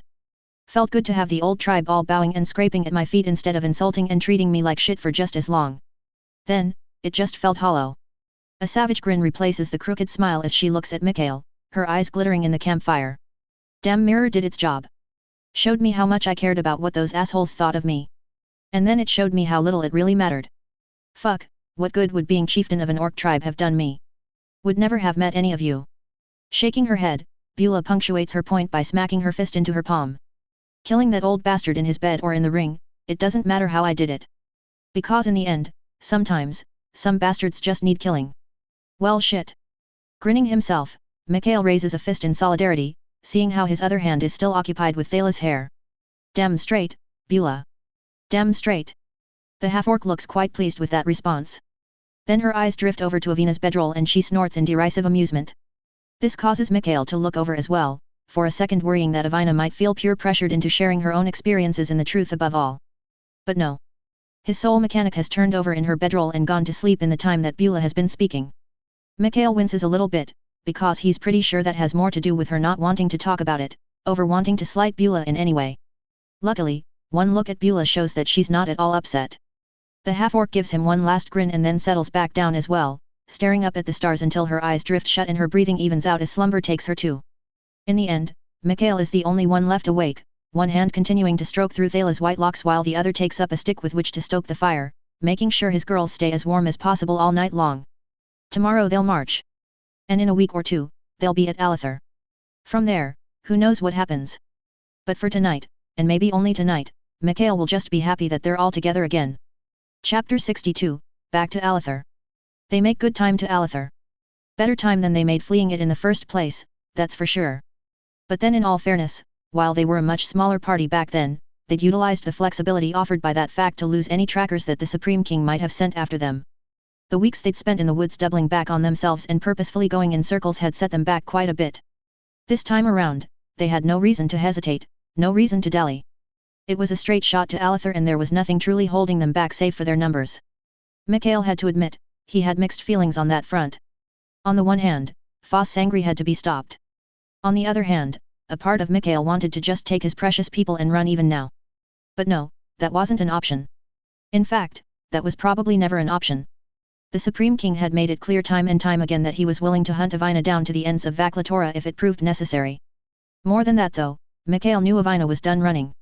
She'd been in hiding for a long time only to find out that her family's killer had been keeping tabs on her all along. In the end, Avina's past had caught up to her. In the end, she couldn't ignore her parents' and siblings' murderer any longer. Not when he also had all of the citizens of her kingdom under his thumb as well. The responsibility of being royalty, of being the last remaining royal of Akriatha, it seemed like it finally caught up to her. Even as they arrive outside of Alether with their armies, with the Order of the Rose side by side with the Children of Sil, Mikhail ponders whether whatever Avina saw in the truth above all had anything to do with the sense of responsibility she now felt towards her people. Wanting revenge against Foss was one thing, but this was more than that. This was duty. This was commitment. Never mind that though. Avina would tell him when and if she was ever ready to tell him. Shaking such thoughts from his head, Mikhail takes in the state of their forces and finds them to not be all that wanting. Let it not be said that the Order of the Rose is truly the least of their allies by this point. The losses that the Knightly Order had taken were great, that was undeniable, but as they'd moved, reinforcements had arrived. The majority of Zuvaria's military was still tied up with the savage lands. Some had been pulled back to the imperial capital, likely be officious toadies and bureaucrats who were scrambling for power now that the imperial family was dead. But those who were sworn to the Order of the Rose, they'd finally arrived in force after double timing it in order to catch up to the rear of their army. Rows and rows of golden, gleaming Knights of the Rose sit atop mounts dressed in finery and armor of their own, their backs ramrod straight and their eyes peering out from their helmets at the walls of Alether. At their front, Knight Superior Timothal Dongard wears a new set of armor and sits upon a new mount as he waits, ready to lead his forces into battle. And then there's the Children of Sil, a lot less unified or uniform in their own formations, with Beulah at their head. To call the two armies a match made in heaven would be a downright falsehood, but they were a match all the same. The Order of the Rose might be uneasy about the strange bedfellows they find themselves relying upon, but at the end of the day, their purpose was as one. They had all come to Alether for one reason and one reason only, to stop the Supreme King once and for all. You, all of you, like lambs to the slaughter. Speak of the devil and he shall appear. Literally, in this case. Mikhail stiffens and can feel a general freeze go through all of their forces as Foss Sangri projects himself before them all, the same larger-than-life projection he'd used all those weeks ago when he'd first been approaching the city he now holed up in. Although, he's certainly seen better days. Back then, Mikhail remembered comparing the man to Santa Claus at the time. Jolly, grandfatherly, and all around kind in his expression and demeanor. That, needless to say, is no longer the case. Whether it was Mikhail forcing him to destroy that soul fragment or whether it's just the toll that controlling this many undead for so long is taking on him. Foss Sangri looks to be reaching the end of his rope. His eyes have sunken into his skull and his features have taken on a ghoulish look. His beard is unkempt and filthy, even as he strokes it with skeletal fingers and sneers at the lot of them. Then, his gaze finally finds Avina in particular and he suddenly changes tact. He still looks as ugly and grotesque as before, but his sneer abruptly transforms into a truly terrifying grin as he reaches for her with one large, flickering hand. Ah! Princess! Home at last! I'm so glad to see you here. So glad to see that you've come. Gritting her teeth, hands balled into fists at her side, Avina shouts at the projection. I've come to see you dead, Foss. One way or another, this ends now. Mikhail isn't even sure she'll be heard, but after a moment, Foss laughs and shakes his head. My dear, dear princess. Please, see reason. Join me willingly, and together we shall be more powerful than anyone in your entire family line has ever been. We shall be the most powerful beings in this entire world. Snarling, Avina shakes her head right back. You're a monster, Foss. I'll never join you. Still amused, Foss just hums. A monster I might be. But, never say never. You came, princess. Meaning that your little pet relayed my message. The plight of Alether spoke to you. Fear for your people brought you back to me. If you will not join me willingly, allow me to offer you another reason to surrender yourself to my power. There's a sudden crack from behind Alether's walls and then... Trebuchet. Take cover. A large projectile is launched from a trebuchet behind the city walls, sailing through the air as everyone tracks its path and makes sure to get out of its way. In the end though, it doesn't actually reach their lines. Probably because it's not a rock or boulder, it's not stone at all. Rather, it's a mass of corpses. Writhing, wriggling, clawing corpses. The mass of undead roped and strung together impact the ground a few hundred feet away from their lines, and then crawl and claw their way up out of the ensuing crater, pulling free of the rope that loosely tied them all together and shambling in the direction of their forces. Knights of the Rose and Children of Sil move forward at the same time. Not quite in unison, but still with concerted purpose as they quickly put down the undead before they can cause any damage. Not that any damage was likely. These undead that Foss has just flung at them are not summoned heroes. They aren't wearing enchanted armor or even wielding weapons. They aren't even soldiers. Men, women, and children, corpses one and all, with the Knights of the Rose and the Children of Sil forced to put them down and tear them to pieces before they would stop fighting. Surrender, princess. Just as the last undead dies, Foss Sangri's voice splits the silence yet again. His tone is lofty. Confident. Arrogant, really. Surrender or every last man, woman, and child left alive in Alather will be converted into undead fodder. To be loaded into my trebuchets. You can tell them why you let them die while they groan and moan and try to tear your allies to shreds. For a moment, Avina wavers. Mikhail can see that she's considering it. But, only for a moment. Then she looks to Mikhail. Having been waiting for such a thing, he shakes his head in response, mutely giving her the only answer that she needed. Foss thought he was clever. And to be fair, he was a lot smarter than Psaticus Quinn had been. A lot more monstrous too. Still, where Psaticus Quinn had been a short-sighted idiot who didn't even truly realize how good he had it or the things he was missing out on. Foss Sangri was a different sort of fool. He was the overconfident sort of fool. He still didn't fully understand what Mikhail was capable of, even after all this time. Nor could he possibly know how much Mikhail had grown, along with Avina's soul engine. Eyes blazing with teal light, Mikhail has been gazing upon the city of Alather all this time. Even while the knights and beasts were tearing the undead throne into their midst to shreds, Mikhail had stayed out of the fight, his gaze searching Alather for anything. Even just one survivor. Alas, there was no one. Well, not quite. There was no one of Alather's original population left alive in the city. But Mikhail's soul sight could see one soul. All the way up at the top of the Lord's Tower, overlooking the city and their armies from afar. Mikhail sees a tainted, blackened soul. At first he'd been worried it was another flickering soul fragment, but no, while the distance is great, he can tell even from this far away that Foss Sangri is up in that fucking tower. The man is the only living being left in all of Alather. All of this, Mikhail conveys to Avina with a single shake of his head. They'd discussed this ahead of time, after all. The possibility that nobody in Alather would be left. Hell, given that Foss never intended to wait for their arrival, it was possible that the entire population of Alather had been converted into undead even back before they'd pushed him back with the timely arrival of the children of Sil. That many undead. Foss would have to be physically present to keep control of them all. No more soul fragments for the Supreme King. No more puppets to hide behind. Well, princess? I'm waiting. Don't make me lose my patience now, girl. A single tear tracks down Avina's cheek at the knowledge that she'd already failed an entire city of her people. But only the one.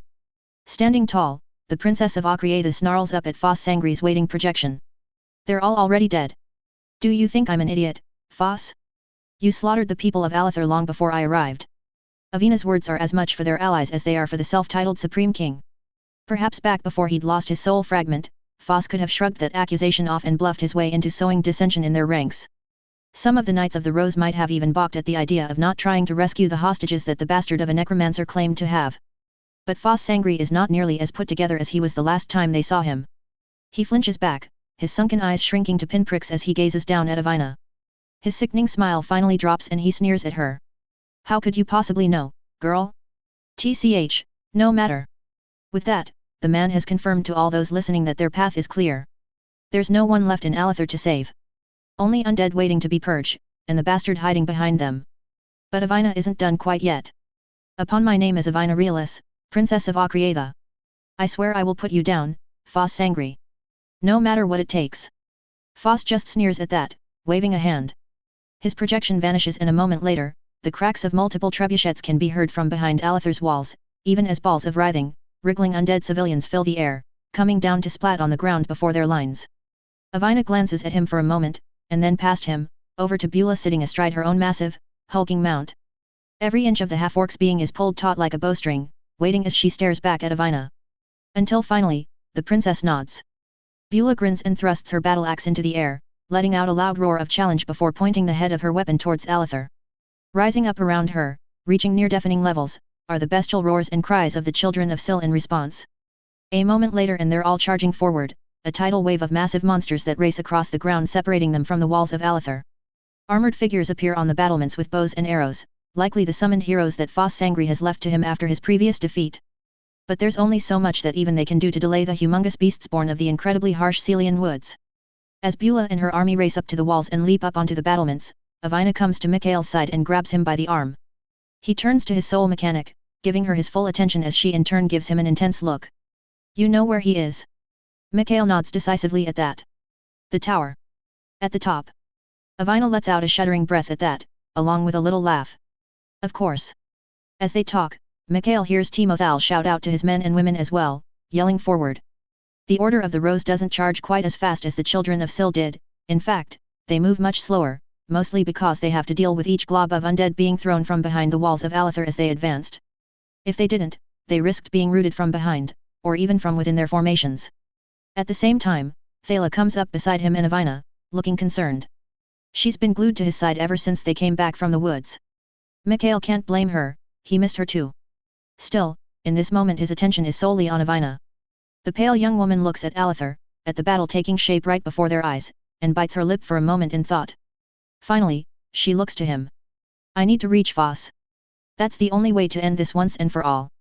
Thala is the first to respond to that, furrowing her brow. But, if we take you to him, isn't that giving him exactly what he wants? Avina's eyes never leave Mikhail's, even as she shakes her head. But by the same logic, I'm the only one who can be sure he dies here and now. That he doesn't linger. It has to be me, Mikhail. Mikhail. Not Mikhail and Thala, just Mikhail. Because at the end of the day, Avina is asking for his help above all else. Asking for his faith. Was it ever any question? Giving his soul mechanic a smile, Mikhail nods sharply. Okay. And that's that. Thala falls in line of course. Avina smiles in relief. And together, the three of them join up with the Order of the Rose in taking advantage of the hole that the children of Sil soon have established in Alether's walls. Soon enough, they're venturing into the city itself. Chapter 63, The Battle. Fortunately for their allies in the Order of the Rose, the trebuchet barrage consisting of Bal O Zombie does not last for long. In fact, it seems as though the first thing Beulah has her forces do once they've leapt over the walls of Alether and into the city itself, is hunt down said trebuchets. They can't exactly be easy to hide given how much space they much each need to operate. Within a few minutes, the barrage has slowed to a crawl, allowing the Order of the Rose to advance apace. Mikhail, Avina, and Thala do the same, moving with a sizable contingent of knights and arriving at the gates of Alether just in time for them to be broken down from the inside by a pair of massive, hulking children. Once they're in Alether itself though, it's a fucking shit show and a half. Even with the children of Sil running roughshod over the city, the place is basically a death trap. Or perhaps it would be more accurate to call it an undeath trap, because there are corpses aiming to attack them from around every corner and from within every home. What was once a bustling city filled with tens of thousands of people is now an infested pustule crawling with the undead. They're everywhere and worst of all, Mikhail can't even sense them with his soul sense because they don't have souls. Their soul energy has already returned to the weave, leaving him having to keep his head on a swivel to be ready at every turn. Fortunately, it's not just the three of them because even with the soul engine, Mikhail doubts his ability to keep Avina and Thala safe in the long run. Alongside them is Chevalier Nathaniel Ironshield and a large contingent of Knights of the Rose, with gleaming golden armor and shining masterwork swords ready to cut down every undead that comes close. They take losses even then. This close to Foss, the undead population of Alether are empowered.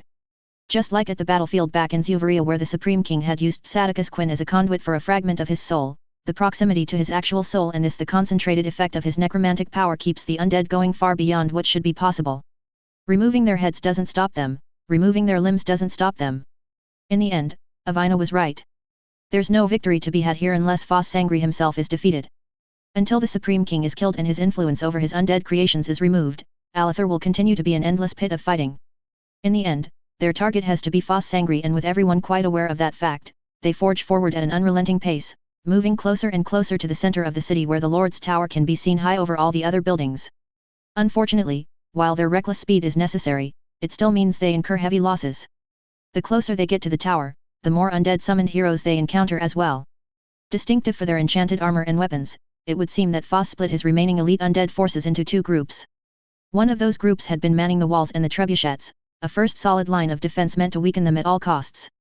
If it weren't for the children of Sil and the out-of-context problem that they represented with their absurd size, it would have been an excellent tactic.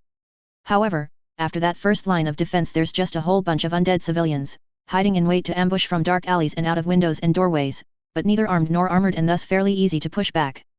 But then, closer to the tower, they find themselves running into more and more undead heroes again.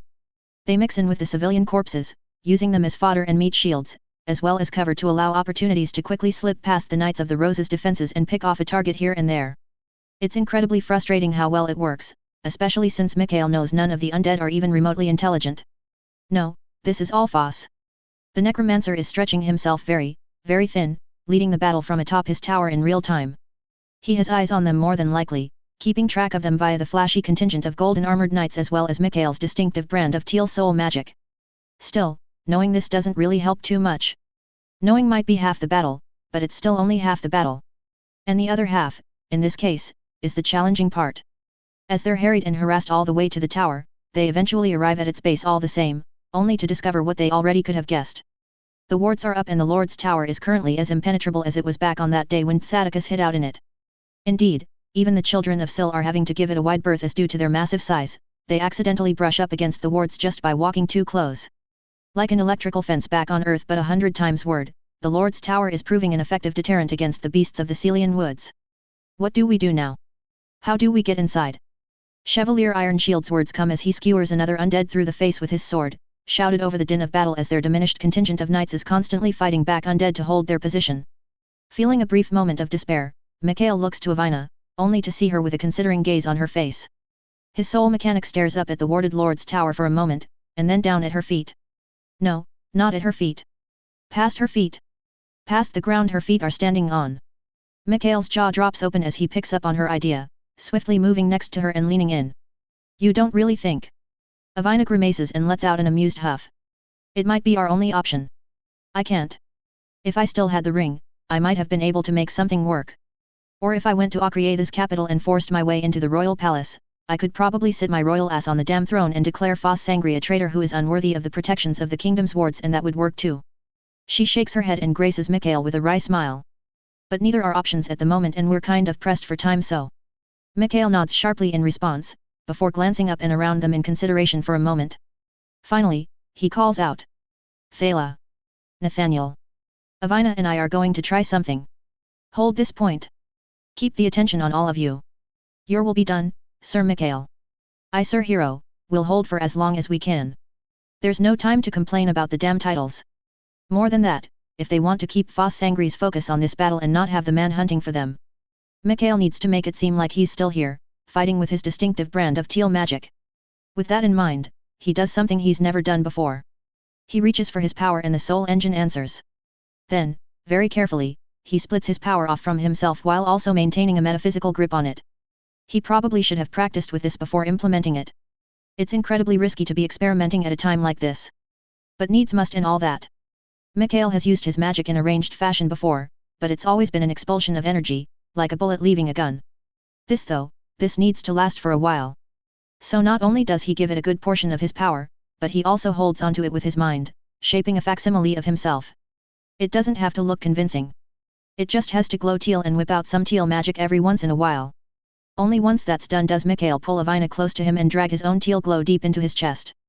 Breaking away from the fight after that isn't easy, not with how Foss seems to be sending most of the undead in the city in their direction, but Avina has lived in Alether for most of her life. She knows this city like the back of her hand. Within a few short minutes, they've not only managed to slip away from the battle, but they've also managed to slip underground, into the sewers that Avina had used for travel purposes for oh so many years. Mikhail's old stomping grounds, where he'd spent many a night curtailing Alether's sewer rat population and patrolling these underground passages to pass the time. As he and Avina move towards Tsaticus Quinn's escape route that will lead directly into the depths of the Lord's Tower, Mikhail doesn't see a single rat anywhere. It would seem they still haven't recovered from the culling that he put them through all that time ago. Do you think Foss found out about the escape tunnel by this point? Avina lets out a shuddering breath at that. I don't know. I certainly hope not, because this is our only chance of catching him by surprise. Mikhail nods. It would be poetic in a way, wouldn't it? To catch Foss off guard in the exact same way they did to Tsaticus Quinn. But, the real world isn't always poetic. Sometimes it likes to remind you that it's a cruel and uncaring place. Which is why Mikhail is both surprised and not surprised when he and Avina turn the next corner only to have a howling, glassy-eyed corpse throw itself at them in a frenzy. Scree! Luckily, Mikhail is taking the lead. He acts immediately, cutting through the undead with a glowing teal sword that had been doubling as torchlight until now. To his mild surprise, the undead doesn't keep attacking after it's cleaved in half. The two pieces fall to the ground and cease moving, becoming lifeless again. Blinking, Mikhail pauses and looks over at Avina in confusion.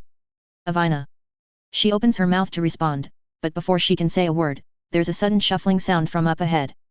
Mikhail and Avina both jolt in that direction, and Mikhail holds out his sword and increases the glow so that it illuminates the entire sewer in front of them. What they see is a whole lot more undead. Unfortunately, those undead see them too a moment later, heads twitching in their direction and glassy eyes staring unblinkingly at them for all of a heartbeat before the corpses burst into movement. What follows is a fight for their lives, but one that Mikhail wins. Let it not be said that he's a pushover at this point. Not after all he's been through. The wave of zombies come streaming down the sewers, but with just Avina to protect and all of them only coming from one direction, well, it's a bottleneck. And Mikhail is well suited for utilizing bottlenecks. Teal power flows out of the soul engine, and even though he's also still maintaining focus on his power up above with Thala and Nathaniel, Mikhail has enough strength for this too. His magic turns into blades and those blades cut heads from necks like a scythe through wheat. Decapitated bodies drop, heads roll, and the sewer is soon cleared of their enemies. It's easy, truth be told. Almost too easy. Still keeping an eye out for any more undead, Mikhail nevertheless clears his throat and asks again for clarification. Avina. Are right. As I was going to say before I was so rudely interrupted, if I had to posit a theory, these are feral undead. Mikhail raises an eyebrow at that, even as they make their way past the unmoving corpses and continue towards the tower. Feral undead. Avina nods. Foss is already stretching himself thin enough as it is. More than likely, when he started having his forces massacre the people of Alathur, some of them fled into the sewers. But, they couldn't survive down here. They likely died of dehydration, starvation, or any other number of things. And then when Foss saturated the entire city in enough necromantic energy to raise them all. Mikhail slowly nods as well, getting where Avina is going with this. He inadvertently raised the people who had died down here without even knowing it. Yep. Well, that was awful. But hey, at least it was taken care of now, right? Not even a moment after that thought runs through Mikhail's head, he hears something on the edge of his enhanced hearing. Something coming from behind them. It doesn't sound like the shuffling of the undead citizens of Alathur he'd just relieved of their heads. It sounds like skittering. But also heavy. Like a mass of many somethings is moving through the sewers. Mikhail's eyes widen as he realizes what else might have killed the people who'd come down to the sewers to hide. Maybe the Supreme King had sent out multiple pulses of necromantic energy. And if he had... Avina. Run. His soul mechanic looks at him curiously, her own hearing not good enough to hear what he's hearing. Wah. But Mikhail doesn't have time to explain. Well, not without also running. Scooping Avina up under his arm, he takes off down the sewer at a dead sprint. Meanwhile, the skittering gets louder and louder behind him. Until even Avina can hear it. Hey! What's wrong? What the fuck is that? And see as well, apparently. Mikhail doesn't dare look back. He doesn't dare stop moving either. But he still has a pretty good idea of what Avina is probably seeing. Yes, so remember all that time ago, back at the very beginning, how you told me that I could survive off of small animals and didn't necessarily need to kill human beings to feed the engine. Oh Mikhail. Mikhail just sighs and puts an extra burst of speed into his legs. All the while, a veritable tidal wave of undead shriveled rat husks, some reduced to nothing but their skeletons, comes barreling down the sewer after them like a fucking grotesque, cascading avalanche. He runs and runs, but his memory, well, his memory isn't the best. Luckily, Avina's is. Left. Acting purely on instinct and out of complete trust and devotion towards the woman who brought him back to fucking life, Mikhail hooks a hard left and damn near runs right into what appears to lead directly into dead end. But it's not. He recognizes this dead end and even as he keeps running, he shoots out a tendril of his magic, forming a teal palm against the activation rune he'd gotten so familiar with back in his early days in this world. The hidden wall opens up into the basement of the Lord's Tower and Mikhail races through with Avina still tucked under his arm while creating a barrier of teal energy behind them. The rat tsunami strikes his barrier first, but it holds. Mikhail makes damn sure of that, until the wall is finally closed up. Only then does he slowly let the barrier on the other side fade. For a moment, both he and Avina hold their breath as the impact of undead rats against the wall can be heard from the other side. But, the entire mass didn't turn left with them. And now that the wall is closed up, the feral creatures don't seem to realize that they could break through to get to Avina and him. Slowly, the impacts peter off and the scurrying fades away as the skeletal rats skitter off into the sewers. They've made it. But his barrier isn't the only thing that fades as Mikhail and Avina stand there. Up top, the power he'd left behind in a glowing facsimile of himself also fades at long last, running out. Which means they're running out of time too. Only one thing left to do though. Ascend. Chapter 64, Fighting Foss. Echoes ran out up above. Gotta move. Dunno what sort of defenses Foss will have throughout the tower, so stay close all right. Avina nods sharply at that. Right. With that short pep talk over and done with, Mikhail moves to the basement door with his soul mechanic close behind. By this point, they're both quite familiar with this particular alternative entrance into the Lord's Tower. Mikhail finds himself thinking hard about what he remembers of the tower's layout, but in the end, there's no real helping it, no time to plan ahead.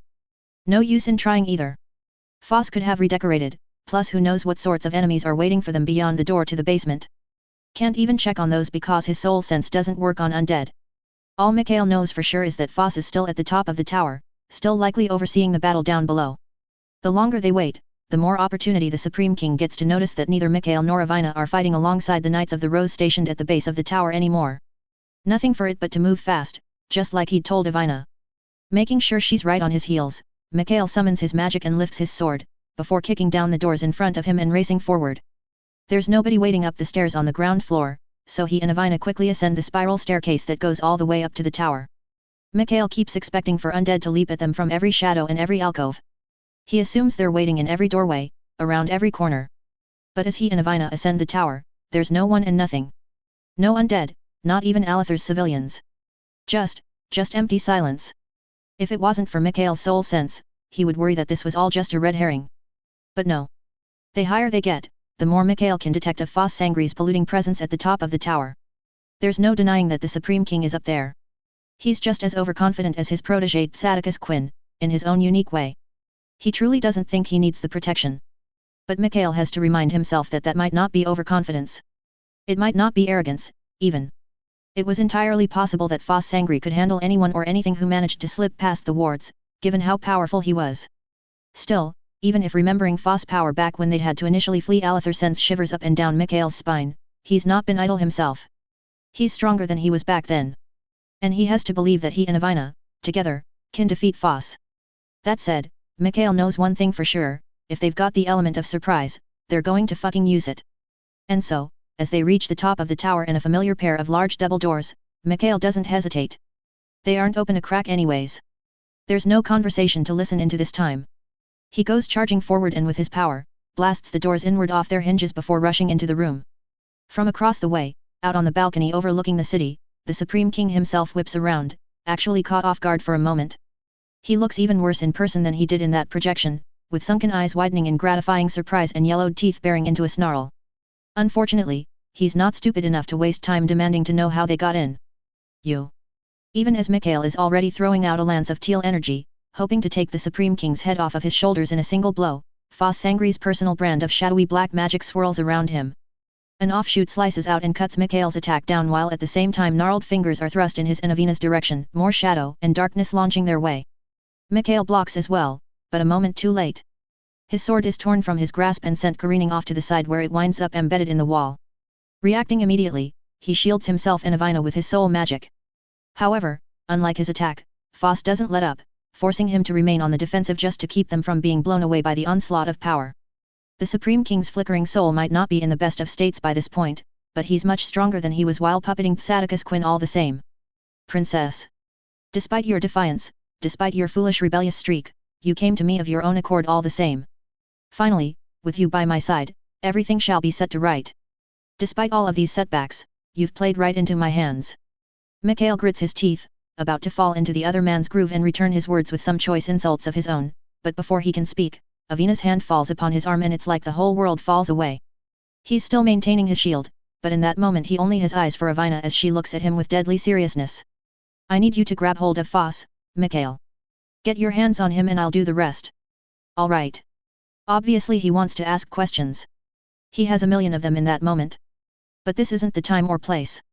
Nodding sharply, Mikhail sets his jaw and straightens up. Then, he begins moving forward. Keeping himself between Avina and the cackling Supreme King is good enough at first, but as they cross the tower's upper room, Foss shadows begins to slip around his teal shield, forcing Mikhail to shield Avina from behind them as well. Still, the decrepit necromancer's sunken eyes focus on Mikhail alone as he continues to soldier forward.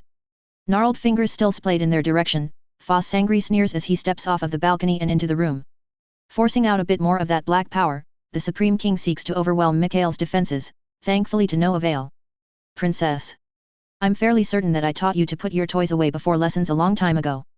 This nuisance has gone on long enough. I must admit, once I thought to keep your success alive in order to appease you. But I know better now. There's no appeasing a spoiled brat of a princess. No. Sometimes you just have to take her in hand and give her a good paddling. Avina doesn't respond, so Mikhail doesn't either. Instead he reaches deep within himself, calling up his reserves. The soul engine responds and Mikhail grimaces as he feels himself having to dig rather deep. But this is too important to not go all the way. Avina has given him his mission. She's told him what he needed to do. And she's right, Mikhail has realized. Hell, he might not even need Avina's help. He's not sure what all the rest means, but if he can get his hands on Foss Sangri, maybe he can kill the bastard without Avina having to do anything at all. That would definitely be preferable, especially since Mikhail doesn't know what Avina is planning. Will it hurt her? Will it force her to cross some sort of internal line? He doesn't want Avina to have to sacrifice anything in order to beat the bastard who killed her family. Maybe that's a foolish dream on his part, but there it is. He wants to protect Avina with all of his power and all of his soul. Even from herself. With a roar and a surge of the teal swirling around him, Mikhail turns the shield encircling him and Avina into a cone, splitting it down the back and scooping up Foss Sangri's shadows, pushing them all back towards the Supreme King. He's treated to the wonderful sight of the bastard's sunken eyes widening in surprise again, even as Mikhail rushes forward. Taking advantage of the moment, he pushes through and arrives right in front of Foss. A savage grin spreads across Mikhail's face as he grabs the old bastard in a great big bear hug, trapping the Supreme King's arms down at his sides and holding him tight. As his soul engine grows brightly in the space between their bodies, Mikhail doesn't waste time. He squeezes with all his might, waiting to exult in the sound of Foss Sangri's bones cracking, breaking and shattering as Mikhail pulps the man with his immense, enhanced, supernatural strength. Only that never comes. The Supreme King's eyes are wide in stupefaction and for a moment he looks helpless enough that Mikhail feels victorious. But there's no cracking. No breaking. No shattering. Mikhail is using every iota of his power right now. He's stronger than Beulah at the moment, stronger than any 10 orcs could possibly be. And yet, Foss Sangri's body holds. It doesn't make sense. After a moment, the Supreme King's stupefaction drops and is replaced with a wicked grin that shows off his yellowed teeth as he throws back his head and laughs. For all Mikhail's strength he can't crush Foss like he wants to, and after a moment, he realizes why. There, beneath the old bastard's robes, are more shadows. They writhe against the other man's skin, sheathing him in power, and shielding him from physical harm. No wonder the old man hadn't kept any undead close to him to act as guards. No wonder he hadn't concerned himself with intruders managing to infiltrate the tower. It wasn't an over-reliance on the wards of the Lord's Tower, or arrogance, it was well-earned confidence in his ability to protect himself. Even as he was attacking Mikhail and Avina so furiously mere moments before, the Supreme King had on a suit of invulnerable armor this entire time, impenetrable shadows lurking just beneath his robes. Foss continues to laugh as those same shadows begin to infect Mikhail's magic again, just like they did back on the hill when the bastard was puppeting Psaticus. Only this time, Mikhail can't pull away. The shadows creep up his body, starting at his feet and rooting him in place. They spiderweb their way through his own protections, creating and then filling cracks in his own defenses. Mikhail fights back of course. But he's running on fumes already. The soul engine is a magnificent power source, but he's already reaching its limits by this point. He's all tapped out. As his laughter ceases, sunken eyes stare at Mikhail, filled with disdain. Did you really think that you, some pissant from another world, could truly defeat me? Did you really think you stood even the slightest chance? Ha! Who the hell do you think you are, you foolish little worm? Gritting his teeth, Mikhail struggles with all his might, only to go still as a hand suddenly splays across his back. Spreading her fingers in every direction as she presses her palm against him, Avina's voice suddenly fills the air. He's mine, Foss. My creation. My lover. The embodiment of all my power. The bearer of my soul engine. Sunken eyes narrow and yellowed teeth grit as Foss Sangri hisses. You mewling, simpering child. So very proud of your pathetic little artifact. I shall enjoy taking it apart and showing you all of the mistakes you made once you're back in your proper place at my feet. You've been misusing your true necromancy all these years, but not to worry, we'll get you back on the right track, princess. Avina huffs, sounding more amused than anything. Mikhail, meanwhile, is continuing to struggle, but something is happening. He can feel it deep within his chest, no, within the soul engine itself. Something is activating. That's where you're wrong, Foss. I'm not a necromancer. And there's no such thing as true necromancy. I'm a soul mechanic, and so long as I have my soul engine, I will always have a conduit for my power. Mikhail watches with gritted teeth as the Supreme King's face scrunches up in derision and hatred. Foss opens his mouth to respond, but never gets the chance. Instead, that feeling of activation suddenly becomes very real and Mikhail gasps as his chest rises and a feeling of more power than he's ever had in his entire life courses through him. The soul engine didn't have this much power, he's sure of that. It had never had this much power, even with all of the alterations made to it. It seems almost impossible, the power suddenly flowing through him, filling him up, suffusing every bit of his being. From the center of his chest outward, the power fills and fills him. All the way to his fingertips. All the way to his toes. All the way through every strand of hair on his head. The shadows threatening to overwhelm his magic are pushed back. The cracks that Foss power has created in his defenses are healed. The spider webs clear away as if they were never there, and Mikhail's shield becomes stronger than ever as Foss Sangri's eyes get wider and wider, and stay wide this time. No, that's not possible. Mikhail snorts in amusement at the rather cliché line. But he can't exactly voice that amusement properly because, well, it's starting to burn. The power inside of him is starting to get to be too much. He wouldn't have thought that possible. But it made sense, in the end. The soul engine, it had to have limits. Capacity. He'd just never reached them, at least in part because of Avina's upgrades. Now he is though. Now he's very much reaching capacity. The power, that impossible amount of power, it feels like it might just burn him out. Is that what Avina was afraid of all this time? Was this why she was scared? Not for herself, but for him? Well, Mikhail doesn't mind. If this is what it takes to kill the Supreme King, so be it. If this is it, then hey, he had a good run. It was his second life anyways after all, so really. You big idiot. Trust me. Mikhail blinks as Avina's breath ghosts across his neck, her words whispered into his ear. Then, that overwhelming sensation of power, it passes on. His eyes widen as the soul engine embedded in his chest begins to expel the excess of energy that Avina has somehow filled him with. It's just like Avina said. A conduit. Foss wide-eyed grow wider still, and the old man screams as bright teal light spills out of Mikhail, passing through him and into Foss. That same light begins to pour out of the man's sunken eyes and open mouth as his head is flung back. And a moment later, it engulfs all three of them, filling the room with power. Unfiltered, raw power. Chapter 65, The Last Reveal. When Mikhail's vision finally clears up, he finds himself crouched down, holding Avina in his arms. When her hand had slipped off of his back, he'd moved on pure instinct as she'd collapsed behind him, whirling around and catching her before she could hit the ground. Glancing over his shoulder for a moment, all he sees of Foss Sangri is a smoking lump of robes on the floor. She'd done it. That said. Are you all right? Avina smiles at him tiredly, looking as though she's barely keeping her eyes open. I'm fine, Mikhail. Just a little spent at the moment. I'm sorry for lying to you all this time. Sorry for not telling you the truth. I was afraid. Afraid it wouldn't work. Afraid it would work and cost us everything. I should have told you though. Shaking his head, Mikhail brushes a lock of hair out of his soul mechanic's pale face and chuckles. What are you even talking about, Avina? We did it. There's nothing to apologize for. But Avina disagrees, reaching out and grabbing him by the arm with surprising strength. No. I saw things in the truth above all. Things I should have told you about. But I was scared, so I kept it to myself. True necromancy, it's a misnomer, Mikhail. All along, there was really no such thing. I think my family knew that too. I think they hid behind the identifier to avoid thinking about all they'd lost. Brow furrowing, Mikhail won't deny that he's confused. But Avina bowls on ahead with her explanation, so at least he's not confused for long. Legend. Legend says the royal family of Akrieda descended from a summoned hero many centuries ago. That summoned hero, not much information about them and their abilities remains. The truth above all showed me though. It showed me the lie inherent in true necromancy. We weren't a family of necromancers, we were a family of healers. We just, somewhere along the line, we lost that. We lost our way. Avina's hand slips off of his arm and falls to his chest. Her fingers splay out and her palm presses into the soul engine as a tired but broad smile spreads across Avina's face. Not just healers. My ancestor, she held command over life and death itself. She could heal grievous wounds. She could cure diseases and cleanse poisons.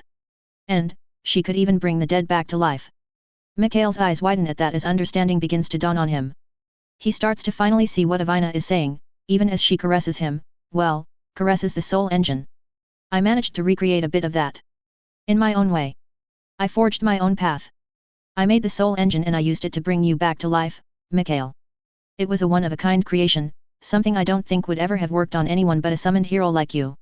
And through it I was able to harness long-latent powers to resurrect you, help you grow, and make you stronger.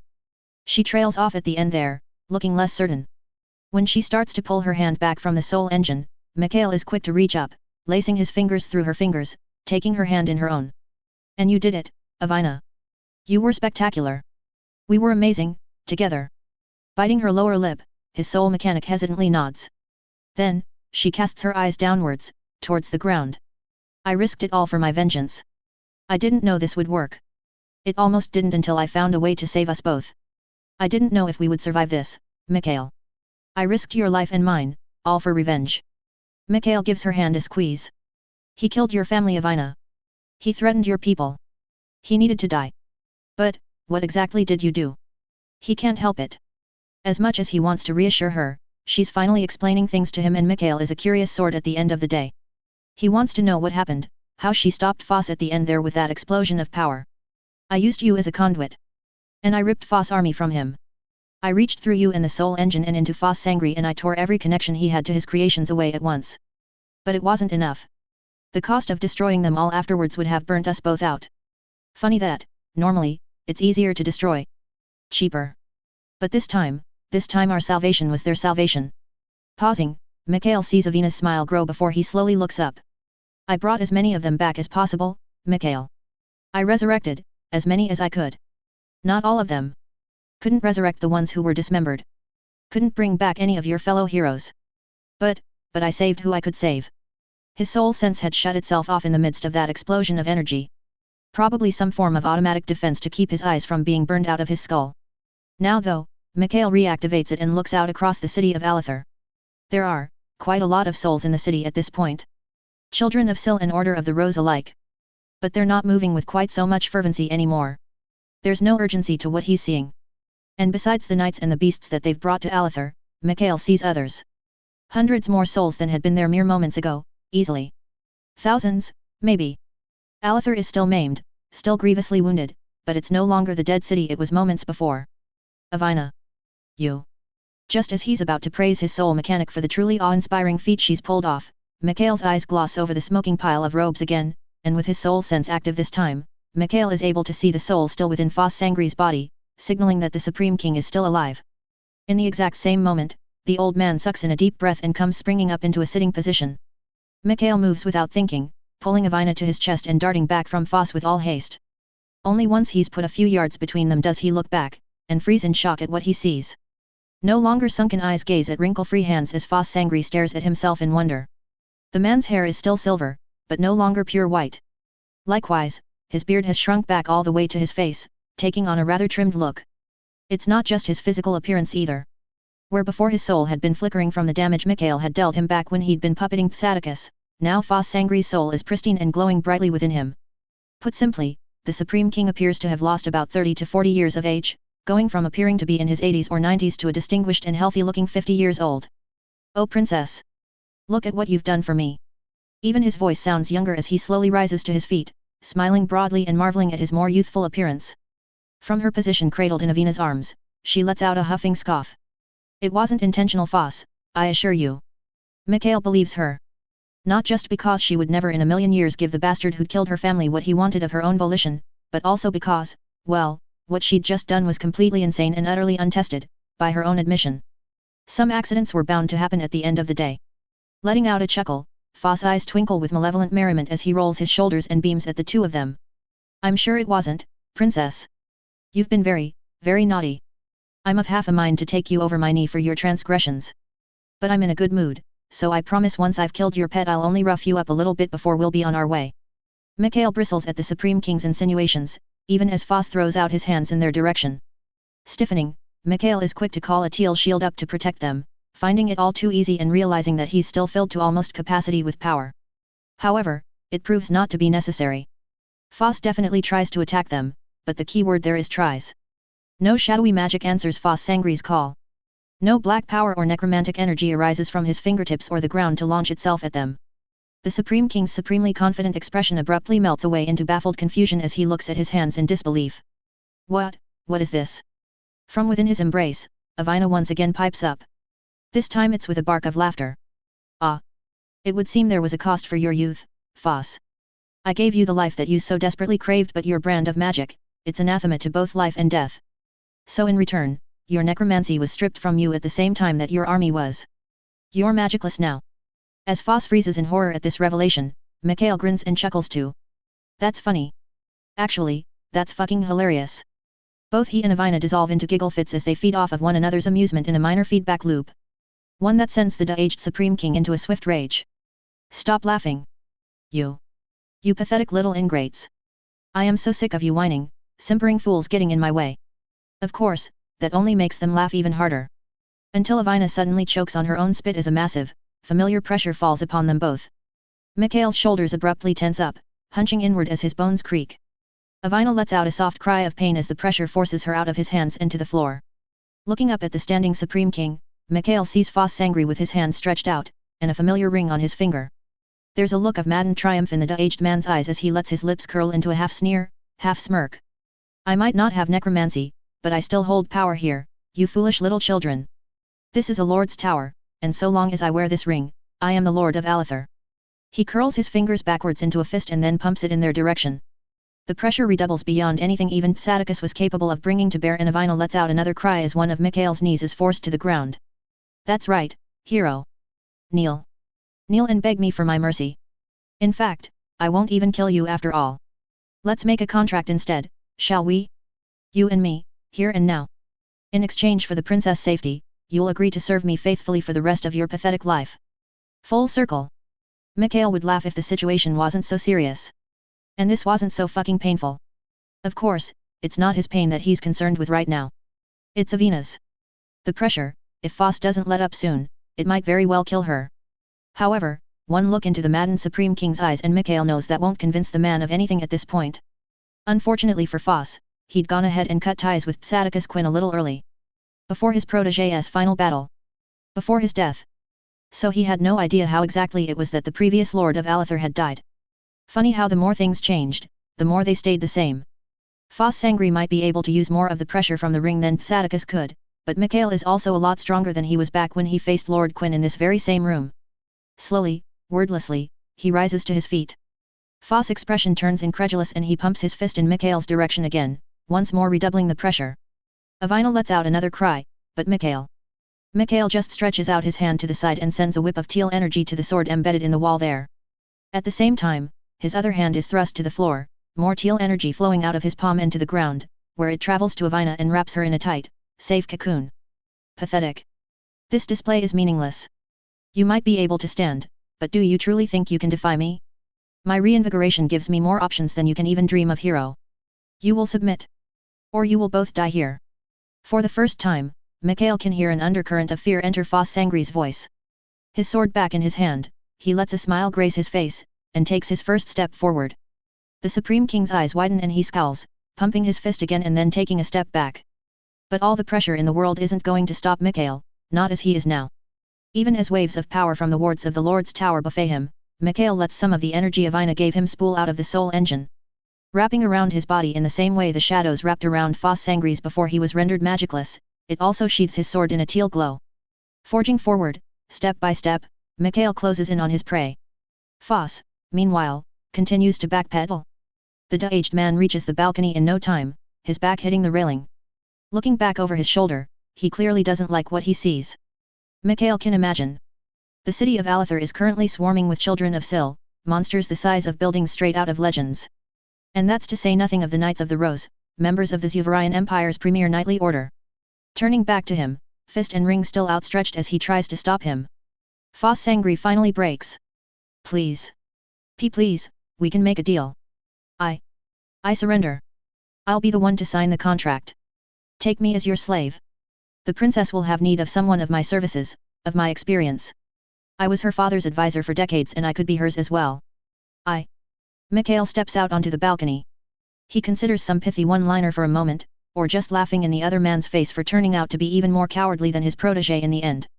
But ultimately, he just goes with what feels right. Fuck you. And then he swings his sword through the air and separates Foss Sangri's head from its shoulders. As the aged Supreme King's head goes flying through the air, falling to the city below, Mikhail's free hand snaps out, grabbing him by the front of his robes so that the body doesn't follow. Instead, he holds it aloft and makes sure to drain every last drop of soul energy out of the decapitated corpse to make sure it's done, once and for all. Only once he's sure he's finished does he drop the headless body to the ground, turn back around, and return to Avina's side. And with that, it's over. Chapter 66, Next Steps. Victory could feel hollow sometimes. The day was won, but to call it saved would be an overstatement. Their triumph had not come without its costs, on both sides, at that. The war between Zuvaria and Akrieta had been mercifully short, but that didn't change the fact that Zuvaria's entire imperial family was still dead. Nor did it excuse the numerous Suverian citizens pushed from their homes and forced to become refugees as part of Foss' scheme to put pressure on what bureaucracy the empire had remaining so he could continue his blitzkrieg across their lands all the way to the imperial capital. Likewise, it was a cold comfort that Akriatha had actually wound up suffering the most casualties in the war in spite of so much of it being fought on Suverian soil. While the Order of the Rose had lost hundreds of knights, it was Akriatha who had lost tens of thousands of people in the depopulation of Alathur. But as previously stated, that was cold comfort because at the end of the day, the war was never truly between Zuvaria and Akriatha in the first place.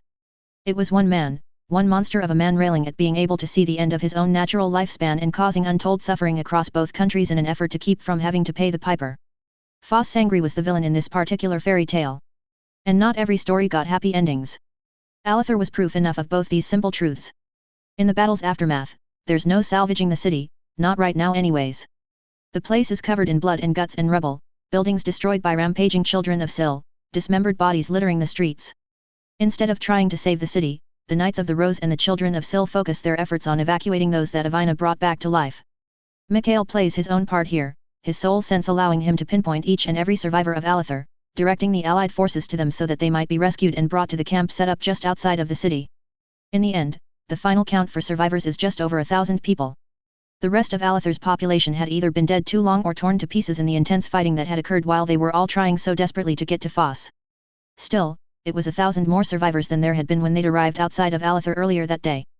Avina's actions could not be understated. What she'd done was a miracle, plain and simple. And while it might have seemed like such a small number compared to those that had been lost, it was 1,000 people clawed back from Foss Sangri. 1,000 people he'd killed who were getting a second shot at life, a second chance at living. That was something to celebrate, Mikhail figured. Speaking of the dethroned Supreme King, his head had been retrieved from where it'd fallen to the streets below the Lord's Tower. His body, shriveled up by the soul engine, had also been brought down from the top of the tower. Both head and body were thrust into a fire and burnt to a crisp with Mikhail and his girls standing witness right alongside Knight Superior Dawnguard and Chevalier Iron Shield. Standing around that fire at present, the six are silent and somber for a time, but eventually, the silence is broken by Thala's father. The Order of the Rose's Grand Master turns to Avina and respectfully inclines his head. Princess. What comes next? Mikhail isn't blind. More than that though, he feels more in tune with his soul mechanic than ever before. She hides it well, but he still sees the flinch, even as she purses her lips together in a thin line for a moment. Now I suppose we gather these people up and take them to the capital. They can't stay here. One day Alathur might be resettled, but for now it's in no state for anyone to try and rebuild. 1,000 survivors of a truly horrific attack do not make a city. Timothal's eyes close in sorrow at the loss of life even as he nods. But Avina isn't done. When I tore Foss Sangri's connections out of him and ended his necromancy, I felt how far his web spread. Thankfully, Alathur was the only city he completely depopulated. He had his soldiers, the summoned heroes that Sadicus Quinn fed him, all over Akriatha to keep the peace, but he hadn't turned the entire kingdom into undead yet, thankfully. He probably knew he couldn't have controlled them. Taking a deep breath, Avina looks into the fire, a quiet satisfaction in her eyes as she watches even Foss bones burn to nothing but ash. There were small contingents of his soldiers spread across Akriatha, but without his control they'll have become feral. No cohesion, no intelligence. They'll still be armored, but they won't even know how to use the enchanted weapons he had made for them. It won't be difficult for the kingdom to handle them once they know that Foss' threat is gone. Her voice is strong. Very, regal-like, Mikhail notes. But he also notes something else in Avina's tone. Hidden beneath that strength of hers is something, resigned. The Knight Superior doesn't seem to notice it. Perhaps because he has other things on his mind. Sighing in relief, Thala's father also looks into the fire, nodding along with Avina's explanations. That is good. That is all very good to hear. I wish that I could pledge the order to your cause further, but we must return to Zuvaria from here.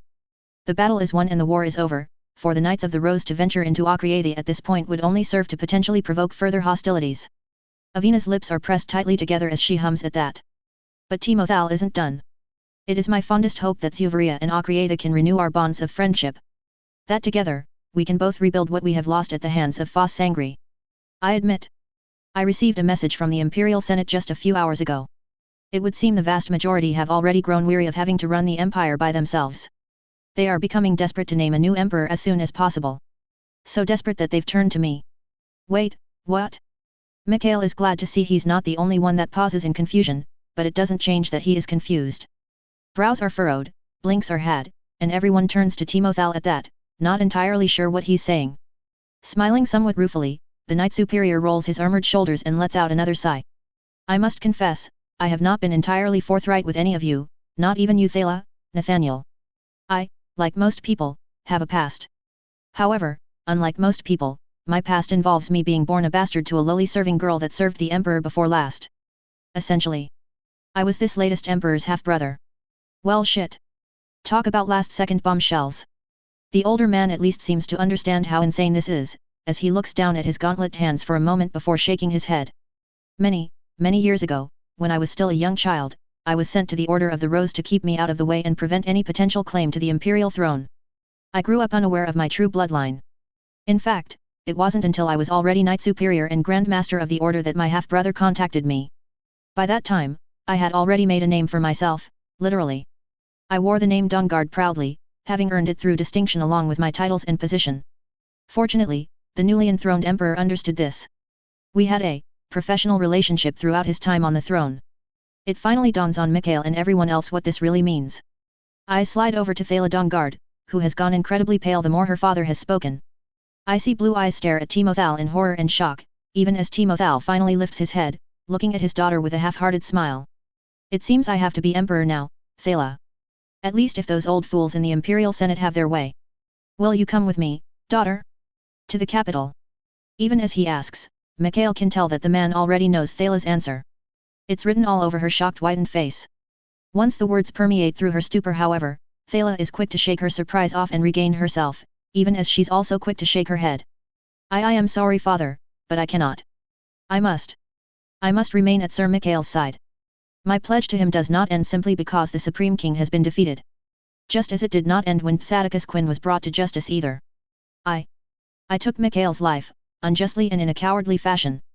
I offered him my own in recompense, but he chose to accept my offer in a different fashion. Therefore, I have no choice. I must serve him until my dying day. I am sorry.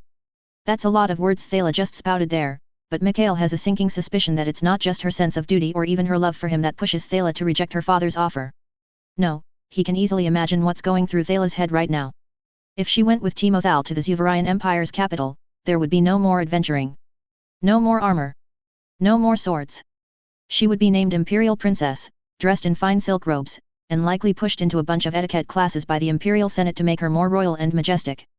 Mikhail can see it writ large across Thala's face, her whole life is flashing before her eyes, both her past and her future, and what she sees in her future if she goes with her father clearly scares her to death, amusingly enough.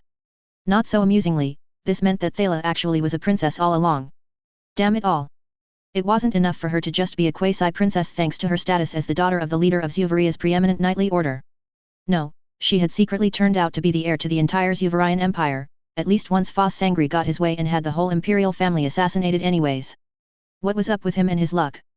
Did someone tag him with some sort of princess catnip when he first arrived in this world or something? Or was this merely the universe balancing the scales in his favor? Oh sure, you'll be torn from your old life, your mind ripped in two, and then killed. But don't worry because afterwards you'll be resurrected by a hidden princess descended from some sort of white mage analog, have an oath of eternal service sworn to you by a hidden princess knight, and then also play a pivotal role in freeing a druidic nature princess from slavery to an evil wizard. Sheesh, when he spelled it all out, his life really had become something straight out of a fantasy, hadn't it? But never mind all that. Focus back on the present, Mikhail. Thankfully, Timothal takes his daughter's words in stride, nodding along amicably enough in a resigned fashion that makes it clear he expected just such a rejection from Thala. I understand, my daughter.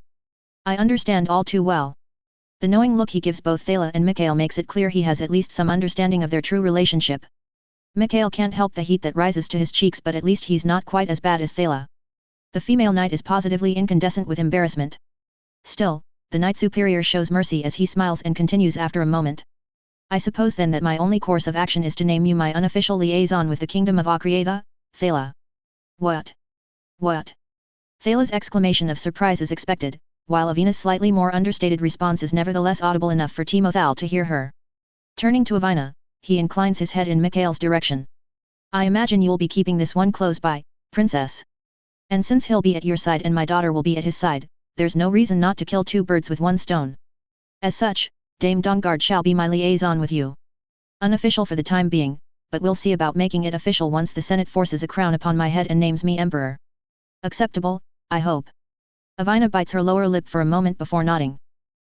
Yes. That's acceptable. The crow's feet at the corners of the Knight Superior's eyes crinkle as he gives her a broad smile. Thank you, Princess.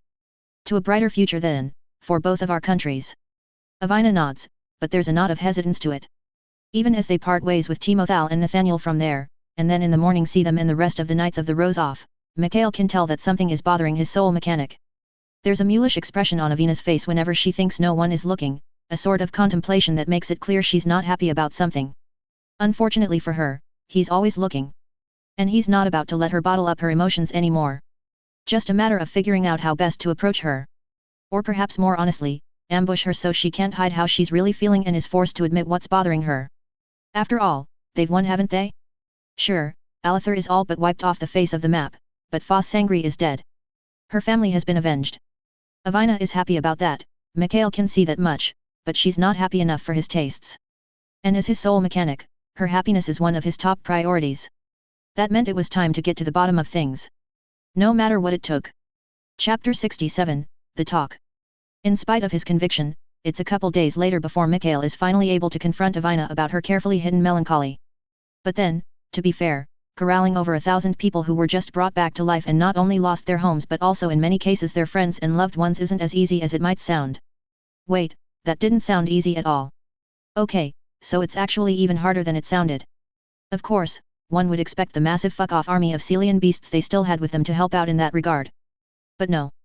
The children of Sil had played their part in helping get them into Alethar and they'd played it well. Mikhail isn't sure that they could have ever gotten to Foss Sangri up in his tower without them busting down the gates and running interference. Let alone survived the bastards' invasion of Zuvaria if they hadn't gone and brought them out of the Celian woods in the first place. But, the children of Sil were always a temporary measure, as the forest god himself had explained to them back before they'd left. They were just too energy-intensive. There was a very good reason that the megafauna in the Celian woods didn't come sweeping out to ravage and rampage across Zuvaria and Akrieda more often. And that was because to creatures as big as them, the lands of the two countries might as well be barren. That said, Sil had infused those of his children that were following Beulah out of the woods with as much power as he possibly could before they'd returned to Zuvaria. And then that power had been used to great effect in the battles that had followed. It shouldn't have been surprising when they finally began to reach the end of that energy. In the end, Beulah brought up the fact that the children were growing more and more restless at the same meeting where Thala brought up how much the appearance and size of the children were frightening the refugees. And so the decision was made between the four of them to let the children of Sil go loose. The hulking creatures had all departed as one, heading back to the Celian woods at Beulah's urging, and without eating a single refugee either. Mikhail had to count that as a win. Of course, it meant more work for him. Between his soul and a complete lack of a need for sleep, Mikhail was best situated for being chief wrangler to the refugees they were trying to lead to Akrieda's capital. Once the children of Sil were gone, he found himself spending most of his first day putting out proverbial fires, making sure none of the kids who Avina had brought back to life got lost or left behind, and also keeping an eye out for any natural wild predators who might seek to prey upon their not-so-little caravan. They were taking the main road from Alethar all the way to the capital, but that didn't necessarily mean it was entirely safe. Fortunately, on day 2 of their trek, Thala had helped him out by finding those among the refugees who had natural leadership qualities. By the time night fell, Mikhail was no longer their primary source of scouting and protection. Even Thala and Beulah had begun to feel stretched thin, to be honest, so it was nice to be able to just sit down at a campfire, all four of them, and rest for a moment. Mikhail still had his head on a swivel, of course, and he still had soul sense active 24/7 as well. But right now he could tell that most of the refugees were sleeping soundly and those that were awake were either lookouts or at least staying out of trouble. Mikhail wasn't about to begrudge anyone some insomnia and restlessness after what they'd all been through. That said, now that he, Avina, Beulah, and Thala were all together and they had a moment to actually breathe. Avina. What's wrong? Startling, his soul mechanic looks up from where she'd been leaning against his shoulder staring into the flames. She gapes for a moment before quickly schooling her features. What makes you think something is wrong? Mikhail is just about to answer when Beulah lets out a huff and answers for him. It's obvious. The half-orc's words almost look like they strike a visible blow from the way Avina jerks back. Ducking her head and letting her raven locks cover her face for a moment, Avina groans and whispers almost too quietly to be heard. Fuck, even Beulah could tell? That one hurts. Only Thala can't hear her though, given Mikhail and Beulah's enhanced senses. Likewise, the Knight of the Rose looks confused. Unlike Mikhail and Beulah, Thala hadn't noticed Avina's melancholic attitude. Still, she knows better than to speak up right now and silence quickly falls save for the crackling of the campfire. Finally though, Avina raises her head and lets out an explosive sigh before admitting what's bothering her. I don't want to be queen. Those 6 words land like a bombshell in the middle of them all. Silence falls as Mikhail digests that statement. Huffing, Avina gestures with a hand and explains. I mean, why would I? Sure, I was raised a princess, for like, 8 or 9 years. And then my whole family was killed and I had to run. I survived not as a princess, but as an orphan and an urchin. I learned to live on my own without any of the amenities royalty could expect to have at their disposal. Of course, it turns out that the entire time I had Foss Sangri watching me and spying on me with patsies like Saticus Quinn, but that doesn't change the facts. Grumbling, Avina hugs herself, wrapping her arms around her body. I spent more of my life on the streets, living day to day and trying to work on the soul engine than I did as a princess. I don't remember half of the lessons I was given as a child. And I was never meant to be queen in the first place. I wasn't the eldest of my siblings by a long shot, so the chance of me being queen was always minimal. Or rather, it was supposed to be. Untwining her arms from her body just as swiftly, Avina lets out another explosive breath and runs a hand through her hair, raking her fingers back along her scalp. I don't want to be queen. I don't want to rule Akriatha. But, it's my duty and I understand that. I'm just not looking forward to it, you know. Then, summoning a smile to her face, Avina looks to all of them one by one, eventually stopping on Mikhail. At least I'll have you all by my side, right? No.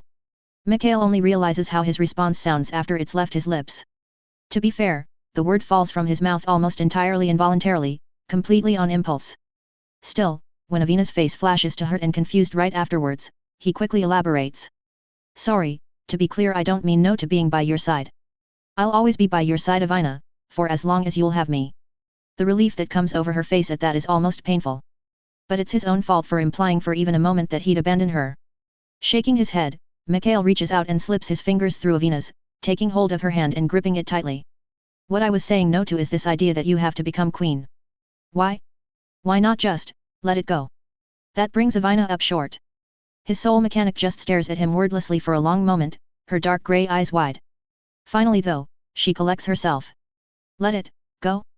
It's not that simple, Mikhail. I can't, people are counting on me. But Mikhail just shakes his head again. No they aren't. Avina, most don't even know you're alive. So I ask again, why do you have to become queen if you don't want to? Why is it your duty? Just because you were born royalty doesn't mean you owe a bunch of strangers anything. Straightening up, he looks his soul mechanic, his savior, right in the eye. You have a claim to the throne of Akriatha. There's no denying that. But it's just a claim. You hold no responsibility to press that claim. You do not have a duty to the people of this country any more than you've already satisfied by killing Foss Sangri and ending his tyranny. Your family has been avenged. Akriatha is free of the Supreme King. So, why not? Why can't we just drop off the refugees outside of the capital and leave? Avina is gaping at him now. Mouth fully open, eyes still wide. A little aghast, she wiggles for a moment before glancing down at where he's holding her hand. A small, secretive little smile flies across her face for a second before she gets a hold of herself and shakes her head. Where would we even go though? Mikhail just scoffs good-naturedly. Go? We'd travel of course. We'd go wherever we wanted to go. We'd do whatever we wanted to do. And most importantly of all. Here he leans in and with his free hand proceeds to boop Avina on the nose. Needless to say, she does not appreciate this one bit, batting his hand away and scowling at him, right up until he finishes his sentence. We'll be who we want to be. Avina goes still at that idea, but she can't hide the longing in her face from him. The girl who had told him to call her his soul mechanic all that time ago in a basement in Alathur longed to be free. She longed to no longer be tied down by society's expectations of her. Well fuck it. Mikhail would give her that.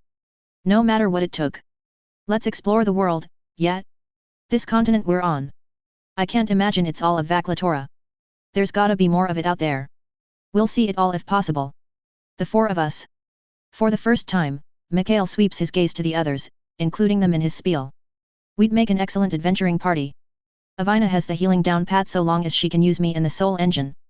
And between Beulah, Thala, and me, we've got more than enough martial firepower to take on anything we come across as well, I'm sure of it. The 4 of us, striding across Vaklatora, causing mayhem, putting out fires, and saving the day for innocents while ruining it for the bad guys. What do you say? At the end of his speech, he turns his attention back to Avina. Those last 4 words are directed at all of them of course, but there's no denying they're directed at Avina most of all. His soul mechanic's breath hitches and she looks like she wants nothing more than to take him up on his offer. However, before she replies, she turns to the other two women sitting around the campfire herself. Staring at Beulah and Thala, she bites her lower lip as she gives them both questioning looks. Beulah is the first to respond, the half-orc warrior snorting in derision. Sounds like fun. More fun than watching you play queen, anyways. Either way, I'm sticking with you lot. Rolling her shoulders in a shrug, Beulah grins wickedly. Seeing as my only other choice is to go live with a bunch of monsters that are all so much bigger than me, it's not even funny, I'm here to stay. Cuddling with a bunch of Syl's children every once in a while is all well and good, but not like I want to live in those damn woods full-time or anything. All three of the other people around the campfire shudder involuntarily at the thought of cuddling with a child of Syl. Way too many spikes. But Mikhail had to admit, somehow Beulah made it work. Hell, she even made it look comfortable the few times he'd seen it happen. Still, her point well made, it's obvious she's on board with their plan. Thala on the other hand is squirming and looking a little bit pale. Likely at the thought of turning around and running right after her father gave her the job of liaison to Akrieda just 2 days ago. And Avina looks like she's not sure how to ask Thala to abandon that duty, judging by the way his soul mechanic looks down at her lap, biting her lower lip. Mikhail knows how though. Clearing his throat and drawing Thala's attention in his direction, he gives a half shrug. You know Thala, once the Imperial Senate forces your father to become emperor, they're almost certainly going to force him to name an heir as well. And with you as his only living child, well. Akrieda might not be far enough away to prevent him from naming you heir to the Zuvarian Empire in the event that something happens to him. In fact, not that I want to cast aspersions on the Knight Superior's good name, but assigning you as liaison to Akrieda might very well have been his plan for keeping you within arm's reach all along. Thala's face goes through a number of contortions as Mikhail's words wash over her, before ultimately settling on even paler than before, her big blue eyes wide with fear. It also serves the dual purpose of reminding her just how little she wants to be the imperial princess with all the duties and responsibilities that such a role would carry, and allows her to perhaps finally recognize what Avina is staring down the barrel of as well. The savage lands might be nice this time of year. Everyone blinks at that suggestion, but Thala is quick to defend her suggestion. No one knows what lies beyond the savage lands apparently. So, if we wanted to begin exploring the far corners of Vaklatora, it's either that, the Celian woods, or the ocean. And I don't know how to sail. Or swim. Mikhail finds himself beginning to nod along. Yet. Plus, the Celian woods would probably be boring anyways. We'd find a lot more satisfying fights in the savage lands and whatever might lie beyond them. Beulah perks up at that, grinning savagely. No clue what's past the savage lands. They're bigger than Zuvaria and Akrieda combined from what I was told. Not that I know for sure, we didn't exactly have maps. Still. I could see myself going back there. With the right kind of people. Mikhail returns Beulah's grin with a grin just as savage as his own. Finally, all three of them turn to Avina. The smallest member of their group looks surprised and also incredibly touched even as she too slowly begins to grin. In her eyes, Mikhail sees pure happiness overtake the melancholy she'd been trying to hide these past couple of days. Avina finally sees what he sees, that in the four of them, they've found a strange but loving family. And no matter what, they'll always have each other through thick and thin. Chapter 68, Other Perspectives. He wasn't anyone important. Which was probably why he was still alive and this whole awful headache was his fault. He was the assistant to a minor functionary in Akrieda's new government after Foss Sangri disbanded the Council of Lords and took over as Supreme King. Only, that minor functionary had been dragged from his office and drawn and quartered when all of a sudden the undead soldiers who were keeping the peace had gone feral and started attacking everyone. All across Akrieda, people had risen up. They'd killed the feral undead and then they'd gone ahead and overthrown the Supreme King in absentia. Seeing as the man was nowhere to be found and his undead shock troops had been destroyed one and all, the people of Akrieda had decided to take their kingdom back. He, of course, wasn't involved in any of that, including the drawing and quartering of his superior. But when the dust had settled, he'd found himself as one of the only remaining pieces of a no longer functioning government that still knew how to do the paperwork. And someone always had to do the paperwork. Still, it wasn't like he had any power, he just did as he was told by the scary fellows with armor and swords. The old city guard, who had been disbanded and forced to lay down their arms and armor back when the Supreme King took power, had pulled those dusty armaments and cuirasses back out and had taken to the streets of the capital while the undead were rampaging. They'd killed every last one and then overseen the punishments of those who had most benefited from Foss Sangri's tyranny. But not him. Him, they'd stuck in a room and kept working. And then they'd pulled him from that room a day ago and had him doing this. Please, just tell me what happened. Sitting across from him, a young woman fidgets nervously but after a moment she finds her nerve, swallowing thickly and nodding. All right. Well. I died. The Supreme King killed me. And my ma. And my pa. And then I was back.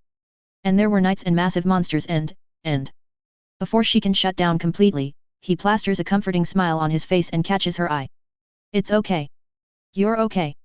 Tell me, who brought you and the others to the capital?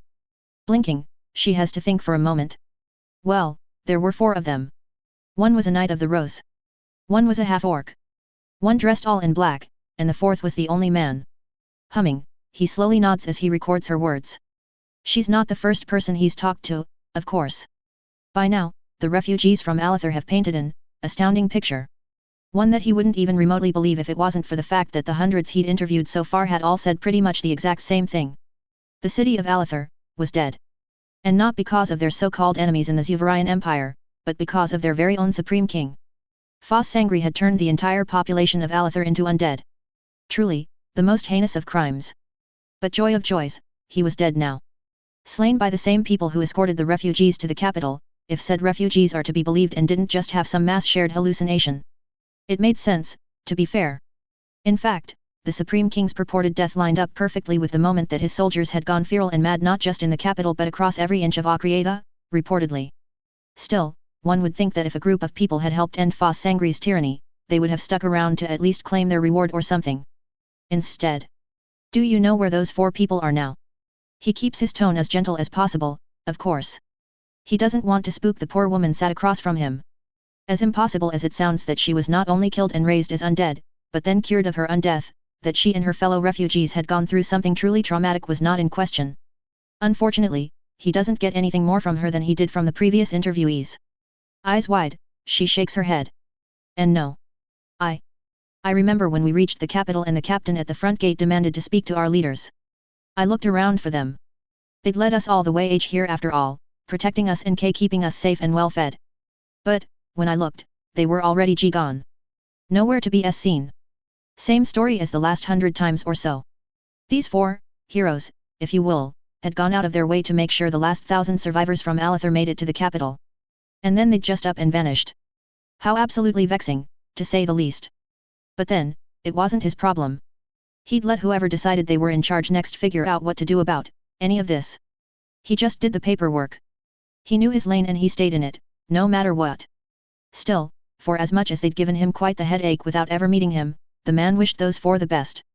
If they'd done even half the things that the people he'd been interviewing claimed they had, then they'd saved Akriatha beyond a shadow of a doubt. What came next? Well, that was for Akriatha to decide. XXX. Commander. We have a situation. Looking up from his maps within his tent, a nameless commander on the front lines of the border between Zuvaria and the Savage Lands narrows his eyes. A situation? What kind of situation? The equally nameless foot soldier who stepped halfway into the tent swallows thickly. 4 dangerous unknowns have entered camp, sir. What? How?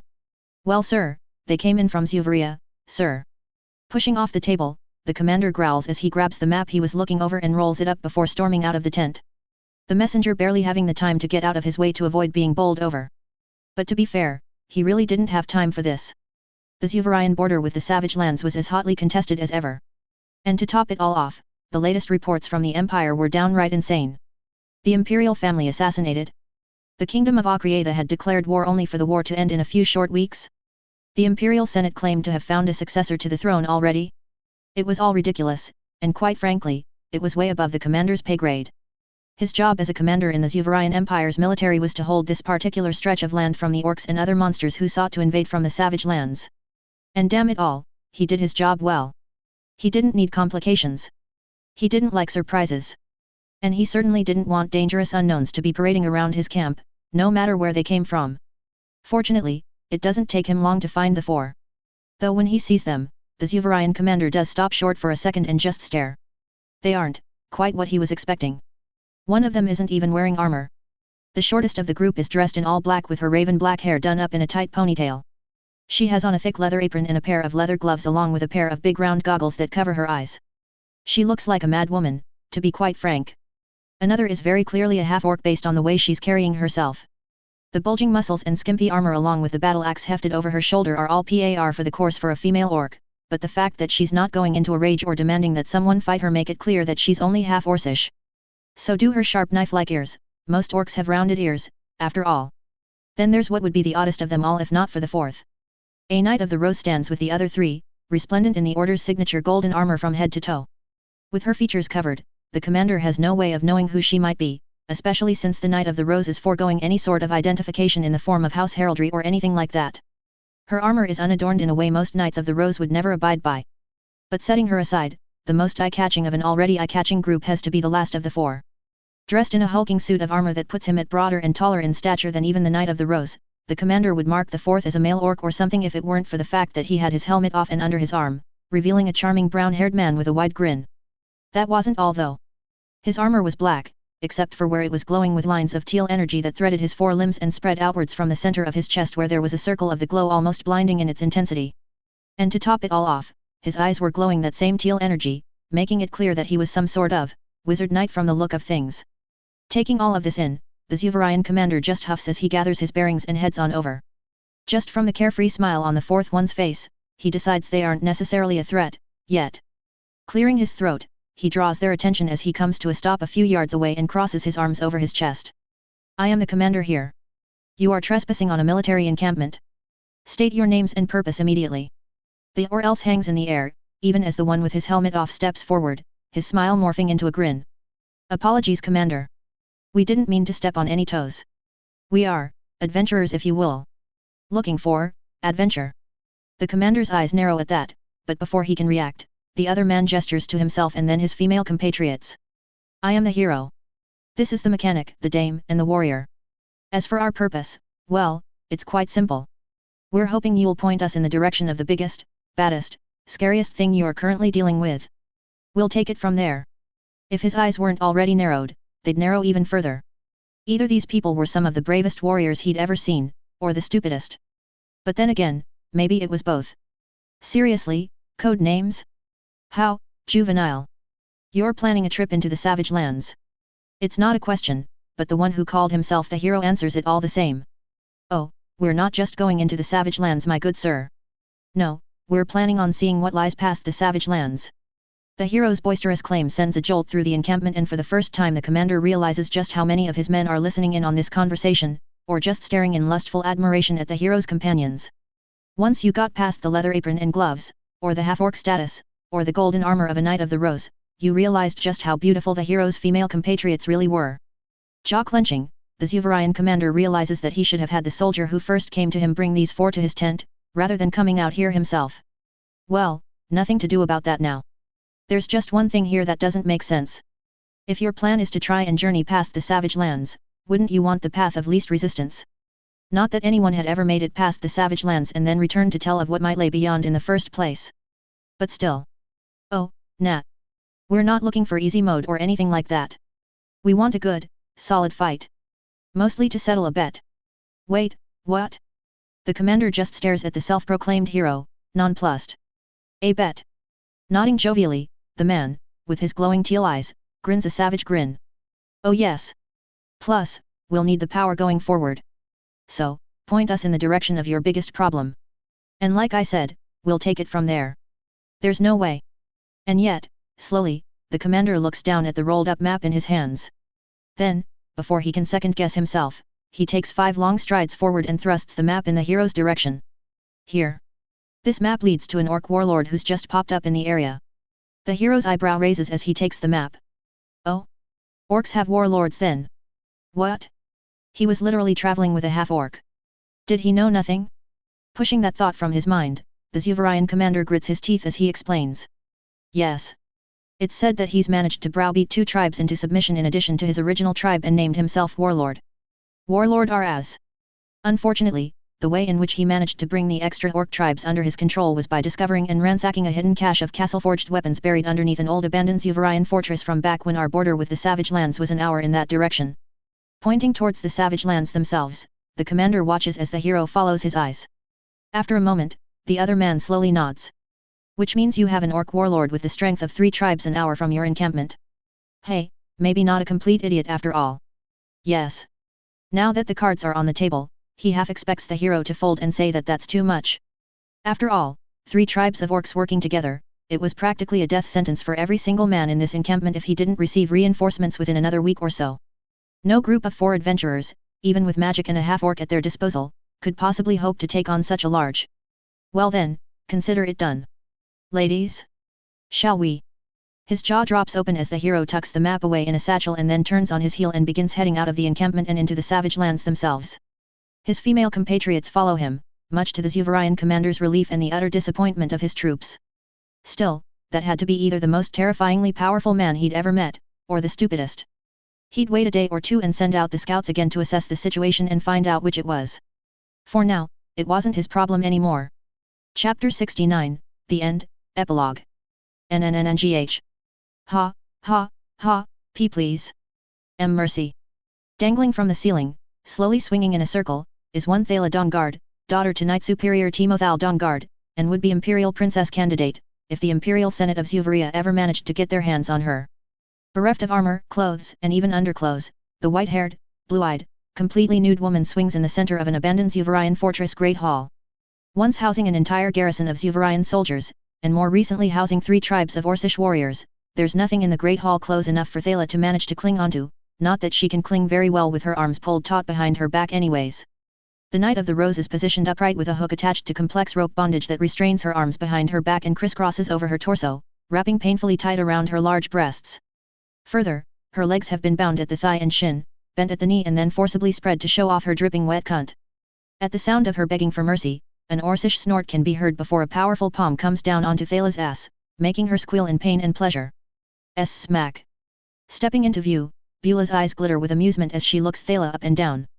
Her open hand is fresh from giving the tied-up Knight of the Rose a spanking, but her other hand is occupied with the roasted leg of some beast, which she tears into with her teeth, chewing noisily and then shaking her head at Thala once she swallows. You don't want mercy, foolish knight. Thala stutters and stammers at the blunt truth of Beulah's words, even as Beulah steps away from her.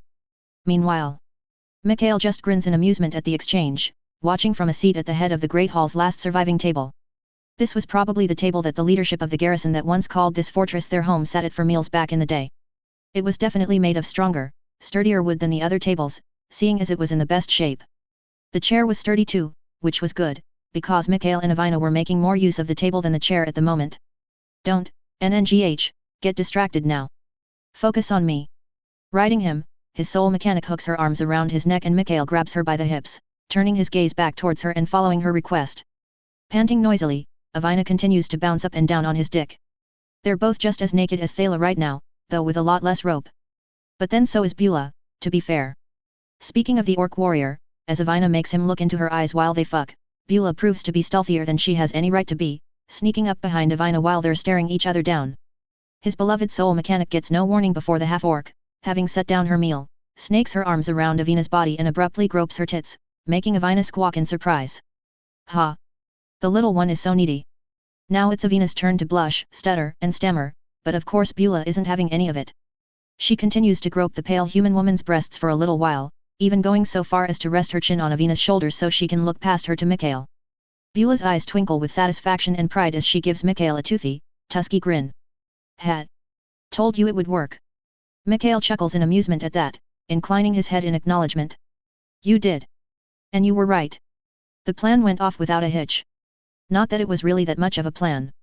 It was the same thing that Beulah had been pushing for since all the way back in Alethar when Foss had first shown up with his army. And that was to throw Mikhail at the enemy and have him kill until the killing was done. Sure, the 4 of them could have handled Warlord Araz and his 3 Orcish tribes together and probably come out on top. And they certainly would be fighting together going forward, even as they ventured further into the savage lands. But in this case, Mikhail had wanted to break in his new armor properly, and what better way than to test his mettle against a threat that had that poor Zuvarian commander back at the camp shitting himself in terror. Oh, don't get Mikhail wrong. The man put on a brave face and a stiff upper lip. Hell, he probably even had himself mentally fooled. That was the sort of thing military leaders had to do sometimes. It wasn't just about convincing your troops that they had more than a snowball's chance in hell of winning, it was about convincing yourself that you had that chance too, even if the odds were very much not in your favor. But both Mikhail and the commander knew that if Warlord Araz had turned his little tribal coalition in the direction of the Zuvarian border not an hour away from their base, every single soldier in the camp would probably die. That would no longer be a problem, because Mikhail had issued a challenge to the warlord and his orcs to come out and face him or be labeled yellow-bellied cowards. Needless to say, that had worked them all into a proper frenzy and they'd come at Mikhail in waves. Waves that had broken upon his armor, sword, and magic, again and again until every last orc was dead. Soul Sense was great for making sure of that. At long last, Beulah's strategy of just having Mikhail kill all of their enemies, absorb their souls, and keep killing until the killing was done, had come to fruition. She was hilariously proud of that fact, despite it being relatively basic on the face of it. It wasn't like Mikhail was going to tell her that much though. Reaching out, he grabs the red-haired half-orc by her ponytail and yanks her forward for a kiss. She moans happily at his roughness and he even bites her lip in a way he can tell pleases her. She might not be as bad as Thala, but she likes to be reminded who's on top in her own way. Of course, Avina does not appreciate being squished between the two of them and makes this clear by whining almost pitifully. Hey! Stop crushing me, why you two? Finally letting Beulah go, Mikhail expects the half-orc to pull back and give Avina her requested space. But instead she stays right where she is, pinning Avina to his chest. Not too tightly, but just enough to make sure that the soul mechanic knows she doesn't take orders from her. Have your fun for now, little one. I'm next. Beulah pulls back then, leaving Avina to scowl and Thala to whine piteously at being relegated to last like that. Except, the steady drip drip drip of her sexual arousal on the floor in the center of the Great Hall makes it clear she's not as upset as she might claim. In fact, it's incredibly obvious that Thala likes being made to wait. And that she's probably edging like crazy right now. Meanwhile, Avina pulls back from his chest and makes some room between them now that Beulah has stepped away and gone back to her leg of cooked meat. Huffing indignantly, Avina taps the soul engine in the center of his chest as she narrows her eyes. Beulah's strategy only worked today because of your new armor. Don't forget that. You're welcome, by the way. Mikhail just grins wider, though he also dips his head to Avina in acknowledgement of her words. You're right, of course. Thank you. Honest, earnest gratitude always manages to take his soul mechanic off guard in a way few other things do. Blushing beautifully, the pale freckled ex-princess of Akrieda just huffs and goes back to gyrating her hips and bouncing up and down on his dick. Still, she's completely right. Maybe one of the orcs would have gotten lucky and landed a hit on his soul engine or even his head if it wasn't for his new armor, courtesy of Avina.